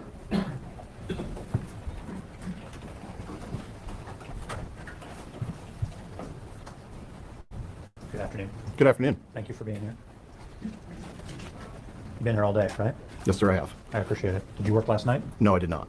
All right, so you and Officer Chavez, second and third officer at the scene, approximately? I don't understand the second and the third. Officer Heng first? Yes. And I'm just talking about in order. So you saw Officer Heng when you arrived, correct? Yes. And he had Mr. Ali detained on the ground? Yes. Did you see any other officers in the near vicinity when you arrived with Officer Chavez? I don't believe so. Okay, so that's what I mean by second and third. And so when you, on direct, you said that Officer Chavez was in phase 3? Yes. And so phase 3 of 3? Yes. Okay, so what does that mean exactly? So with the program that we use, we have 3 phases. We have phase 1, phase 2, and phase 3. And throughout every week is a new week. And so those weeks count through the training. So this particular area of her training, she would have been several weeks in. Yeah. And so, just so the jury understands, so you get hired as an officer, correct? Yes. And that's after going all through the physical, psychological, background check, all of that, correct? Yes. And then you wait for a slot at the academy, correct? Yes. Graduate from the academy, correct? Yes. And then go to your department and then have a field training session, correct? Or not session, but time with a field training officer. Yes. And so you are then teaching the officer and making sure that he or she knows how to apply the lessons from the academy and the specific rules and regulations of Lacey PD. Is that fair? Yes. Okay. And that duration, depending on how they do, ranges from how long, short to long? I'm uncertain with the short part of your question. So, I mean, it can be as short as 3 weeks and as long as however long it takes. So kind of what is the expectations as far as how long somebody is with a field training officer? I think it's over 10 weeks. I don't remember the exact number of weeks, but phase 1 is 4 weeks, phase 2 is 4 weeks, and phase 3, I believe, is 3 weeks. Okay, so she is well past the beginning, past the middle, and is towards the tail end of her time with you, correct? Yes. Okay. And the difference between a patrol officer and a detective would be patrol officer kind of secures the scene, identifies witnesses, identifies suspects, and kind of does that initial contact. Is that fair? Yes. Whereas a detective then takes the case in the hours, days, weeks, months after and does follow-up. Is that fair? Yes. Okay. So Officer Heng had Mr. Ali detained, correct? Yes. And so you checked in with him, correct? Yes. All right. And so then the next piece is, okay, who here knows who should we contact, correct? Yes. And so did Officer Chavez contact the students on her own, or did you direct her to do that? I don't remember. Okay. And so in terms of training and what your expectation is as her supervisor or training officer would be is she's contacting people who potentially were witnesses to what actually happened, fair? Yes. Okay. And we know that she identified 4, correct? I don't know the exact number. Okay. And so at this point, are you on her shoulder, or are you just kind of in the background at this point in the training process? I'm more in the background at this process. Okay. And so it comes to your attention, the state showed you Exhibit 89, which showed the older woman, later identified as Zahraa, approaching the scene, correct? Yes. All right. And then you are talking to her and basically keeping her away from her husband initially, correct? Yes. And that's what we saw in the first clip, which was 104. Thank you, Your Honor. Admitted Exhibit 104, correct? Yes. And then we see a subsequent exhibit where you're having a conversation with her, correct? Yes. Did you have an opinion at that point as to whether she had information pertaining to this investigation? At that time, no. Okay, why not? The statements she was making were specific. Okay. Did you ask her if she was present when it happened? No. Did you ask her what she saw? No. Did you ask her what happened to her daughter? No. What happened to her husband? No. And so in Exhibit 97, which we heard, there's some, you talked about, that your husband is being detained. We're doing an investigation. Do you recall saying something to that effect? Yes. And, they're going to figure out what's going on, correct? You said something to that effect. Yes, something to that effect. And I will be the first to confess, this is not a verbatim transcript from my head. Fair enough? Fair. Okay. And she says something about my daughter is missing, correct? You remember that? No. Okay. Tell you what, how about we play it? Yes, May please. I? Your Honor? may. Thank you.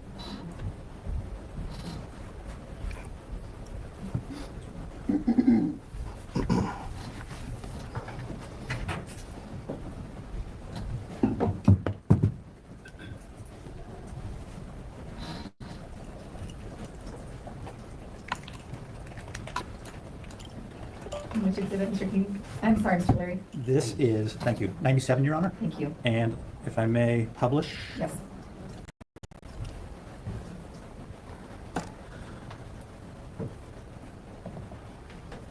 I understand. So, by the way, my name's Sean. Okay. All right, so this is Exhibit 97. I'm going to roll it back to the start. So we just heard you introduce yourself by your first name, correct? Yes. And de-escalation is something you guys are trained on, correct? Yes. Correct me if I'm wrong, you're trying to humanize yourself, right? You're sharing your first name, right? Yes. Trying to put her at ease with you. Is that fair? Yes. Okay. So hitting play. And so we know this is at 14:27:53, and this clip lasts a total of 1:22. Is that correct? Testing your eyes. Yeah. Okay. And we know 14:27:53 from the axon timestamp at the top, right? Correct. I'm trying to look at the lower right. I think, is that the number you're talking about, the lower right? And the lower right tells us the duration of the clip, which is a 1:22. Okay. Okay. Hitting play. I understand. So, by the way, my name's Sean. Hopefully, stop your ACP. Okay. Well, so here's what's going on. We need to figure out what happened out here. And I know it's Fatima, right? Okay, so I'm hitting pause at 13 seconds on the 1:22 clip, right? Okay, And yep. so, you're using your hands in front of you. We can see that, right? And you're like, we're just trying to figure out what's going on, correct? Yes. After you've introduced yourself, and she says, my daughter, and then you say, fine. You say that. And so, hitting play. Office. She's safe. She's safe. Okay, guys, so here's what's going on. Something happened out here that could potentially be a crime. So with it potentially being a crime right now,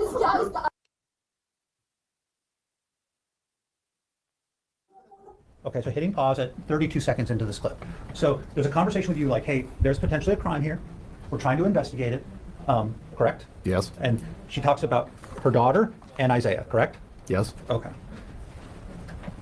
Hitting play. we're gonna get there. We're gonna get there.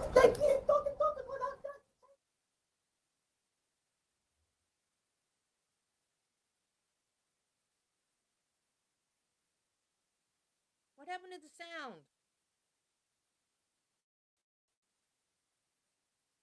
Pause at 56. So she did say something about her daughter, and you said she's in the office safe. Did you hear yourself say that? I did. Okay. And, you talked about we're going to get to the bottom of this. And so, how did you know at this point that she was in the office? I believe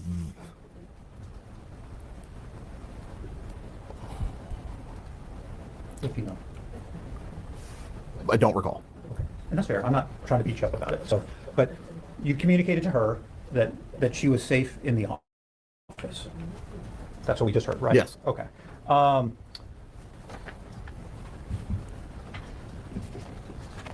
As a first responder with 20 plus years, starting out as a CSO and then as a reserve officer and then as a fully commissioned officer, safe to say that in an average year you respond to 1,000 calls or more? I don't like to ever put a number on something, sir. Okay. I work patrol. A lot of calls. Yes, sir. And it could be everything from this dog's barking too much, my neighbor, and it's I hate my neighbor. Correct? As you kind of grimace. Yes. Those are probably hard calls to deal with. To homicide. Yes. Okay. And safe to say that no two calls are the same, correct? I agree with that statement. And everybody's reaction can be different, correct? Yes. Some people can be stoic in the most horrific of circumstances, correct? I would agree with that statement. And people can also be very outwardly upset and crying, correct? I would agree with that statement. And there's no right or wrong way to respond. Would you agree? I would agree with that statement. Okay. So you and other officers were talking with Zahraa and her daughter, correct? Can you repeat that one for me, please? Yes. Just so the record, there was a little radio traffic in the courtroom. So you and your other officers were talking with Zahraa and her daughter, correct? Yes. And she indicated that she wished to be able to talk to her husband, correct? Do you recall that? I recall it happening later. Okay. And just so we're clear, the husband was within the detention of law enforcement, correct? Yes. And so you guys were in a position to control access. Yes. And if she was going to walk up to the car to go talk to him without getting permission, that wasn't going to be acceptable. Fair? I would agree with that statement. Okay. And from your understanding, her daughter was not in the custody of law enforcement. Fair? Her father. Not to my knowledge. Right. And you didn't tell her that she was in police custody in the school, correct? Just that she was in the school. I don't remember saying that specifically. Okay. I like the way you answered the question. And you guys accommodated the request. Did you let her talk to her husband for a period of time, correct? Eventually, yes. And then eventually you walked the backpack and the bags to the school, correct? Yes. And I guess I should say, did you watch the entire 15 to 2 minute of your body worn video, or did you just watch the clips that were introduced this morning? Well, for my review, I've watched it. The whole thing? Mhm. Okay. So you recall grabbing the bags and walking into the school, correct? Yes. And you did that by yourself, correct? Yes. Officer Chavez remained in the parking lot with Zahraa, correct? And her daughter? I don't remember who she'd be specifically with. Okay, but there were multiple officers who were there with her, correct? In Yes. the parking lot. And she was not invited to go into the school with you, correct? From me? Yes. No, she was not. Okay. So she wasn't, afforded the opportunity by you to see her before she went in to the ambulance. Fair? I would agree with that statement. Okay.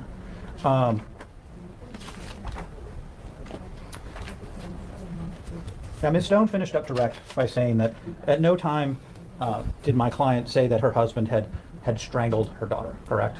Correct. And at no time did you ask her to describe what her husband did, correct? Correct. She never said that her daughter had lost consciousness, correct? To you? Correct. And at no time did you ever ask her what happened to her daughter, correct? Correct. She said that she was a runaway to you, correct? Yes. And did you follow up as to when that had occurred? When she had run away?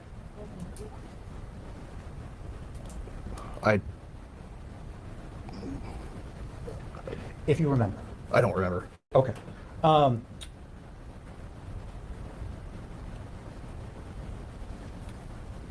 Did you ever ask her if her daughter was injured? No. Now, you didn't write a report, correct? Correct. You didn't take anybody's statement. Correct. And you didn't direct Officer Chavez to interview my client, correct? I don't know who your client is. Fair enough, fair enough. Zahraa. Oh, okay. You never told Officer Chavez to interview Zahraa, correct? I did not. Or to interview Honey, the older, the woman in the blue wearing the headscarf. I did not. And you talked about her kind of walking back and forth in the initial video, which I believe is 104. Let me confirm. That's correct. Thank you. You described her kind of pacing back and forth on the sidewalk, correct? Yes. When she was very outwardly upset, correct? Yes. At no point did she make a break for her husband, correct? Correct. And you had multiple officers there, and you just said, you can't go over there. And she's wailing and crying, but she never made a break for it, correct? Correct. Okay. Nothing further. I appreciate your time. Thank you. Ms. Stone, redirect. Thank you, Your Honor.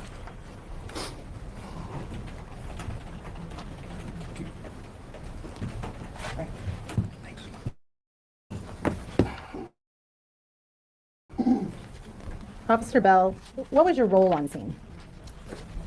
Meaning like in primary investigating officer, investigator, or something else? How would you describe your role on scene? I would say my role became a safety. And what do you mean by that? We had a very dynamic scene, and we still needed more people, and we didn't have enough people yet.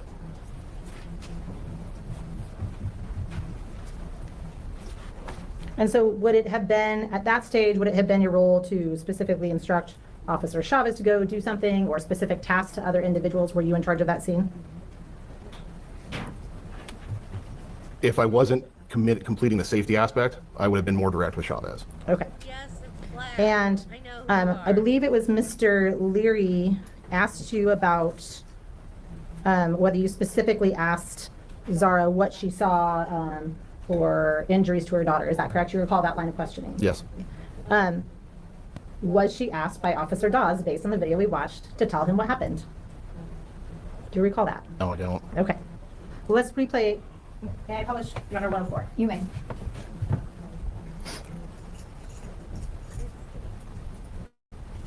It's afternoon. It's not morning.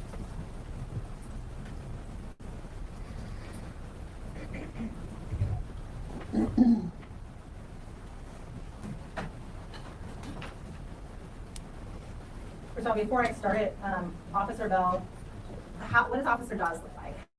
How would you describe him physically in terms of presentation? It'd be a white male, and he wears gloves. And did you say a white male that wears gloves? Yes. Is he tall, short, something else? I honestly can't describe him right now. He's got darker hair. Okay. I'm going to publish 104.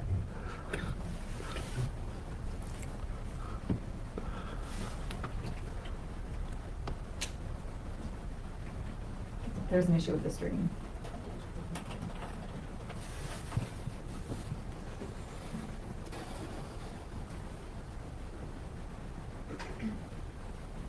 Okay, we'll republish 104.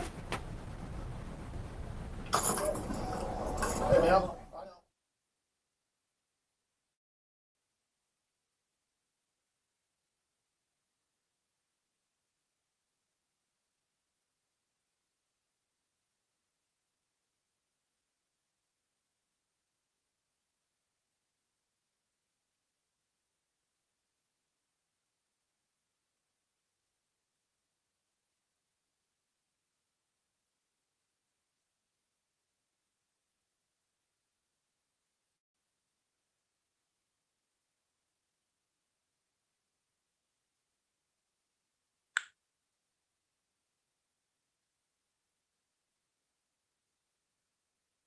Was that Officer Dawes? That is. Did he ask her to tell him what happened? Yes. Okay. At any point during that exchange, do you recall her telling anything about Fatima's injuries or how Fatima was her physical condition? I do not. During the course of that, as we just watched, Mr. Leary asked you specifically whether they made a break for it, and you said no. Is that correct? Yes. Did you have to physically use your body to stop them from going towards Mr. Ali, having given them verbal directives not to? That is correct. Thank you.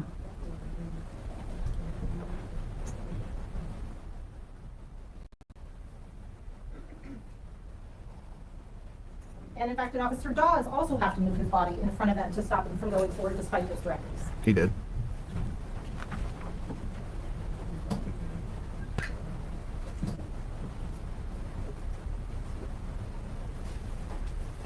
And from where Miss Ali was, where you were, where Miss Ali was, or Mrs. Ali, excuse me, Zahraa, and the younger female in blue, where is Mr. Ali? Where is that individual being taken or located? Meaning, is it somewhere out of sight? Is it somewhere relatively close by? Is it still within view, essentially, of where you guys all are collected, or something else? I would say it was close within view. Specifically, I believe it's going to be over my back in the parking lot of Timberline, is where I think they were. Okay.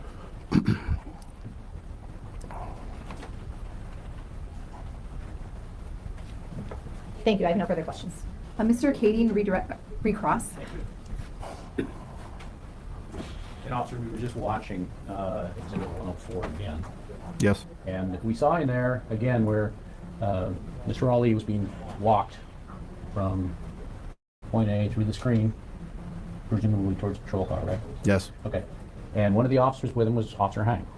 Yes. Right? And a guy was with him that was hanging on to him and walking with him to the car. You don't know who that guy was? From my knowledge, it was a civilian. Okay. So not a trained police officer? Not to my knowledge. Not an undercover police officer? That's true. It is Not to my knowledge. Not a sort of volunteer officer? Cross or redirect. Overall.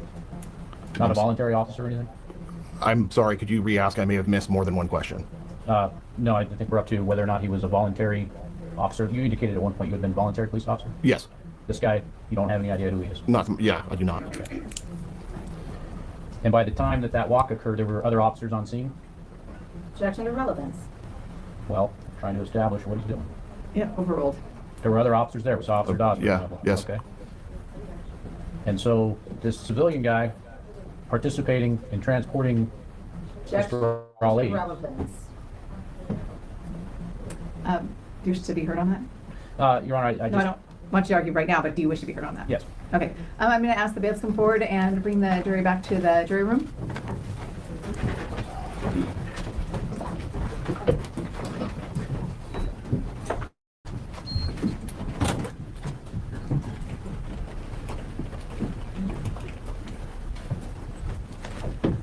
That's a perfect name for him, Chicken Flash. Or Flash Chicken.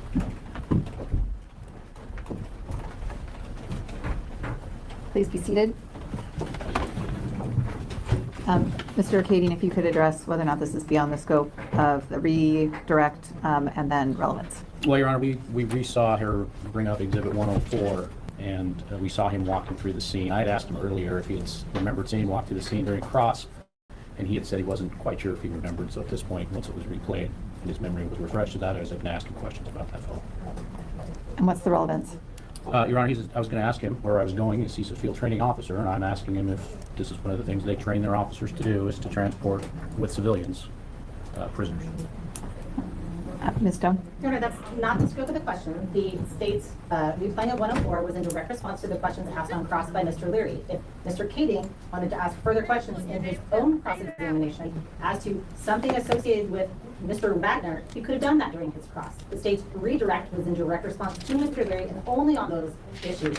It doesn't open up so that now Mr. Kading can restart a new cross-examination about everything associated with Exhibit 104. Additionally, it's not relevant. What purpose does that what fact at issue does that relate to? Now Mr. Kading, it sounds like, wants to go into an entirely new line of questioning regarding police procedure, and that is not part of the redirect from the state's, redirect by the state.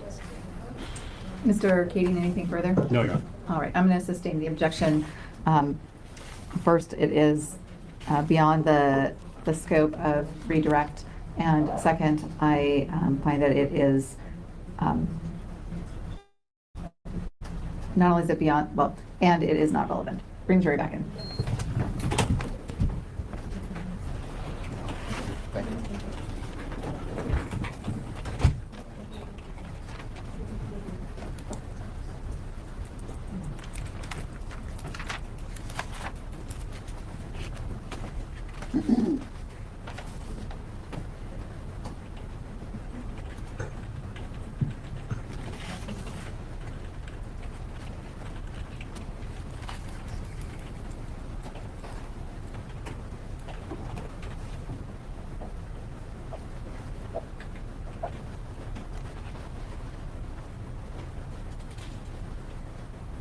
Hey, Terry.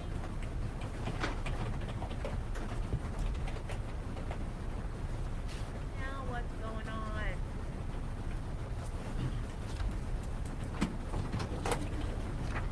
Thank you. Sure.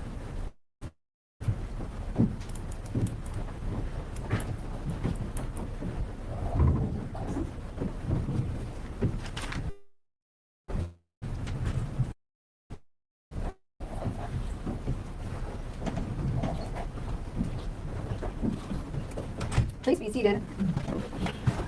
I sustain the objection. Mr. Kading, you may continue. Thank you. And then just finally, officer, you indicated that you needed more people at the scene. Was that your statement on redirect? Yes. Okay. How many officers would you estimate were at that scene? I couldn't give you an accurate number.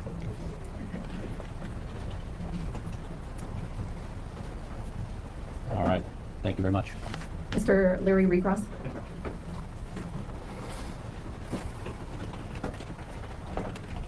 Just a follow-up. So, Ms. Stone played Exhibit 104, and you heard Officer Dawes say, "Can you tell us what happened?" Do you recall that? I talked over you, sorry. Yes. And he's asking Zahraa that question, correct? It appeared to be that way, yes. And she's crying at that point, correct? It appeared to be that way. And did she appear to respond to that question in any way? Not that I could see on that. And that question was asked a singular time by Officer Dawes, correct? I'm unaware. That you saw a single time, correct? That you personally saw? On that particular video? Yes. I believe that was, I don't, it's hard to say for the rest of the video because it was stopped. Okay. But to your recollection, from what you saw, was this that single time, correct? At least that moment, yes. Okay. And 104 is when you're first arriving. It's the first video, correct? I believe so. All right. Now, you are trained both at the academy and follow-up training in terms of how to interview people, correct? Yes. How to interview suspects, correct? Yes. How to interview witnesses, correct? Yes. Okay. Now, if somebody is asked a single question, kind of the expectation would be is that if you want the information, you would then follow up with them, correct? I'm not understanding No, that. if you ask a question one time and they don't respond, are you done? It depends on the situation. Okay. Wasn't necessarily a very conducive time to sit down for an interview with her. Fair? At that point in this whole incident, correct? I'd agree with that statement. So her husband is being led away after being detained, correct? Yes. She is emotionally distraught. Correct. Okay. Didn't appear to be in a position to listen, correct? I don't agree with that statement. Didn't appear to be in a position where she wanted to sit down and talk. Fair? I disagree with that. Okay. She was wailing and crying at that point, correct? She was. Okay. Now, you were there for 52 minutes, correct? Yes. And the scene was significantly calmer after you went up to the school. Fair? Yes. Less dynamic, correct? Yes. Mrs. Ali had calmed down, correct? Yes. All right. And you could have then walked up to her and had a conversation with her, correct? Yes. Same with your trainee, Officer Chavez, correct? Correct. Where you would sit down and have an extended conversation with her, correct? Correct. And that would be something that would generally be expected if you're going to investigate what happened. Fair? I would agree with that. Okay. But that didn't happen, right? Yes, it did not happen. Okay. Thank you. Any further direct examination? Super briefly, Your Honor. Officer Bell, you did in fact have a conversation with Mrs. Ali, correct? You did have a conversation with Mrs. Ali. She did tell you her concerns about the scene. Is that fair? At some point, yes. And did you observe a conversation between her and Officer Chavez? Yes. And was that another attempt at the apple to get information from Mrs. Ali? Yes, it was. And did she engage in that conversation with Panine and Officer Chavez? She did. Did she provide details right now? Yes. And so you've spoken with her, if I understand your testimony. Officer Dawes has spoken with her, and Officer Chavez has spoken with her. Is that fair? Yes. And she has provided information to all of you in each of those cases, except for Officer Dawes. Is that fair? I would agree with that Thank you. No statement. further questions. Mr. Kading, any further cross-examination? No, Your Honor. Mr. O'Leary? You recall the specific questions that Officer Chavez asked Mrs. Ali? In this particular part that I remember, I was further away, and Officer Chavez was primary. Officer Chavez has live on video, correct? Yes. May this witness be excused? Subject to recall, yes, Your Honor. You may step down. Thank you. Ms. Zoe, call your next witness, please. Your Honor, this day would like to call Dr. Joyce for permission to get Dr. Gilbert. Yes. If you'd like to stand, please feel free.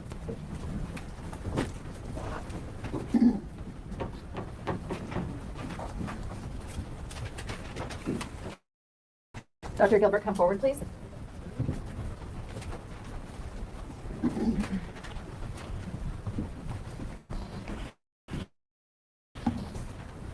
Do you solemnly swear or affirm that the testimony you're about to give will be true and correct? I do. Seated, forward, and adjust the microphone as you need. Thank you. Ms. Zoe, you may inquire when you're ready. Thank you, Your Honor. Good afternoon. How are you? Hi, Good. Southern Florida Please say your name and chicken. spell your last name for the record. Joyce Gilbert, Gilbert. What is your profession? I'm a pediatrician. And are you licensed to practice your profession in Washington State? Yes, I am. And when were you licensed? In 2014 for the state of Washington. Okay. And were you licensed anywhere else prior to that? Yes. And which other states? The state of Iowa, where I attended my residency program, and the state of Idaho, where I practiced medicine. Okay. And how long did you practice medicine in Idaho? For 30 years. Okay. And what was your profession in Idaho? I was a pediatrician in a small community in Idaho. Okay. And Dr. Gilbert, if you could please describe to the jury your education background. Yes, I attended undergraduate school at the University of Iowa. I attended my medical school also at the University of Iowa, and then I completed a 3-year pediatric residency training program at the University of Iowa. Okay. And are you also a board certified pediatrician? Yes, I am. And what does board certification mean? It's a rigorous system where the American Academy of Pediatrics make sure that your training has been appropriate and that you followed all the educational requirements. And then on a yearly basis, you have to have a certain amount of continuing education within your profession, and you have to pass board examinations to continue to be board certified. Okay. And Dr. Gilbert, what is a pediatrician? A pediatrician is a person who specializes in the care of children from the moment of birth, generally until their 18th birthday, although in some situations we go even up until their 21st birthday. As a general pediatrician, we take care of every aspect of care. We go to deliveries, we'll resuscitate a baby who isn't breathing well. We'll take care of the babies in the hospital. We take care of babies and children who come in for routine well child checkups and any minor illnesses or injuries. We'll hospitalize children for minor infections or anything that needs a general hospitalization. As a pediatrician, we can also take care of children in a higher acuity setting. So, for instance, if a child is very sick and needs to go to Mary Bridge Hospital or Seattle Children's Hospital, those are also pediatricians taking care of those children. Okay. And Dr. Gilbert, you talk a little. I don't have a big chat, but the humor makes up for it.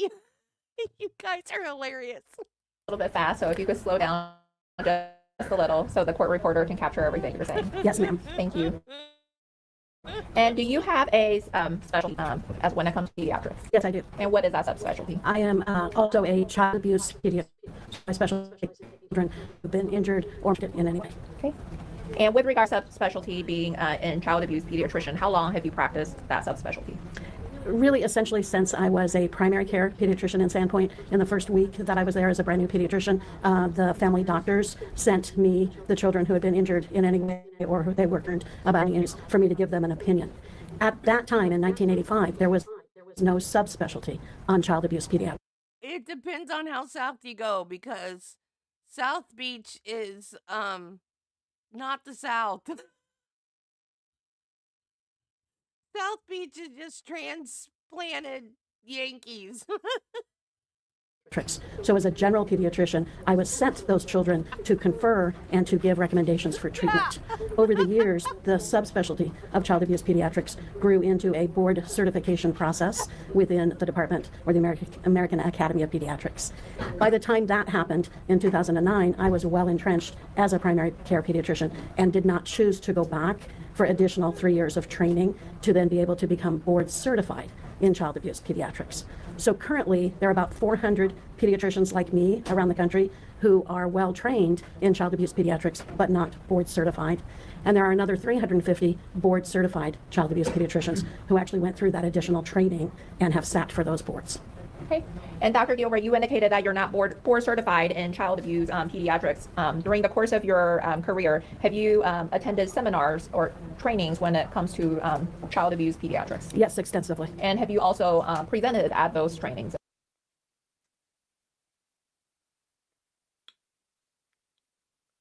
Court TV gonna make sure they mute everything. And where are you currently employed? I'm employed by Providence St. Peter Hospital.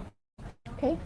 And what is your position at Providence St. Peter's Hospital? I have two positions there. I am the medical director of the Providence Abuse Intervention Center, and I'm also employed by Seattle Children's Hospital to be a pediatric-based hospital doctor at Providence St. Peter Hospital. Okay. And what are some of your responsibilities as a hospitalist with Seattle Children's Hospital? We attend deliveries for babies, and especially babies that there is concern that they may need to have assistance with breathing and respiratory effort at birth. Our hospital does 2,500 deliveries a year, so we will go anywhere from 5 to 10 deliveries in a 24-hour shift to support those babies. We take care of all the babies who are born at Providence St. Peter Hospital, both in the postpartum area where they stay with their parents, and also in a level 2 nursery where the sick babies come. It's a 13-bed nursery, and we will take care of any babies who are born 32 weeks, which is 2 months early, and up. We will transfer babies who have serious medical conditions or are younger than 32 weeks. We will hospitalize pediatric patients up until their 18th birthday for any sort of infectious process or injury that they have. We will transfer children who require a higher level of care than our hospital can do. And we will do consultations in the emergency room for patients that have more complex health issues, and the emergency doctor would like our assistance in taking care of those children. Okay. And are you also associated or have any affiliations with the University of Washington Department of Pediatrics? Yes, I do. And what is that association or affiliation? I am considered an associate professor at the University of Washington. The medical students who are in their third year and doing rotations will rotate in Providence St. Peter Hospital, and we are in charge of teaching them pediatrics while they're with us. Okay. And you indicated that you are also the medical director for Providence Abuse Intervention Center. What is the Providence Abuse Intervention Center? Providence Abuse Intervention Center is a freestanding clinic in Lacey. Our clinic takes care of children in 5 counties of Thurston, Mason, Lewis, Grays Harbor, and Pacific counties. The referrals to our clinic come from medical professionals who are concerned about something that may have been occurring in that child's life. Also, law enforcement and DCYF, the Department of Children, Youth, and Families, or CPS, will refer children to our clinic. We get referrals about physical abuse, sexual abuse, or any maltreatment to a child at all. And we will see those children in clinic or in the emergency room, or we will hospitalize those children in St. Peter Hospital. If they need a higher level of care, we will send them to either Mary Bridge Hospital or Seattle Children's Hospital. As the medical director.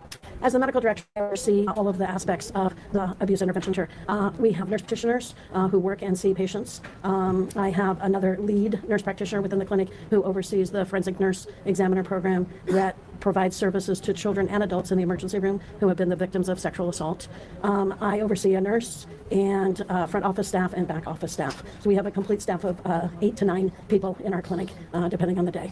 We are in charge of, again, running the program in the 5 counties. So we also are part of what's called a multidisciplinary team in each county. And we have meetings with law enforcement, CPS, prosecutors, mental health professionals, anybody who's involved in the ongoing care of a child after the abuse has occurred is going to be part of a multidisciplinary team to be sure that we're giving the best care to these children going forward. Okay. And as the medical director of the Abuse Intervention Center, do you also see patients that are minors yourself? Oh, yes, I do. Okay. And how often do you see patients?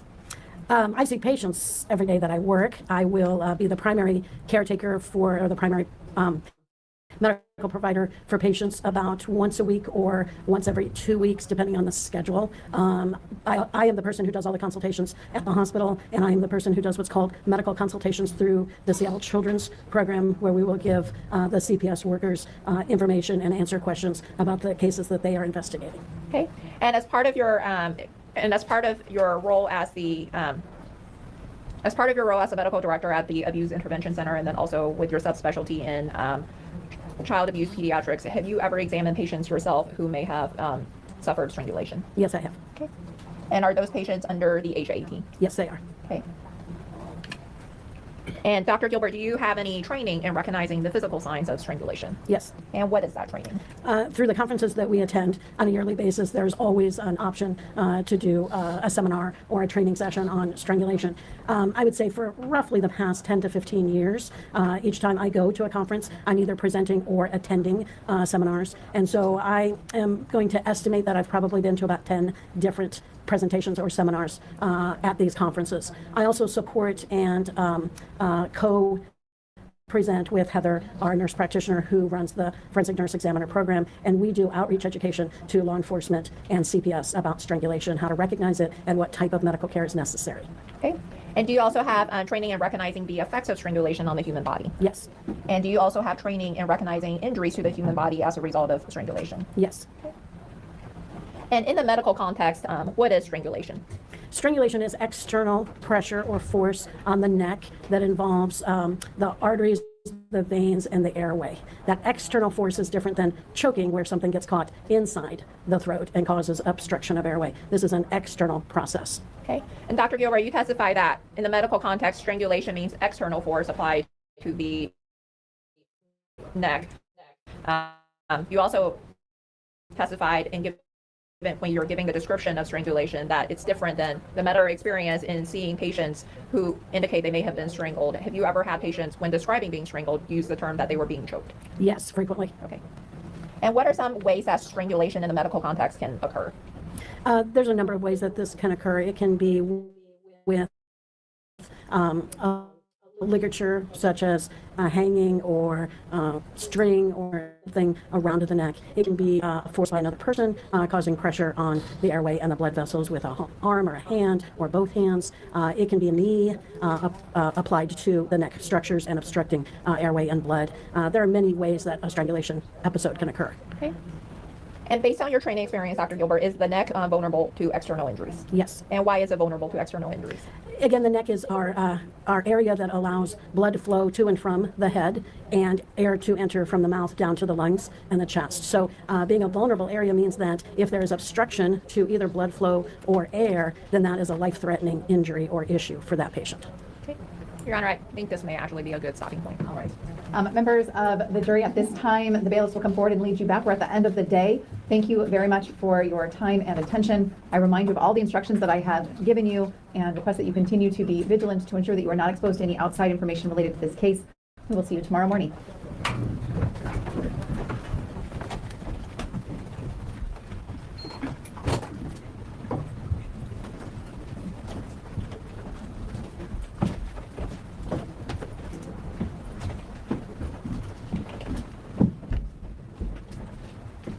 And Dr. Gilbert, you may step down and we'll see you in the morning as well. Thank you. Please be seated. Ms. Stone or Ms. Zoe, any issues before we recess? No, Your Honor. Can you tell me the listing of potential witnesses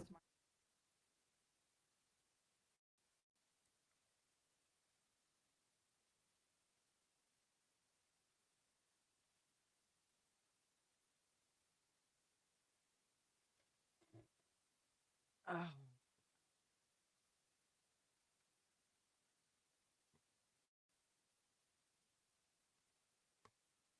Okay. So let me find today's.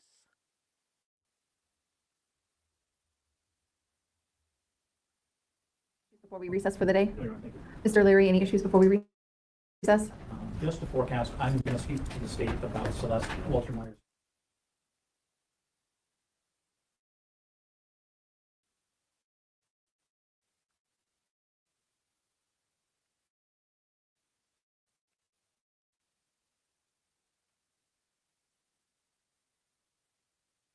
Morning. All rise, court's in recess.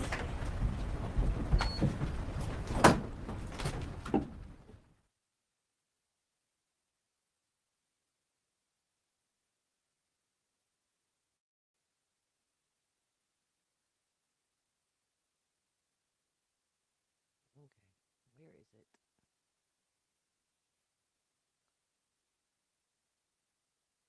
Where's today's?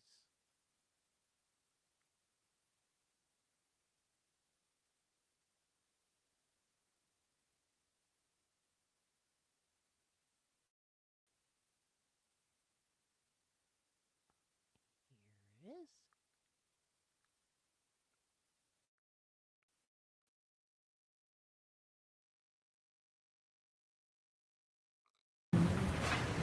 And you Wait. can sometimes result in loss of consciousness. How long does it take, based on your training experience, for jugular vein occlusion to result in loss of consciousness?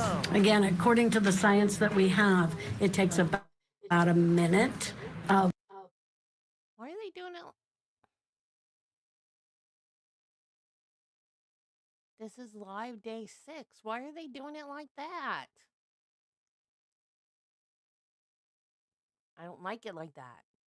Why are they doing it like that? I don't like it. And yes, I'm going to throw a temper tantrum. I don't like it like that.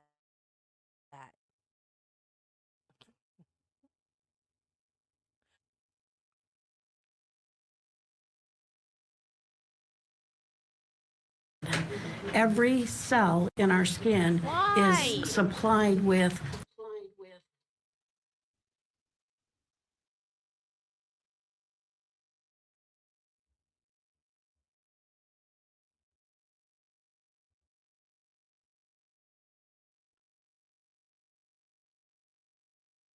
Why? I don't like it. It's not supposed to look like that.